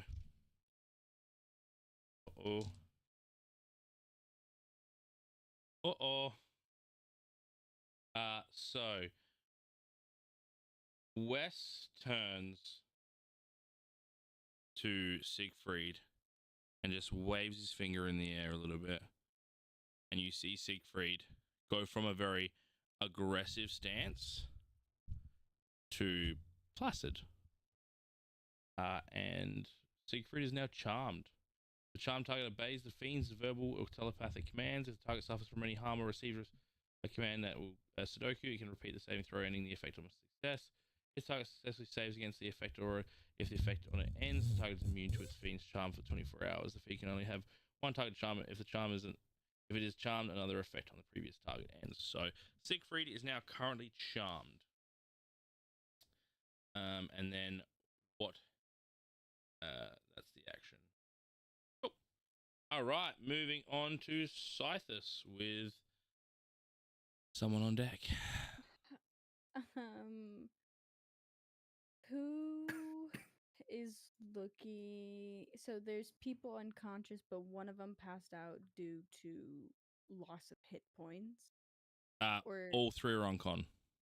yeah, so the people who got unconscious, not because of loss of hit points, or is it because of loss of hit points? Their hit points are reduced to 0. So you have 3 people that are currently unconscious on death saving throws. Okay. Who is the closest?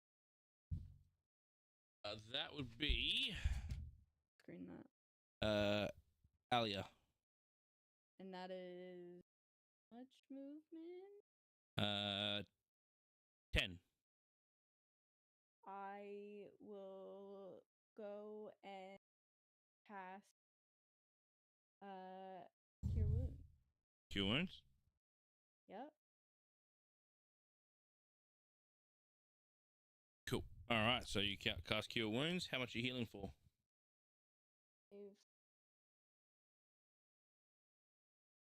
6, 11 plus 4 is 15. Perfect. Alia, you've received 15 points back. You are now just prone, but you are conscious.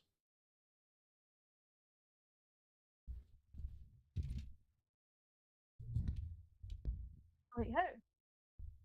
Cool.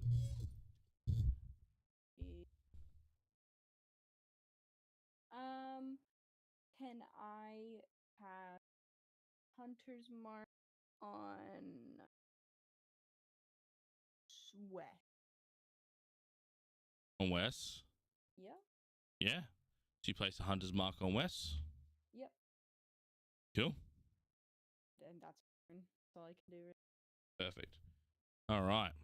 So, as you're all in this debacle right now of watching your friends all get wailed on by a banshee, and charmed by an incubus, what you guys didn't see is appearing on the roof.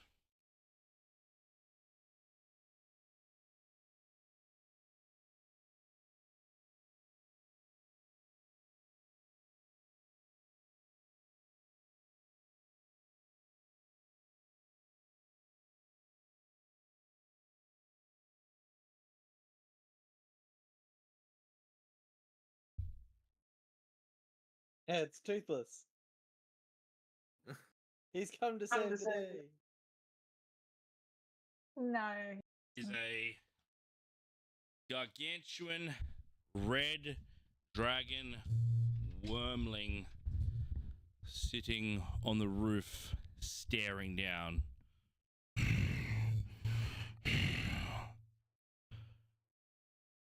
I will let my children play.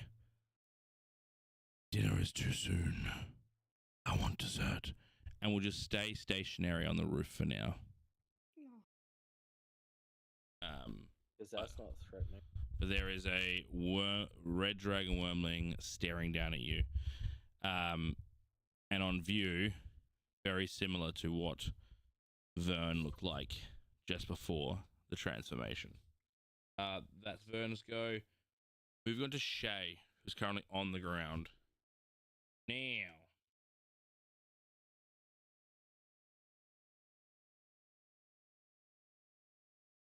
Let me have a second.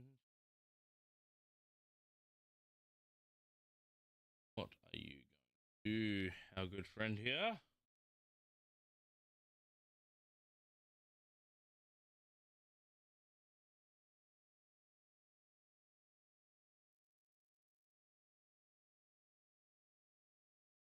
Ugh. Just seeing what we can do with this one.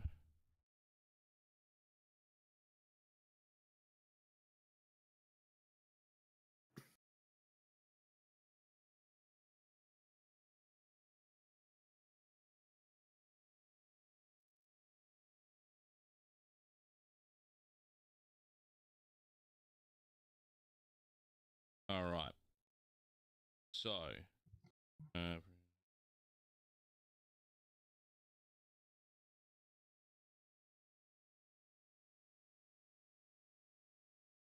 so what you see happen.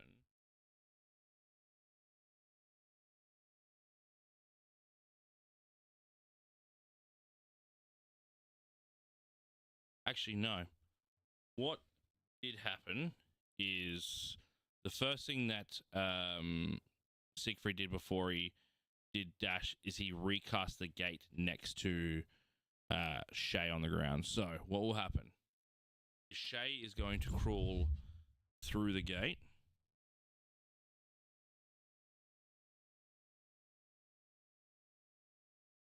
Here. And is going to use half the movement to get up. And move 10 feet. And Shay is then going to... She calls forth a 4th level spell. And what then happens is you see this light circle 15 feet? Or is it 30? I think it's 30. I'm going to say 30 just to be spicy. There's 30 foot of light. And she goes, not the good ones. As she casts Spirit Guardians around your wall. What else has she got in her repertoire?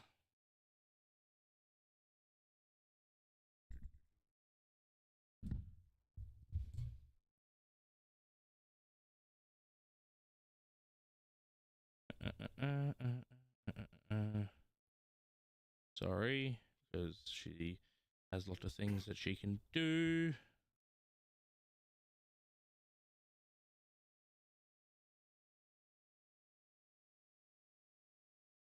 Cool. And that'll be her turn. She casts Spirit Guardians around you all. Cool. Moving on to Larkin. Now, Larkin, you are down, correct? Yes, apparently. All right. So roll a d20 for me. You need to be an 11.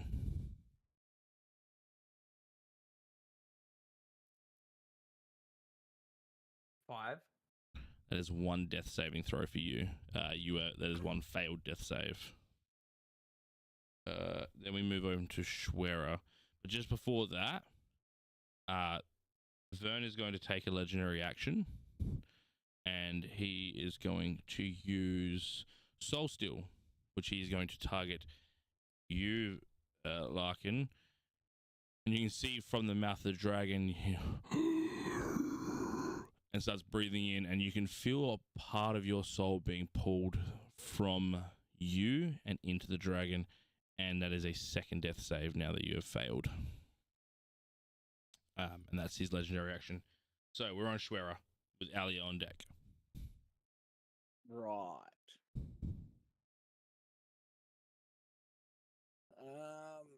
It's getting hot in here. No. Oh, no, There's no. too much- That wasn't code word. They were just saying that was a very crazy round.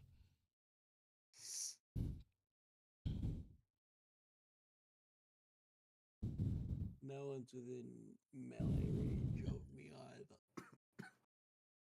No. So.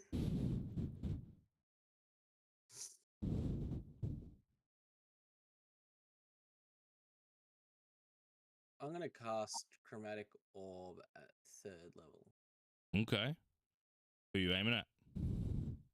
I'm going to aim at the guy who's charming Siegfried. Wes. Cool. All right. Wes. Yep, so Wes. So, and what type of damage?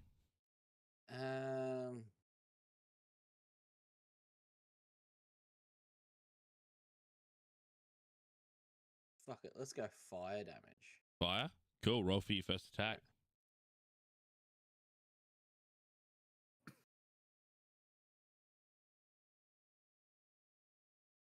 That's a 10. 10. So you ponder up this giant ball of flame. And you hurl it. And just doesn't reach. Son of a fucking bitch.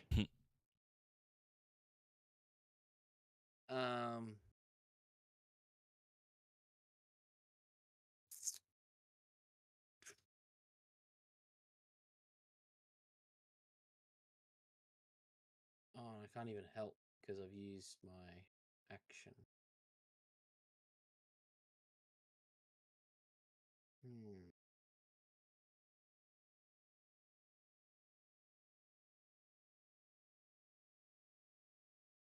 think that's all I can do for now. Yeah. Yep. I'll do that. That'll be my turn. Right, just having a quick check of something. Yeah, cool. Cool. Awesome. He's making sure he can get the most of us in one hit. I'm actually trying to figure out how I'm going to damage other people more. Cool. So that's Schwer on deck. Top of the round, back with Alia, with Neff on deck. Just as you were about to attack, I will let you know you do hear like skittering. Far away, but you can hear it. It's the spider coming to save us. You might be right.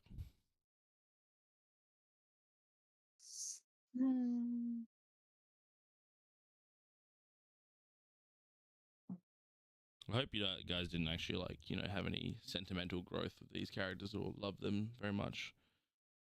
Yes, I actually did, Tyrell. I'm gonna fucking kill it. Nah, I sort of figured this is how this session was gonna go. Gotta scare you guys somehow. Oh shit. I dropped my chair too far.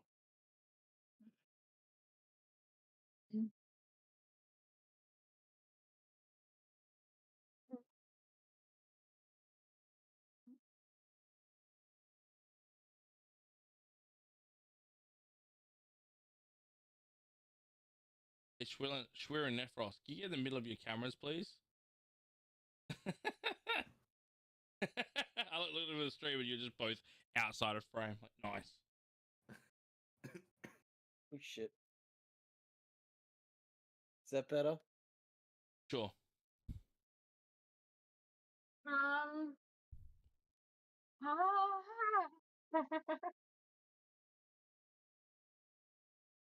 Send it. We're gonna die anyway. Send it. Yeah, but the little hobgoblin, can't remember his name for the life of me, is right there. Is that him? The hobgoblin is up on the corner of the table. Yeah, and so if I want to do what I'm going to do, I make him. I don't want him. As long as it doesn't have an area of effect, you're good.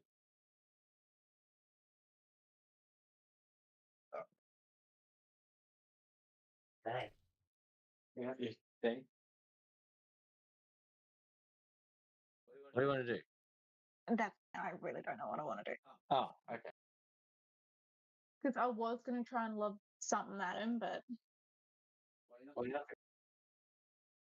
Oh, I see that one. I don't want to Go hit. hit him. Well, Oh. Like I can talk. You can take a step to the side. Yeah, I was about to say, I can actually, I'm not. So just so you're aware, if a creature that is charmed takes damage, it can reattempt to break charm. Oh shit. Oh, so he is currently our enemy as well. He is charmed. Hasn't received the command yet, but No.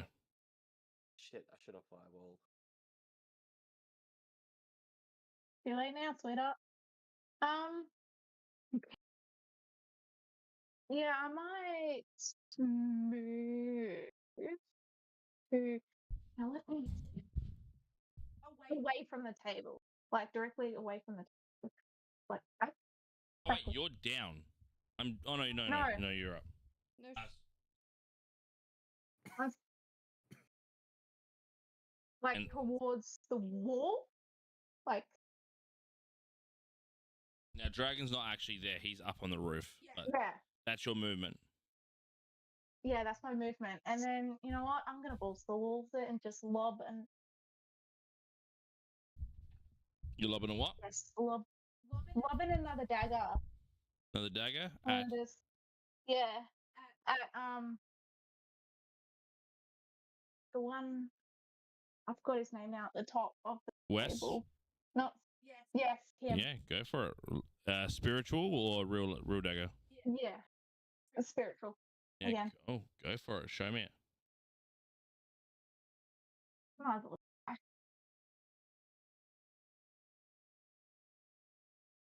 That'll be a 21 to hit. 21 definitely hits. Roll for damage. And 6 for damage. 6? Yeah. Lovely. All right, so you throw that dagger again. Same sort of reaction again. Gets hit in the chest. Foolish girl, you're next. Yeah. That's it. Cool. I'm now terrified. Is charmed? Do they need to keep concentration? No. Unfortunately, that's what I just checked. So that's Alia's go. Neff, we're up with Siegfried on deck. That is a 19, so there's a save. So you oh, that's right, you're on the ground. Cool. So that's one successful save for you. Siegfried's turn. Now Siegfried is charmed but does not have a command, so he is just going to be stationary. Moving on to Bella's turn. Now Bella, at the top of her turn, is attacked by our spirit guardians that is currently protecting. So she receives 3d8 radiant damage. If a wisdom saving throw. So what's the wisdom? Beast. Save.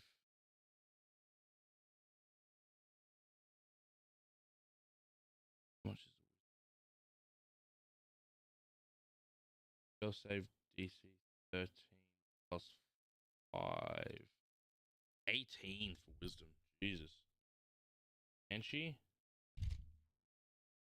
Not gonna happen. She takes 3d8 radiant damage. Let's go. No whammies. It was a whammy. 8 damage.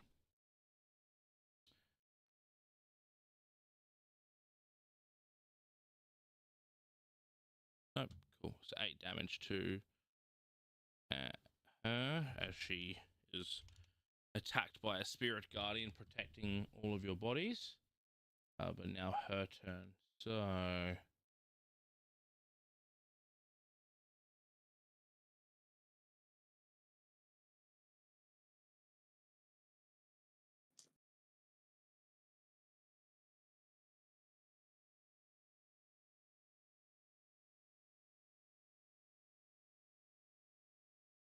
all right, so what she's going to then do is she starts to flicker and flutter, and the size of her visibly increases by 10. She's bigger than the dragon, and she just looks at you all and just silently screams at all of you. I need you all that are currently standing to make a wisdom saving throw, please. Assuming this isn't poison or anything. This is not poison. Cool. I got a 16 there, boss. Easy. Give me 2 I got- seconds.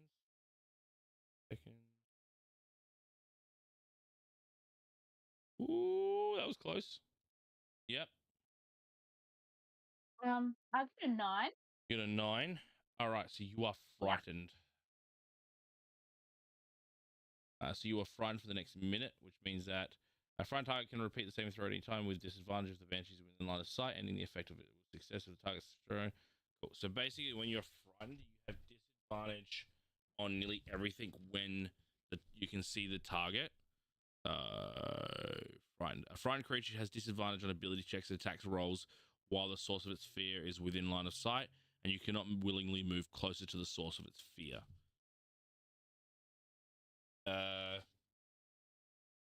Who else hasn't rolled? I got 21. You are safe. Svera. Shira. Oh, yes, sorry. What was your wisdom? I got 16. 12? 16. 16. Perfect. You were also saved. So only Alia got frightened from that. Cool. That would be her turn done. Moving on to Wes. All right. So what Wes is going to do is Wes is going to take some steps up to our good friend there. Being kisses a creature charmed by it, or a willing creature. The target must make a DC 15 magic taking. Cool. So the Wes will move up to our good friend Siegfried and is going to do a draining kiss. So then save to he fails. He is going to take 5d10 plus 5.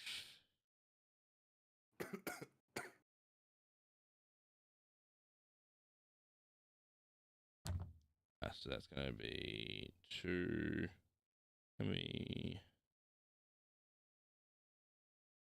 10, 12, 18, 20, 29 points, 34 points of damage to Siegfried. 34. And that is, I believe, permanent reduction. The target's hit max was reduced by the amount of equal to the damage taken. Reduction lasts until the target finishes, unless the target dies if the effect reduces. Alright, and now he gets to take a wisdom saving throw to try to break the charm. He fails. He is still charmed. Yeah, cool. So that's going to be Wes's turn. Now, Wes is closer. I'll just don't want to get up and move Wes right now. So we're now moving to Scythus with Vern on deck. Can I get to whatever Chris's character's name is? Yes, you can. I'm gonna do that and cast Cure Wounds on him. Cure Wounds, absolutely. Roll for your healing.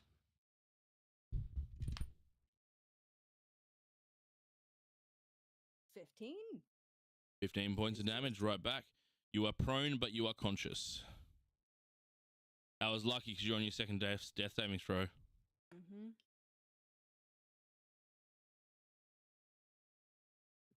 So I'm on 1 health? You're on 15. Oh, okay, yep. 15 health, you are conscious, but you are prone. So when it's your turn, you'll take half your movement to stand up. Yep. Any more cure wounds you got in your bag? More.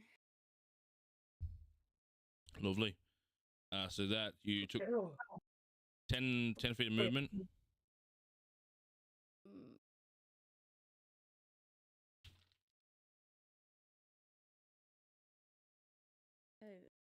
Yeah, I'm just gonna stay put.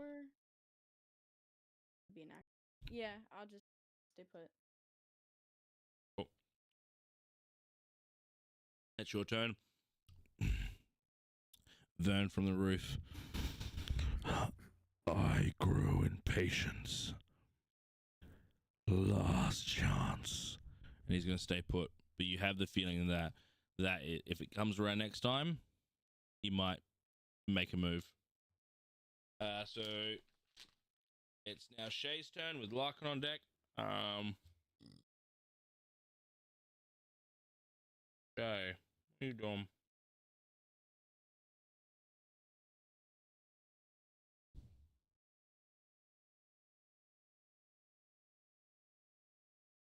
She's going to come by your side and cast Cure Wounds.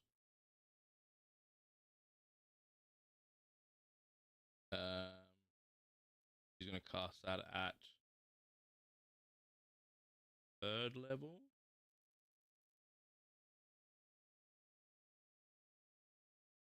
(1d8) plus a modifier. 2d8, 3d8.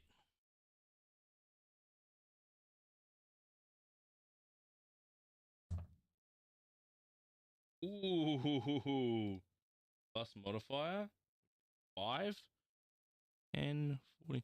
You, Nephros, you heal 22 points of damage. You are conscious but prone. She says, "Please kill them. I might not make it, but you guys must fight, win." And that's gonna be her turn.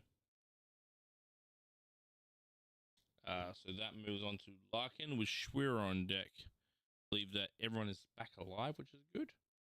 So Larkin, you are, like I said, prone, so take half your movement to stand up, and then you have half your movement action, bonus action. Okay. I'll stand up. And then how close am I currently to the girl that just keeps screaming? The Banshee? Yep. 10, 15 feet. Can I move 20 feet? What was your movement? I can only move 15 feet. So you want to move 15 my feet away? movement's 30, yeah. Yeah, I can move, yeah. Cool.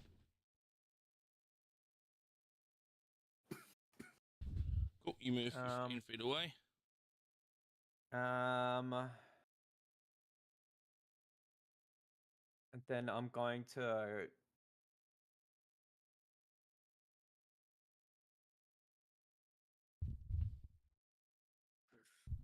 I think I just got to go for it. I want to roll. I'm going to go chromatic orb at the Banshee. What damage type? Can I use my bonus action to see if I know what a Banshee is either resistant against or weak against? You have a trait, or are you like doing like a check for your own history? It used to be a history check. Make an Arcana check for me.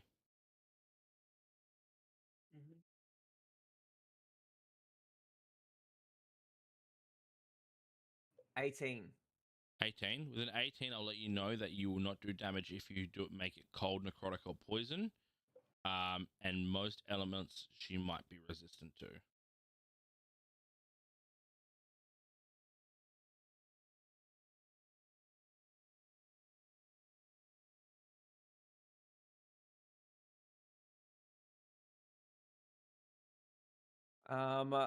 Okay. I'll pick Thunder. Thunder? Cool. Yes. So what level are you casting this at? Level 2. Level 2? So that means... Actually, no. Level 3. So that means that if you hit and you roll a double die, it means it can bounce how many feet?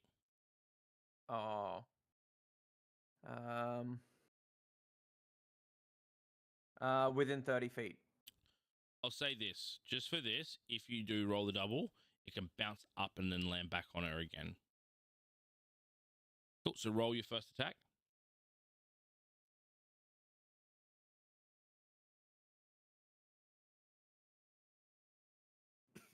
Uh, 16.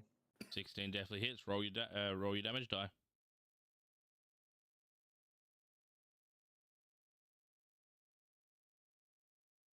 Why so many ones? That's a good there's thing. An 8 there at least. Did you roll more than 1-1? I got 2 1s. That means the attack. You can attack again. Do you want to know how much damage that was? Yes, please. 19. 19 points of lightning damage. Lightning damage. Yep. Perfect. So you do see that orb hits and electricity flows through her. Again, when you're using spells, you know how much you should do. This wasn't as effective as you were hoping. Is thunder different to lightning? Yep. Resistant to both. Okay. So 19 is reduced to 10. That's 33. But because you did have a double number in your roll, you can roll a second attack. Because that's what it says, isn't it? If you roll 2 of the same die.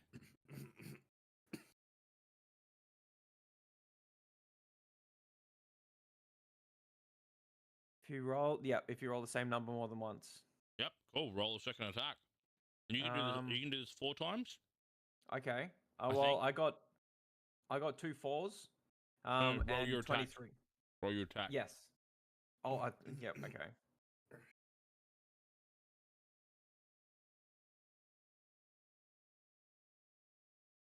$26. Definitely hits. Now roll your damage.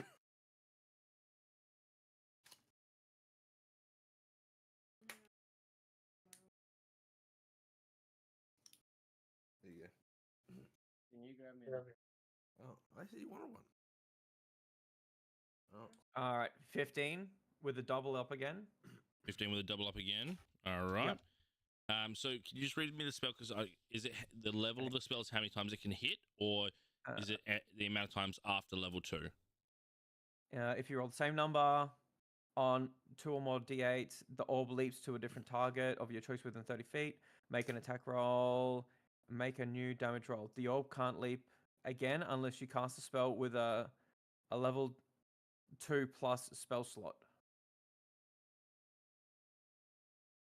So it can only do it twice. That's okay. I was doing it at 3rd level. Yeah, but it only says you can it'll only bounce if it's cast at anything lower than level Okay, 2. So it doesn't mean you can Alright. keep going. But that's all right. That was substantial damage. So yeah, the Banshee. No, the orb can leap in maximum number of times equal to the level of the spell slot expended. Perfect. So you said it was level 3. Yes. Attack again. Roll the d20.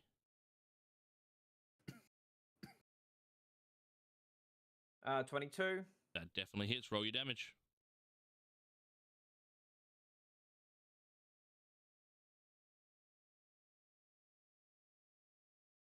And 16 damage. 16 damage. Cool.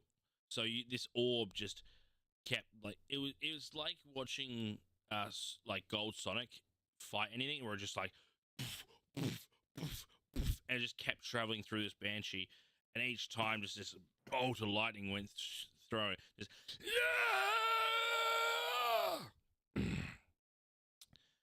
This Banshee looks really rough. Is that end your turn? Yes. Perfect. Shwira, you're up with Alia on deck. Right. So, if I'm counting blocks right, there is at most 15 feet between Siegfried and. Oh, they're next to each other at the present moment. I haven't moved him because he's too far away. Ah, right. Okay. Well, that makes life even fucking better. I'm casting Fireball. Fireball? Where are you casting it? Right on top of Wheeze, whatever, however you want to pronounce his name. Wes? Right on top of his head. Wes, that one. Yep. Cool. So what's right on top of his head. So I'm assuming that's a dex save? Yeah, dex save, DC is 12. And what's the, what level are you casting that at? 3rd. So dex 12, you said? Yeah.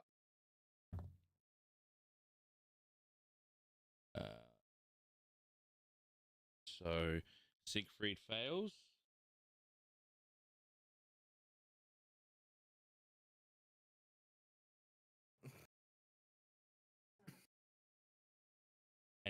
And Wes also fails. So full roll damage.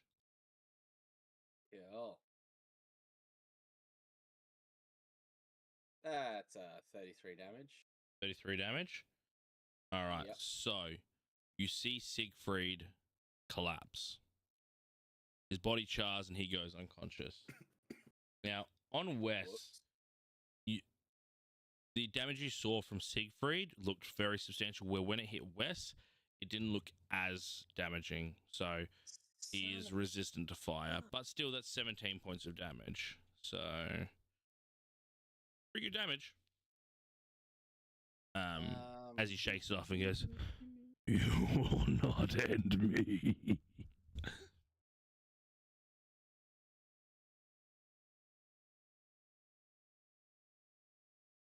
Yeah, I'll just stay. I'll end my turn.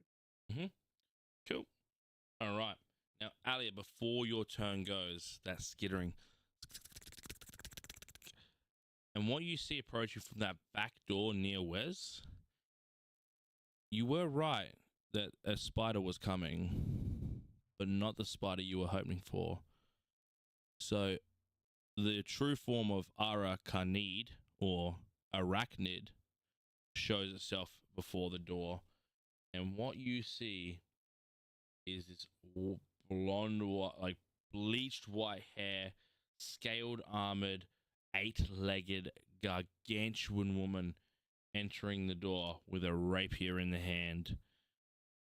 And let's roll their initiative.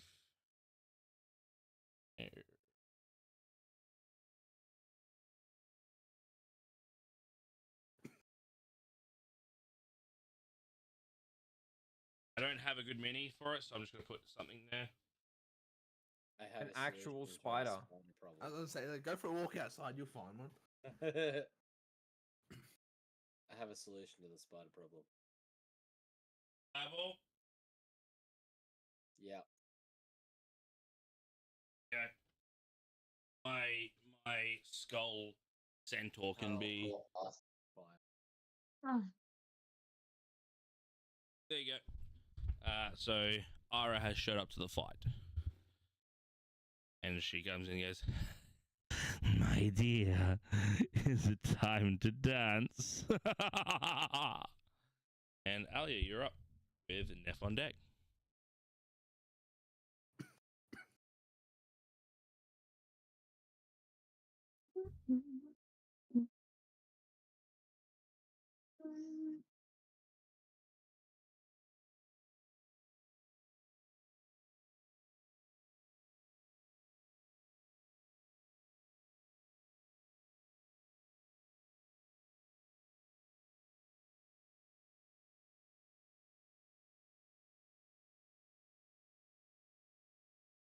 Who is like not directly in front of me, but like closest to me? If that makes sense.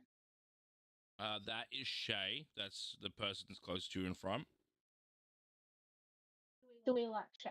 Yes. Okay. Shay's the cleric. Oh, okay. Okay.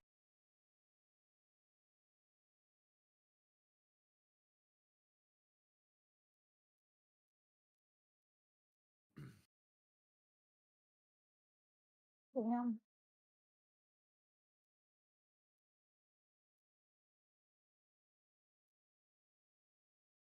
The next creature, the closest creature to you is the Banshee.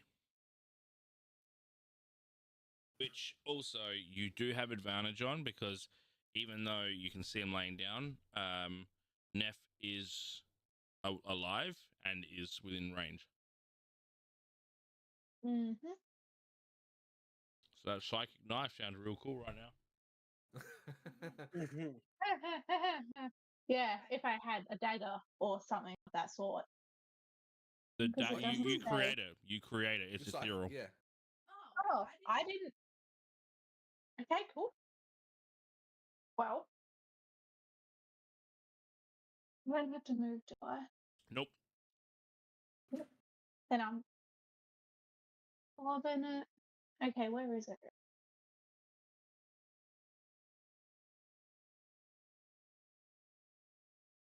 Lobbing it to someone. I don't know who. On what? Or what. What's going on? Okay. I'll lob it at the Banshee. Can't remember her name Yep. off the Ella? top of my head. Absolutely. Ella, So yeah. roll advantage. Is that 2d20s. And take the higher roll.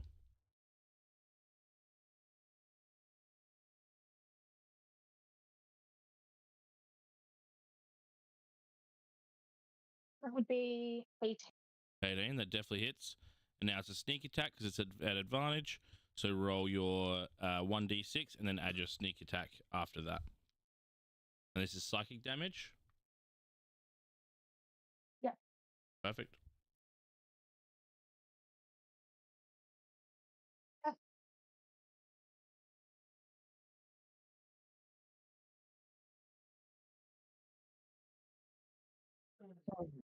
Oh, it's just one.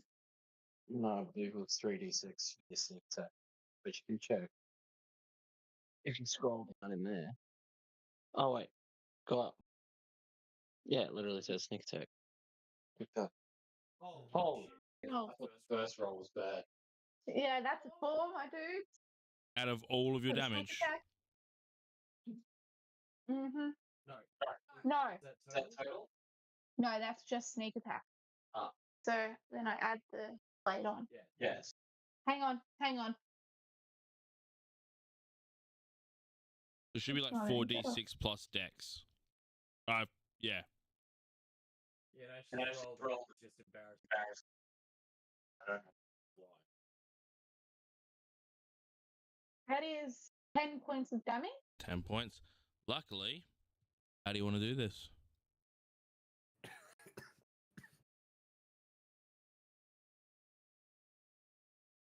How do you kill the banshee? What does it look like? No. Go on, roleplay. I don't roleplay. That's what D&D is. If you were to throw a blade that you've just made out of psychic energy at something and it killed it, how would you envision it kills it? Honestly? Hold on, let me. Let me cook. Let me cook. Yeah. She doesn't know what a banshee is. No, I know what a fucking banshee is. Hits it square in the middle of the eyes Alright. and Yeah, stop like the psychic directly in the middle of damage the eyes. Psychic damage, shocks like into it, exploding her brains out. yeah, pretty much. Perfect. So you get that you summon this ethereal dagger and you launch it, and as it just penetrates the brain, and again, because it's not a physical dagger, you see it just sort of involve itself into the brain as the banshee sort of rocks its head, and incredibly fast movements start to shiver in its head as it looks up and lets out this as this, like, it's an explosion of brain, but it's just like mist and darkness as the eyes roll back, the head rolls back, and you just see it as it just disappears, and the banshee's dead. Let's go. You've still got a dragon, a spider queen. Hey, we got one of them. Yeah, look, it's an achievement right there. All right. Considering 4 of us were dead on the first round. True. That was a bad set of rolls for you guys. It was literally 11 you had to beat. You're like, nah. I mean, I also had 7 HP, so even though I fucking survived, I still took damage. Yeah, it was like 3d6 damage, or it was instant incapacitation. Anyway, continuing. I think I'm gonna end my turn there and try and figure out. Perfect. Neff, it's on you with Sigon on deck. I'm going to stand up, and as I do, I'm going to look up to the dragon and in Draconic. I'm going to say, hang on. He's gonna cough. He's gonna cough at the dragon. Bless you. Asmodeus will have your head for this. Oh, as a Modius follower. And then, after I've stood up, I'm going to cast command on the fucking dragon. Ooh. Okay. All right. What's the save on it? It's a 14 save. Wisdom? Yes. Yeah. That's a 7. What do you command the dragon to do? Grovel before the might of Asmodeus. So, one word, grovel. Yes, grovel, and then So, that afterwards. read me command real quick. You speak a one-word command to a creature you can see within range. The target must succeed on a wisdom saving throw or follow the command on its next turn. You can choose the command from these options, which grovel is the target has the prone condition and then ends its turn. So, on its next turn. Yep. All right. So, you tell it to grovel. Yep. Anything else to your turn? I'm going to bonus action. Where am I sitting actually at the moment? Can I just? I'm gonna walk closer to the spider, so I'm within 30 feet. You won't make and it. then I won't make it. No. Back left corner of the room where the centaur true, is. True. Is the other You've got half movement right now because you've used half your movement to stand up. Where's the other person at? Right next to the spider. All right, ignore that. I'm going to stay where I am then. Wait, how close are you trying to get? 30 feet. Because him at the back is close to the table, so 5, and you got 15. Yeah, cool. You can reach Wes. I'm going to place a seal on Wes. Cool. Perfect. So no succeeds, it's just automatically there. Yep. And he doesn't know it's there either. Perfect. You've now sealed Wes. Awesome. All right. If that's your turn, it's Siegfried. Siegfried fails his first death save. Now, Why did you kill him? Now, luckily, he is not of the cursed moon, so his soul will not be drained. So no legendary actions to try to drain soul. Bella is dead. Wes's turn. Now, technically, wait, let me check the charm.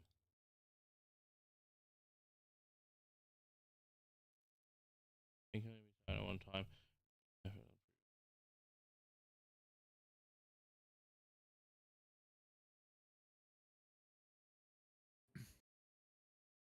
How far is his feet flying?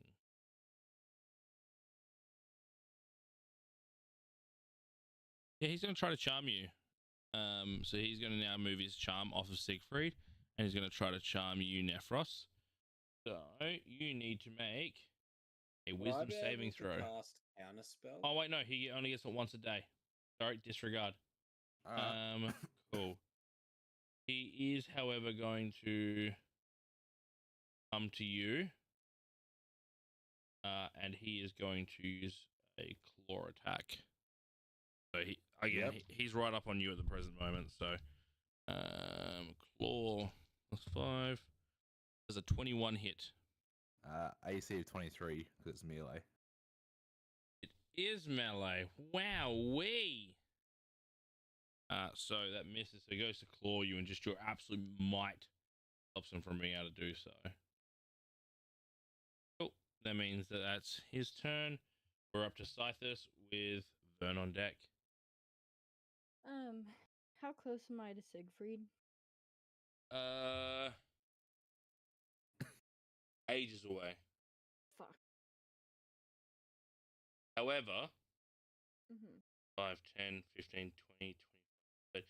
You're 30 feet from a portal, which would put you next to him because Siegfried used gate earlier and basically stepped through that gate. That gate was put there for things. So I just need to be within 5 feet of him. And how much is your movement? 35. Yep, you're right next to him. So, I have battle medic. 1 second. Okay. He's got to rejig everything so I know where we all are.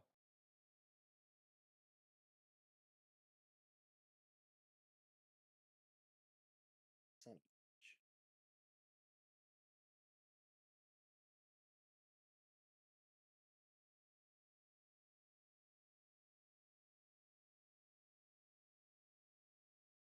Look at the dog here. That's the true representation of where everything really is. Okay. Cool. So Battle medic. Yep. it says, as a utilize action, you can expend one use of a healer's kit to tend to a creature There it within is. 5 feet of yourself. That creature can expend one of its HP dice, and then you roll that dice. The creature regains a number of hit points equal to that dice plus 3, or that roll plus Perfect. 3. Roll a d8 for me. Oh my god, I got an 8. Perfect. Siegfried is plus back up to 3. 11 health. Yep. He is And conscious, gonna but he be is pissed. he is still charmed, but he is alive. Son of a bitch. Would he not? Wait, No, no. hold on. Wisdom No, If he save. he wouldn't. loses his charm, Because he would have been incapacitated. He would so have been wouldn't he have lost it? incapacitated, so wouldn't. Yeah. So with charm, one humanoid fiend can see within 30 feet must succeed. Charm target bays the fiends with temper. If the target suffers any harm or receives a repeat the saving throw. If the target successfully saves, or if the effect ends, the target immune to the fiend's charm for the next 24 hours. Does charm end when incapacitation?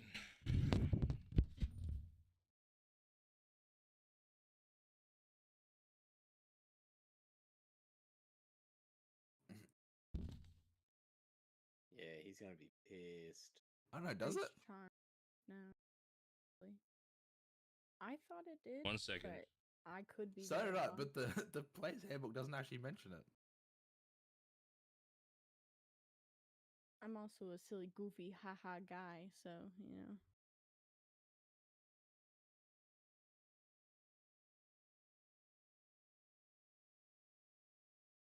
The charm dropped.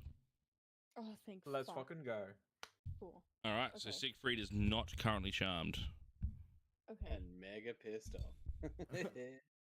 Um. Because don't they say that you get the with charm they know when they've been charmed? I Yes. know Know when they specifically run out of charm? charm beast. Yes, it doesn't matter. He already knew it was that one. He ain't gonna be happy.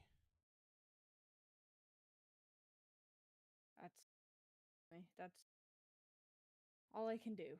So Cool. You brought back Siegfried. unless, because that's my utilize action. Yeah. Yeah, action. That's all I can do.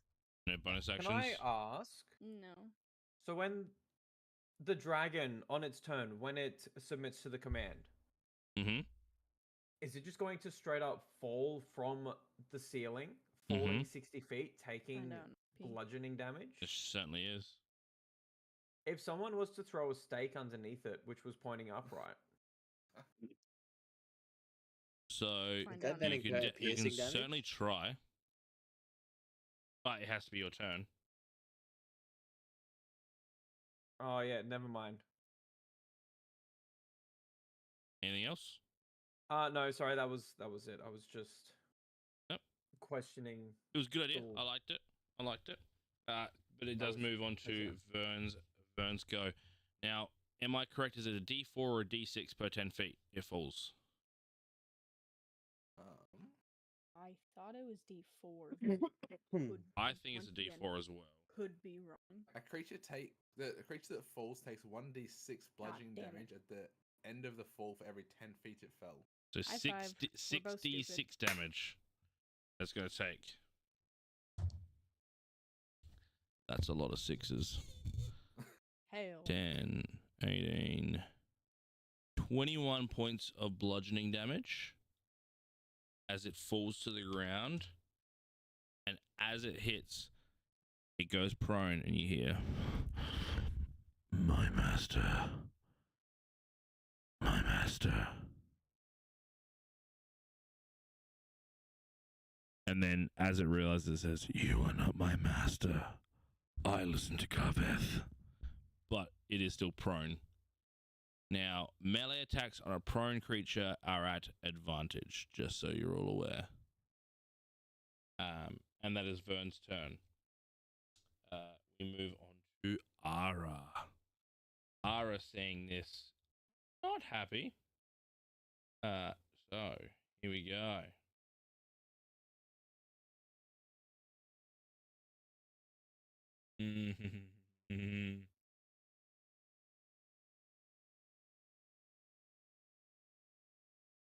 What do we do here?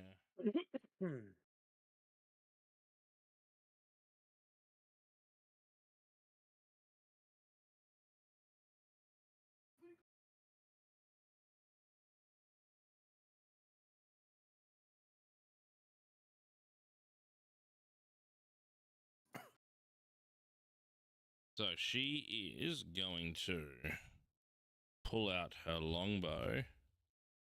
She's going to send 2 shots at Nephros. And, oh wait, yeah, longbow. Yeah, 150.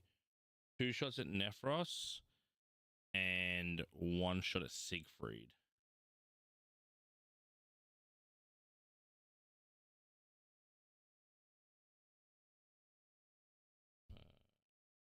Six. Add. So, Nephros' first attack is a 14. That misses. And a 12. That also misses. All right, and then is going to take its shot at Siegfried. That's a 12. All 3 arrows miss their targets. As she snaps the longbow and let dancing time next. And that will end her. She's going to move 30 feet to Siegfried. So she's up in front of Siegfried and Sithis. Yeah. I'll punch you square in the jaw. Moving on to Shay's turn with Larkin on deck. So now, looking a bit better here. Not now.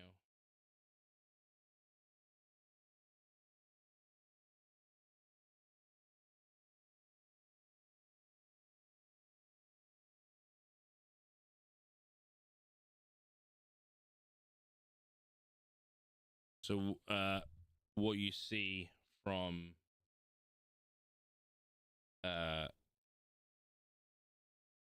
Shay looks over at this Spider Queen. Actually, no, looks over at Wes, who's been just dealing havoc,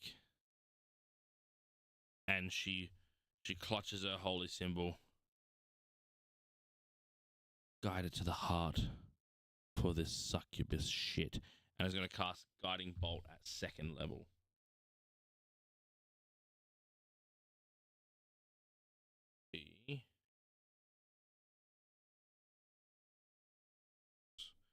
That's 5. Oh no. And it's a 7. So that missed. I really wanted that to hit too, because I would have fucking and just misses the bolt completely. Is there anything I can do? No.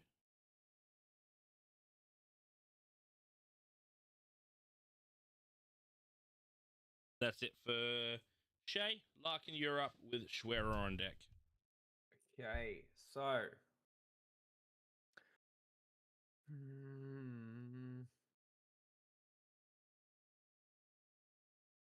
I'm more than 30 feet away from the dragon, which is lying on the ground. Yes.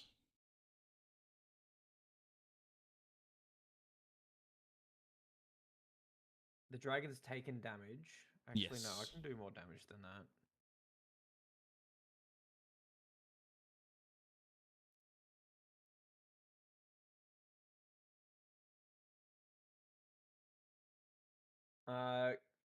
Can I roll to see if I know what a what is it, a red dragon is resistant to, magic wise? On this one, no, because when it comes to dragons, because of their mythical state, no one's really sure of what a dragon is immune and resistant to. You would know fire. Because it's a dragon. I'll be back.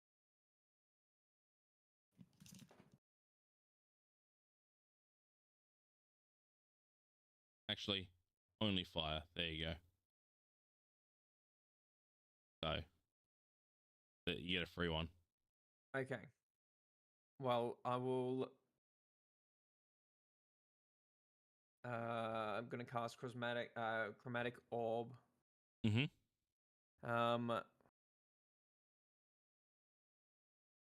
Just with thunder damage again. Mm-hmm. At At second level, because third level. This is my last third level slot. okay, cool. Roll for attack then.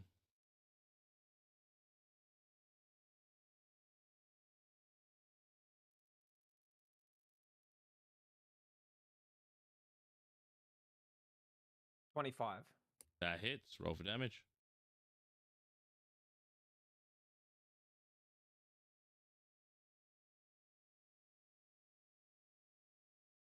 Awesome. And 29 damage with double eights. 29 damage with double eights. Perfect. So is the dragon within 30 feet of an ally? I would say yes. I will say that Wes is within 30 feet. Okay. So it bounces to Wes. Yep. Make an attack roll. 24. 24 hits. Roll your damage.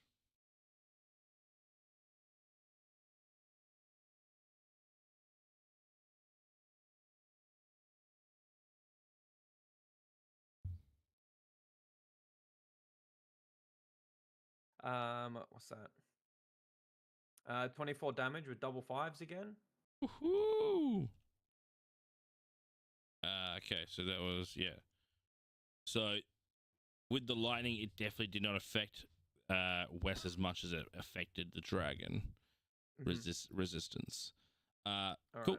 And then 30 feet. Yeah, we'll have to go back to the dragon again. Back to the dragon. Roll for an attack.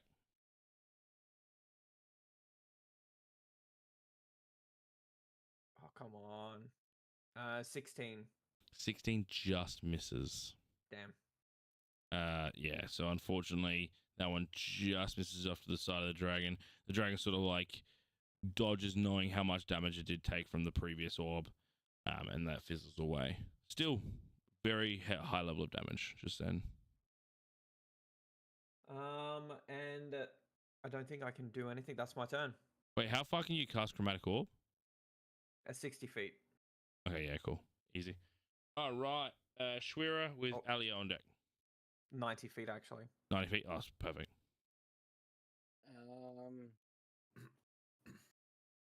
Where am I there? Yeah. 5, 10, 15, 20, 30, 40, 45. Well and truly. Okie dokie. I'm going to cast Ice Knife at third level. Okay, talk me through it. So, you create a shard of ice and fling it at one creature within range. Make a ranged spell attack against the target. On a hit, the target takes 1d10 piercing damage. Hit or miss, the shard then explodes. The target and each creature within 5 feet of it must succeed a dexterity saving throw or take 2d6 cold damage. And who are you throwing it at? The dragon. 45 feet, you said? Yeah, that's what I counted. You're not 45 feet within. Oh, wait, wrong person. 5, 10, 15, 20. It's a 60-foot range. You said 45. Oh, sorry. I He said counted he's 45. 45. Oh, yeah, perfect. Yeah, 45. So, yeah, absolutely. So, ice. And Yep, it's so I'll roll. Yeah, roll attack. Oh, fuck. Yeah, that's an 8. That's a 12, sorry. That's 12. So, that's a miss. However, there is the deck save. So, how much was the deck save? 12, that's right. That is a 2. So, how much ice damage from the explosion of the knife? So 2d6 cold damage. Oh, wait, and you said 30 feet, wasn't it, from the knife? Oh, no, 5 feet. No. No, 5. So 2d6 from the burst. Increases by 1d6 for each spell level above 12. I'm currently in third, so that's another 2d6. So that's 4d6. You said you said 1d6 extra, anything over 2, correct? Anything over 1. Oh, anything over 1? Yeah, so 4d6 cold damage.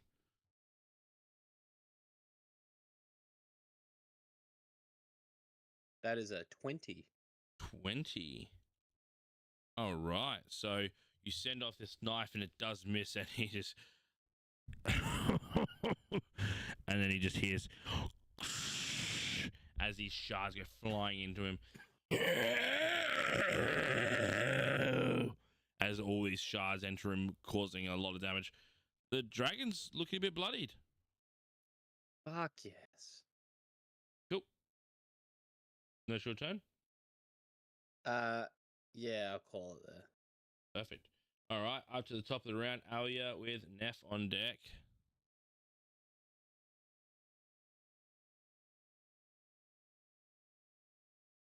So the dragon is still in the center of the room, correct? No, it's in the back corner, but prone on the ground. Prone on the ground. Okay. Oh, I had advantage. I just made a mistake, but it's fine. Next round, ranged attacks on when something's prone is at disadvantage. Oh, right. But that was on me. Yeah. Anything ranged on a prone target is at disadvantage. Oh well, there you go. Fun fact of the day. Yeah, you did got that. bailed out. Bailed out. Oh, you missed anyway. Yeah, exactly. How far away is Alia away from the dragon? Because I can't do that. You talking about Ara? No, Alia. Oh, Alia? Yeah. From the dragon. About 45 feet. About 45 feet from the dragon, about 45 feet from Ara, and about 30 feet from Wes.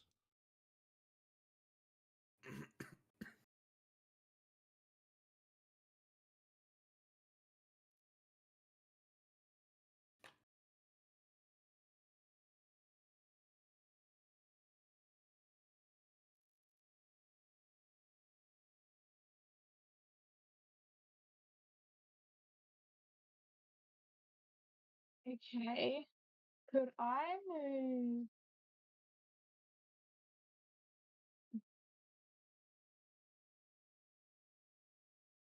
15 feet towards Amara? Ara? Yep. And then you know what?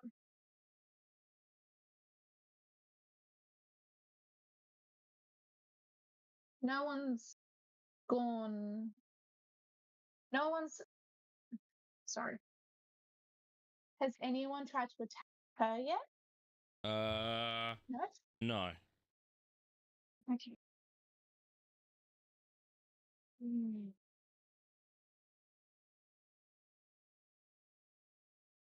know what? Let's see what happens if we do.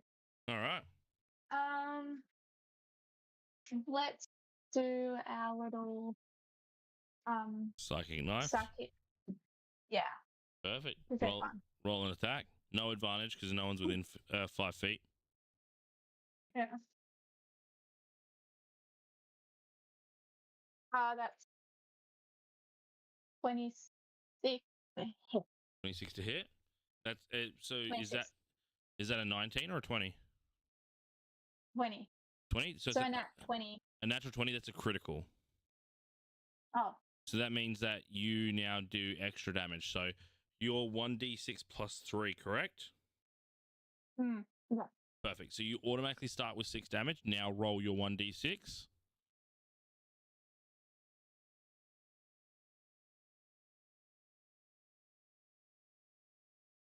This is 6. So you rolled a 6. Yeah.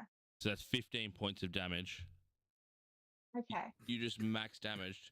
She's crit, everybody! Yay! Yeah, that's actually a really good roll. That's a you max damaged. So you grab your psychic knife and you just, and it just hits right in between like the arachnid's sort of thorax and torso area, and then obviously where it simmers in, it just sheds straight to the brain, and it just send this like screeching from the spider. You bitch. And yeah. Anything else you want to do with your turn?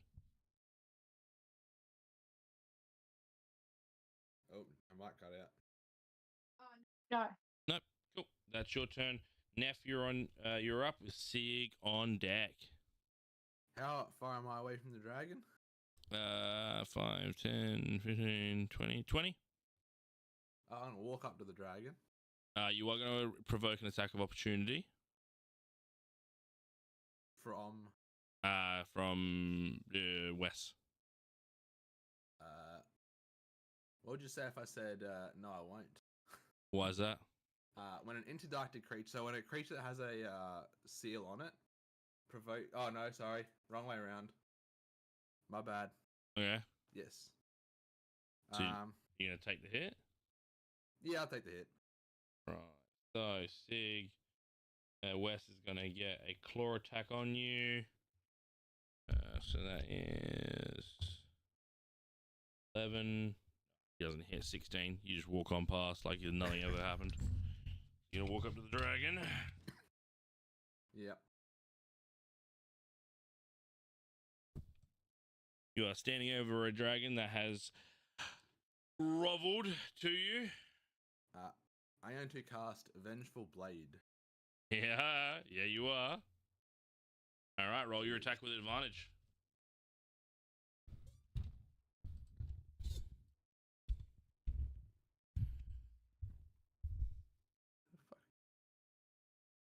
What's that?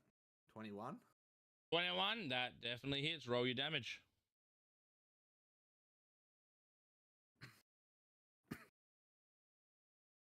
That is 13 damage. 13 damage. And so now if he tries to hurt anyone, what happens? He'll take 2d8. D8 damage. Perfect. And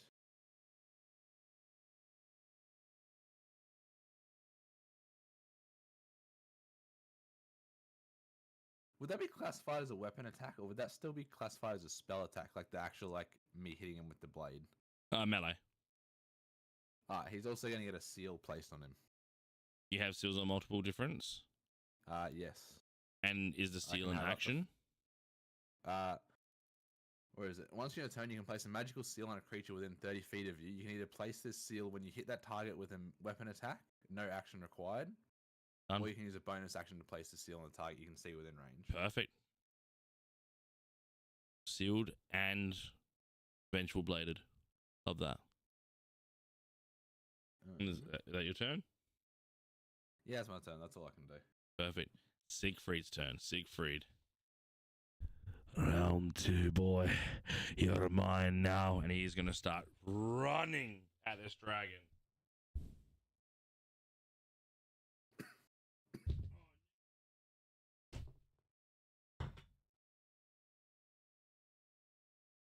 And now he gets 2 attacks with advantage because the dragon is prone.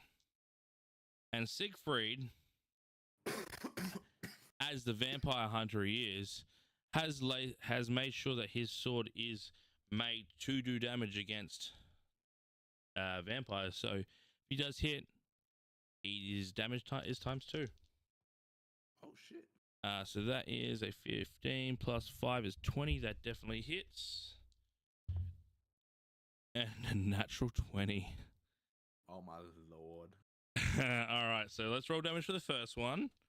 So it's 2d6 plus 3. That's a 10. That's 13. So 26 points of damage. I'm not going to kill my own creature, am I? So a crit means automatically 12 damage. 5. So 12 plus 5 is 17. It's 20 times 2 is 40. Whew. OneTapTurrells. How do I want to do this? How you? So Siegfried walks up, jumping across the table, and once approaching, slows down, sword dragging behind. Your kind cannot walk these worlds. Here, let me send you to hell. And he just takes the blade, reefs it, stabs into the head with the first strike. That won't do. Reef. Push it down to split the head open.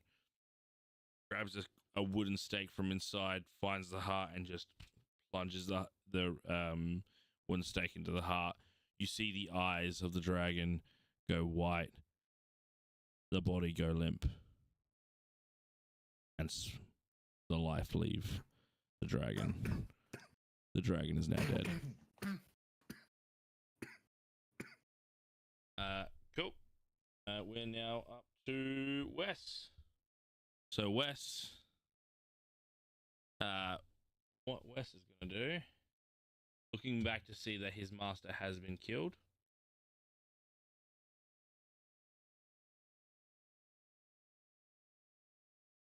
Sees that Siegfried is obviously a bloodlust. Is going to use the ability etherealness and is going to enter the ethereal plane and leave the battlefield. So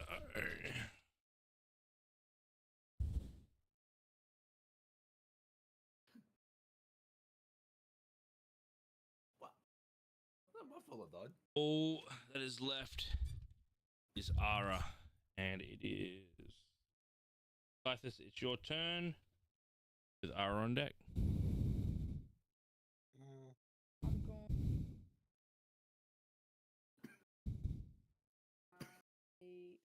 Mark, put it on spider bit. Hunter's mark, yep. Yeah. And then is she within 150? Sure. Yeah.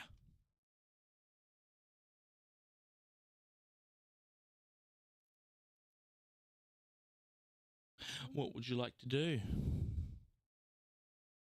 Hit her with. You're in and out. I'm gonna try and hit her with my longbow. Your longbow, perfect. Roll an attack. I can math, right? Surely. I'm going to school for accounting. You'd hope I can. That is 25. 25 hits. Roll for damage. Okay. I'd also. So, I'm gonna. Yep. Okay. Please hold. So sorry. I'm getting ahead of myself. Getting too excited here.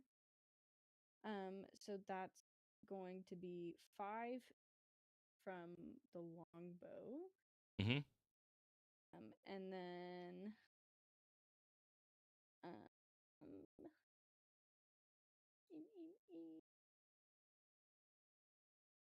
1 from the hunter's mark, and then I'd also like to use dreadful strike, which is a 2d6 psychic damage. So on a hit, you automatically add 2d6. Correct.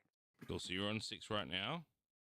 Yeah, and then 6 plus 6 plus 12 more. What the fuck? So 18 points of damage.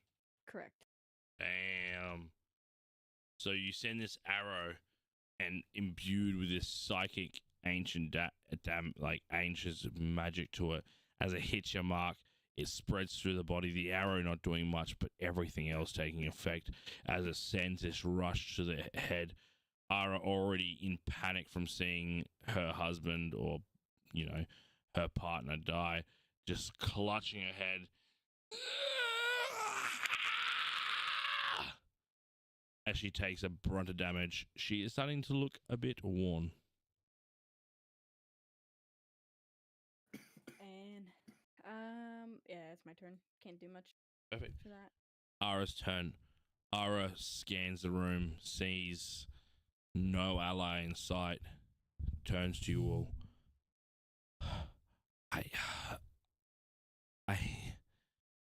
I was here for him. He promised me everything. Riches. You're fake, fame. bitch. You're fake. You're fake. I can disappear. Just like the other, I can disappear. Just have mercy. As she casts darkness on herself. So she has surrounded herself in a ball of darkness. And that's the end of her turn.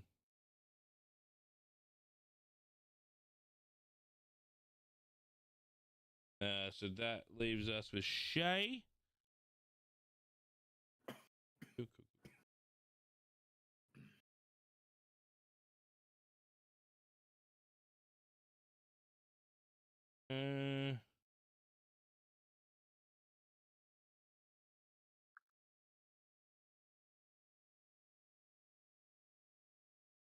She is going last.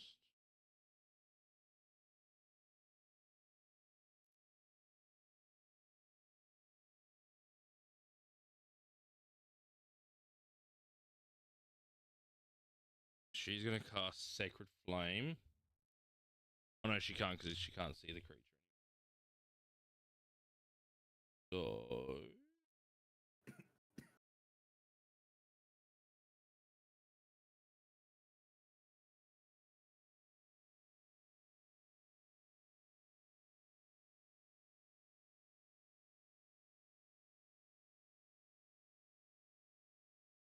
sorry, I'm reading.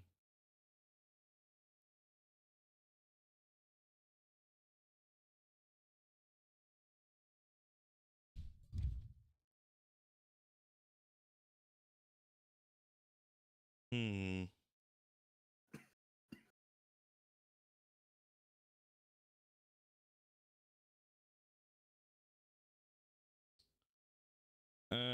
She's gonna walk over to you, Neff, and she's gonna cast Cure Wounds.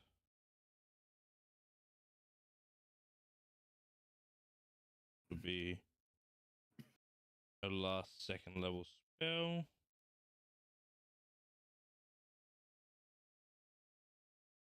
D8.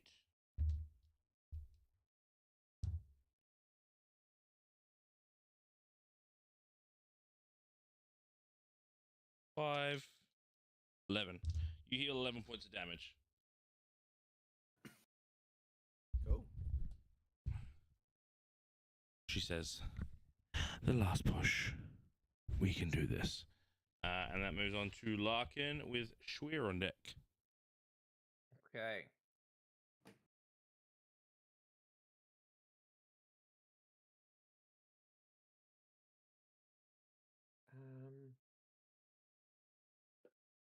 How close am I to? So there's 2 enemies left. No, there's one enemy left. One. There is just Ara. Whereabouts is she? Sorry. She's in the corner, but you can't technically see her because she's enshrouded in darkness. Uh-huh.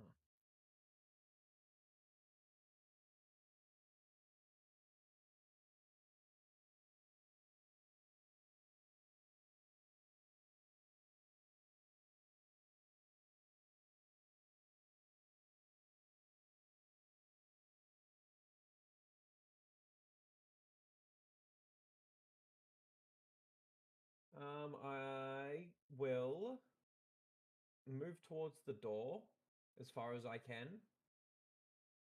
Mm-hmm. to try and block an exit, I guess. And I will. She's got a door right behind her. Okay, never mind. Give you that level of transparency.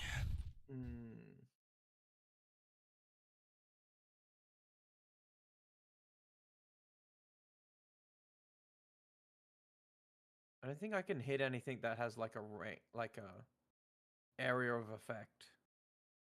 Remember. Like I can't just aim for a spot within the circle and hope it hits, kind of thing.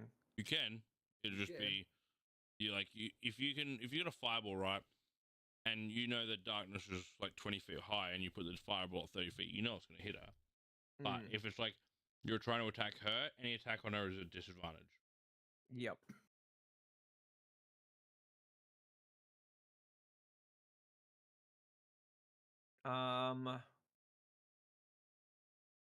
Can I cast Shatter into the center of the circle? Read me Shatter. A sudden loud ring noise, painful intense, erupts from the point of your choice within range. Each creature in a 10-foot radius sphere centered on that point must make a Constitution saving throw. A creature takes 3d8 thunder damage if on a failed save, or half as much on a successful one. What's the range? It has a range of 60 feet. I'll allow it. So what was the save again? Con what? Constitution, and it is 15. That's a failure. So how much damage?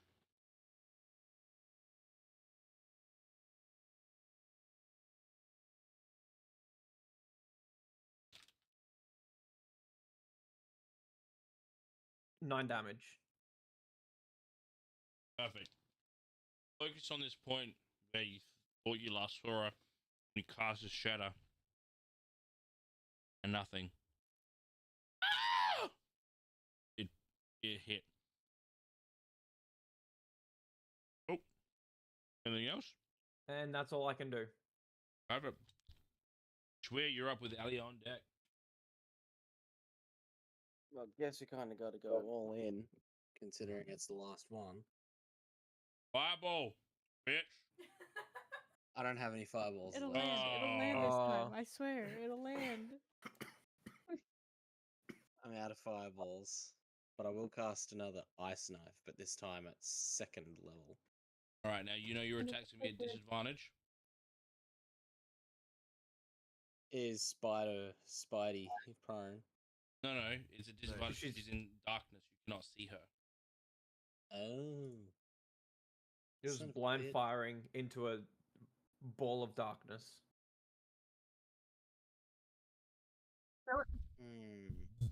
Why not? Hey? Do it. If that's the case, I'll cast Magic Missile instead.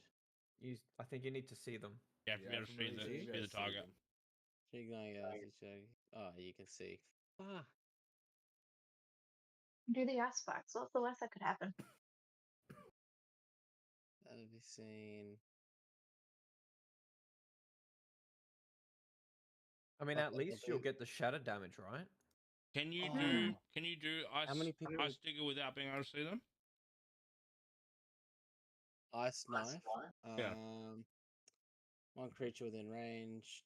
Yeah, but it's counted as a ranged spell attack no matter what. That's fine. Yeah, but does it say you have to see them? No. So you can't. Well, then you can't cast. See? Yeah. What? I'm gonna cast Ice Knife. 2nd level. With disadvantage.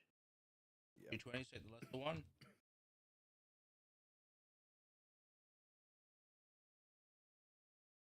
That's not bad. 16. That was a miss. Those are his best. So what was the dex save? The dex save was a 12. That is a 14. Half damage or is that no damage? Let's say what? The target and each creature within 5 must succeed on a dex saving throw or take 2d6. So it doesn't sound like it takes any damage. It dodged it. Yay! My creatures live. Cool. Easy. That's your turn. That is definitely my turn. Perfect. Alia, you're up. With Neff on deck. Oh, fuck. Ah, fuck.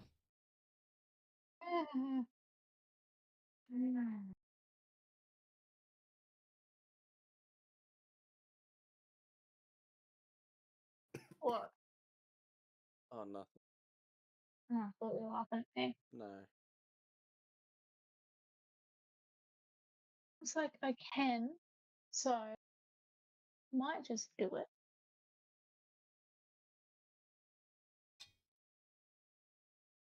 I might just lob one of my soul knives at her because I couldn't be fucked reading anything else, frankly. Perfect. And I can do it. Cool. Roll with a disadvantage. 2d20s. 2d20s. And take the lesser. Great.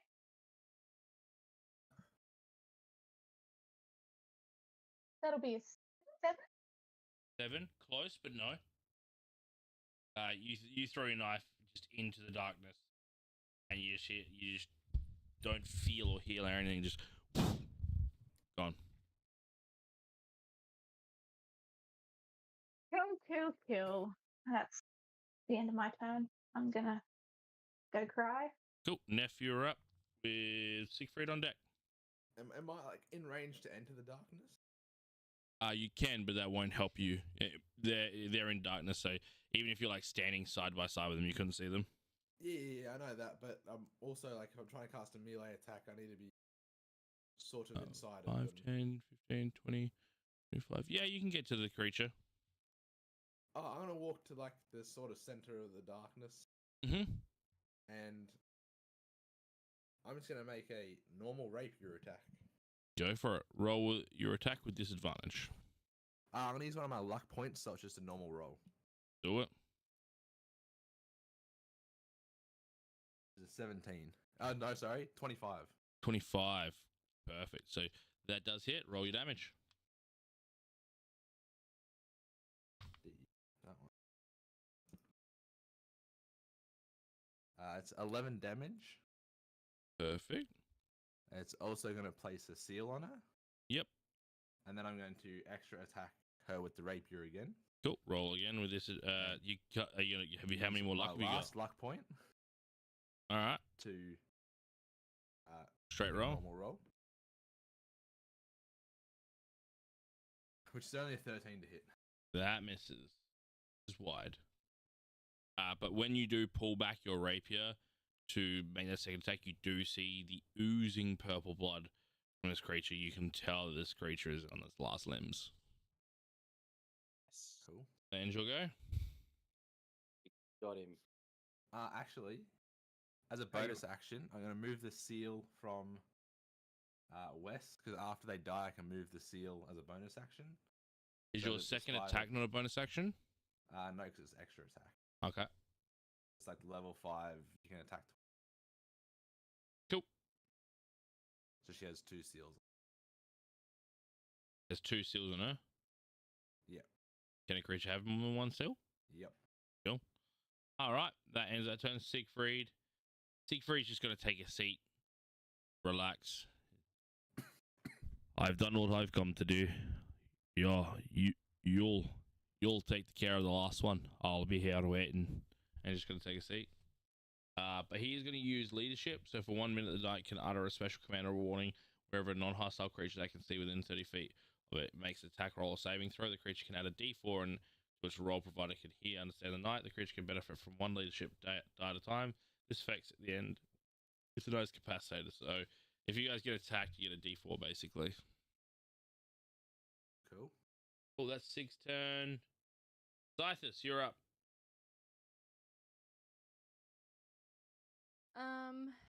She's pretty far from me, right? I'm pretty heckin' far. From what you remember, about 45, 50 feet. Yeah, that's pretty heckin' far. I'm gonna blindly shoot this arrow Into the dark. into the darkness. Cool. Roll an attack with disadvantage.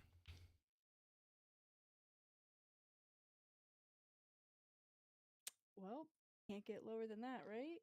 Yeah, can't get lower than a natural 1, right? Perfect. Okay, well, I'll just get as close as I can. Yep. As my movement. Use your imagination. You have moved up. Perfect. Yeah, cool. Awesome. Scythus. Ara's turn. So, Ara is going to...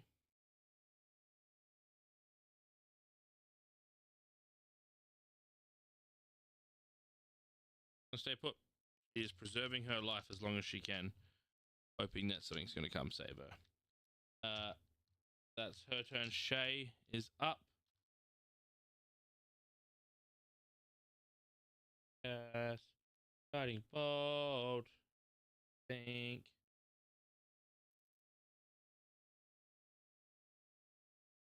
Yep, she's going to cast Guiding bolt. 13. Oh, this might hit. No, it doesn't. 18. It just misses. Oh, she misses that. Cool. Her turn. Larkin, you're up with Schweer on deck. Okay, so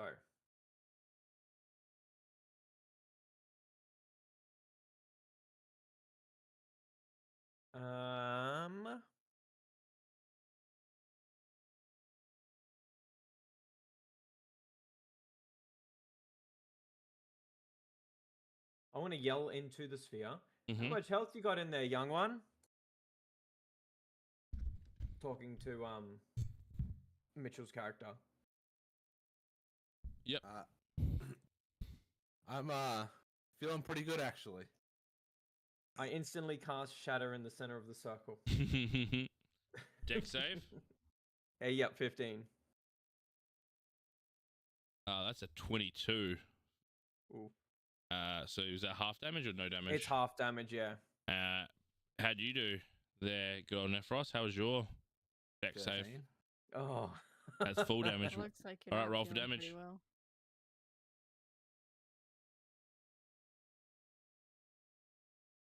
That is a total of 9. 9. Oh, sorry, 11. 11 11? damage. So that's 6. She took damage from that, yeah? Yeah. She's also going to take another 4d6 from my seals. 4d6. All right, roll them up. There's 4, 10, 13, 14. And how do you want to do this? 14 fire damage. And how do you want to do this?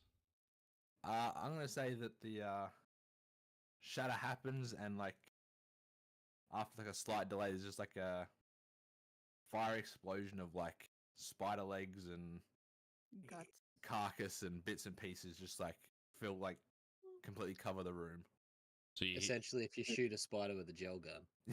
So the shatter goes off, you hear that, then there's a delay. As you see the arachnid innards, the legs, the venom, and the head come flying out of the darkness. And there is an arachnid no more.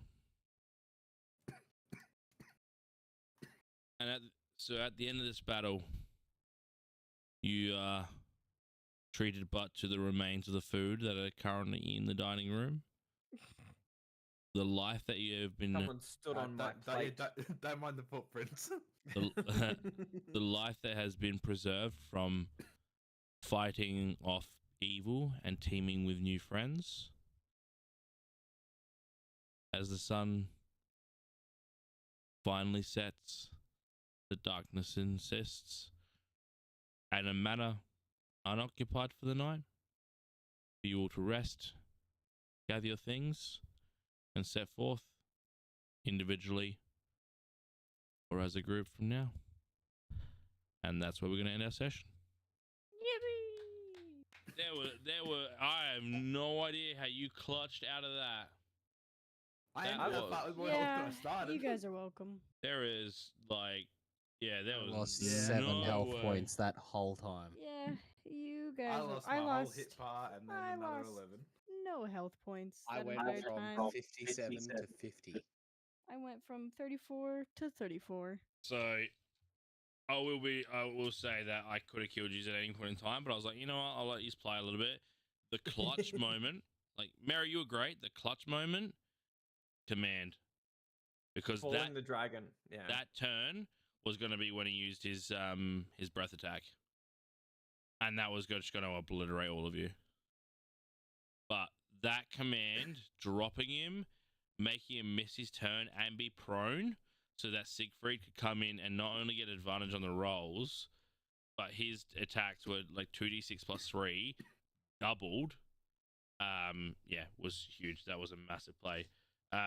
You're welcome. Yeah, the things you did miss out on that probably would have helped is that if you had spoken to Shay a little bit more, she would have told you to go look at the books about vampires in the bookshelves, and you would have learned about the fact that, very similar to Pennywise and how it can only occupy spaces that in itself like what the universe can uphold. So if you would have tried to leave the room, the dragon, he would have had to transform into his human self, or like the humanoid version, and that's when you could stab him in the heart.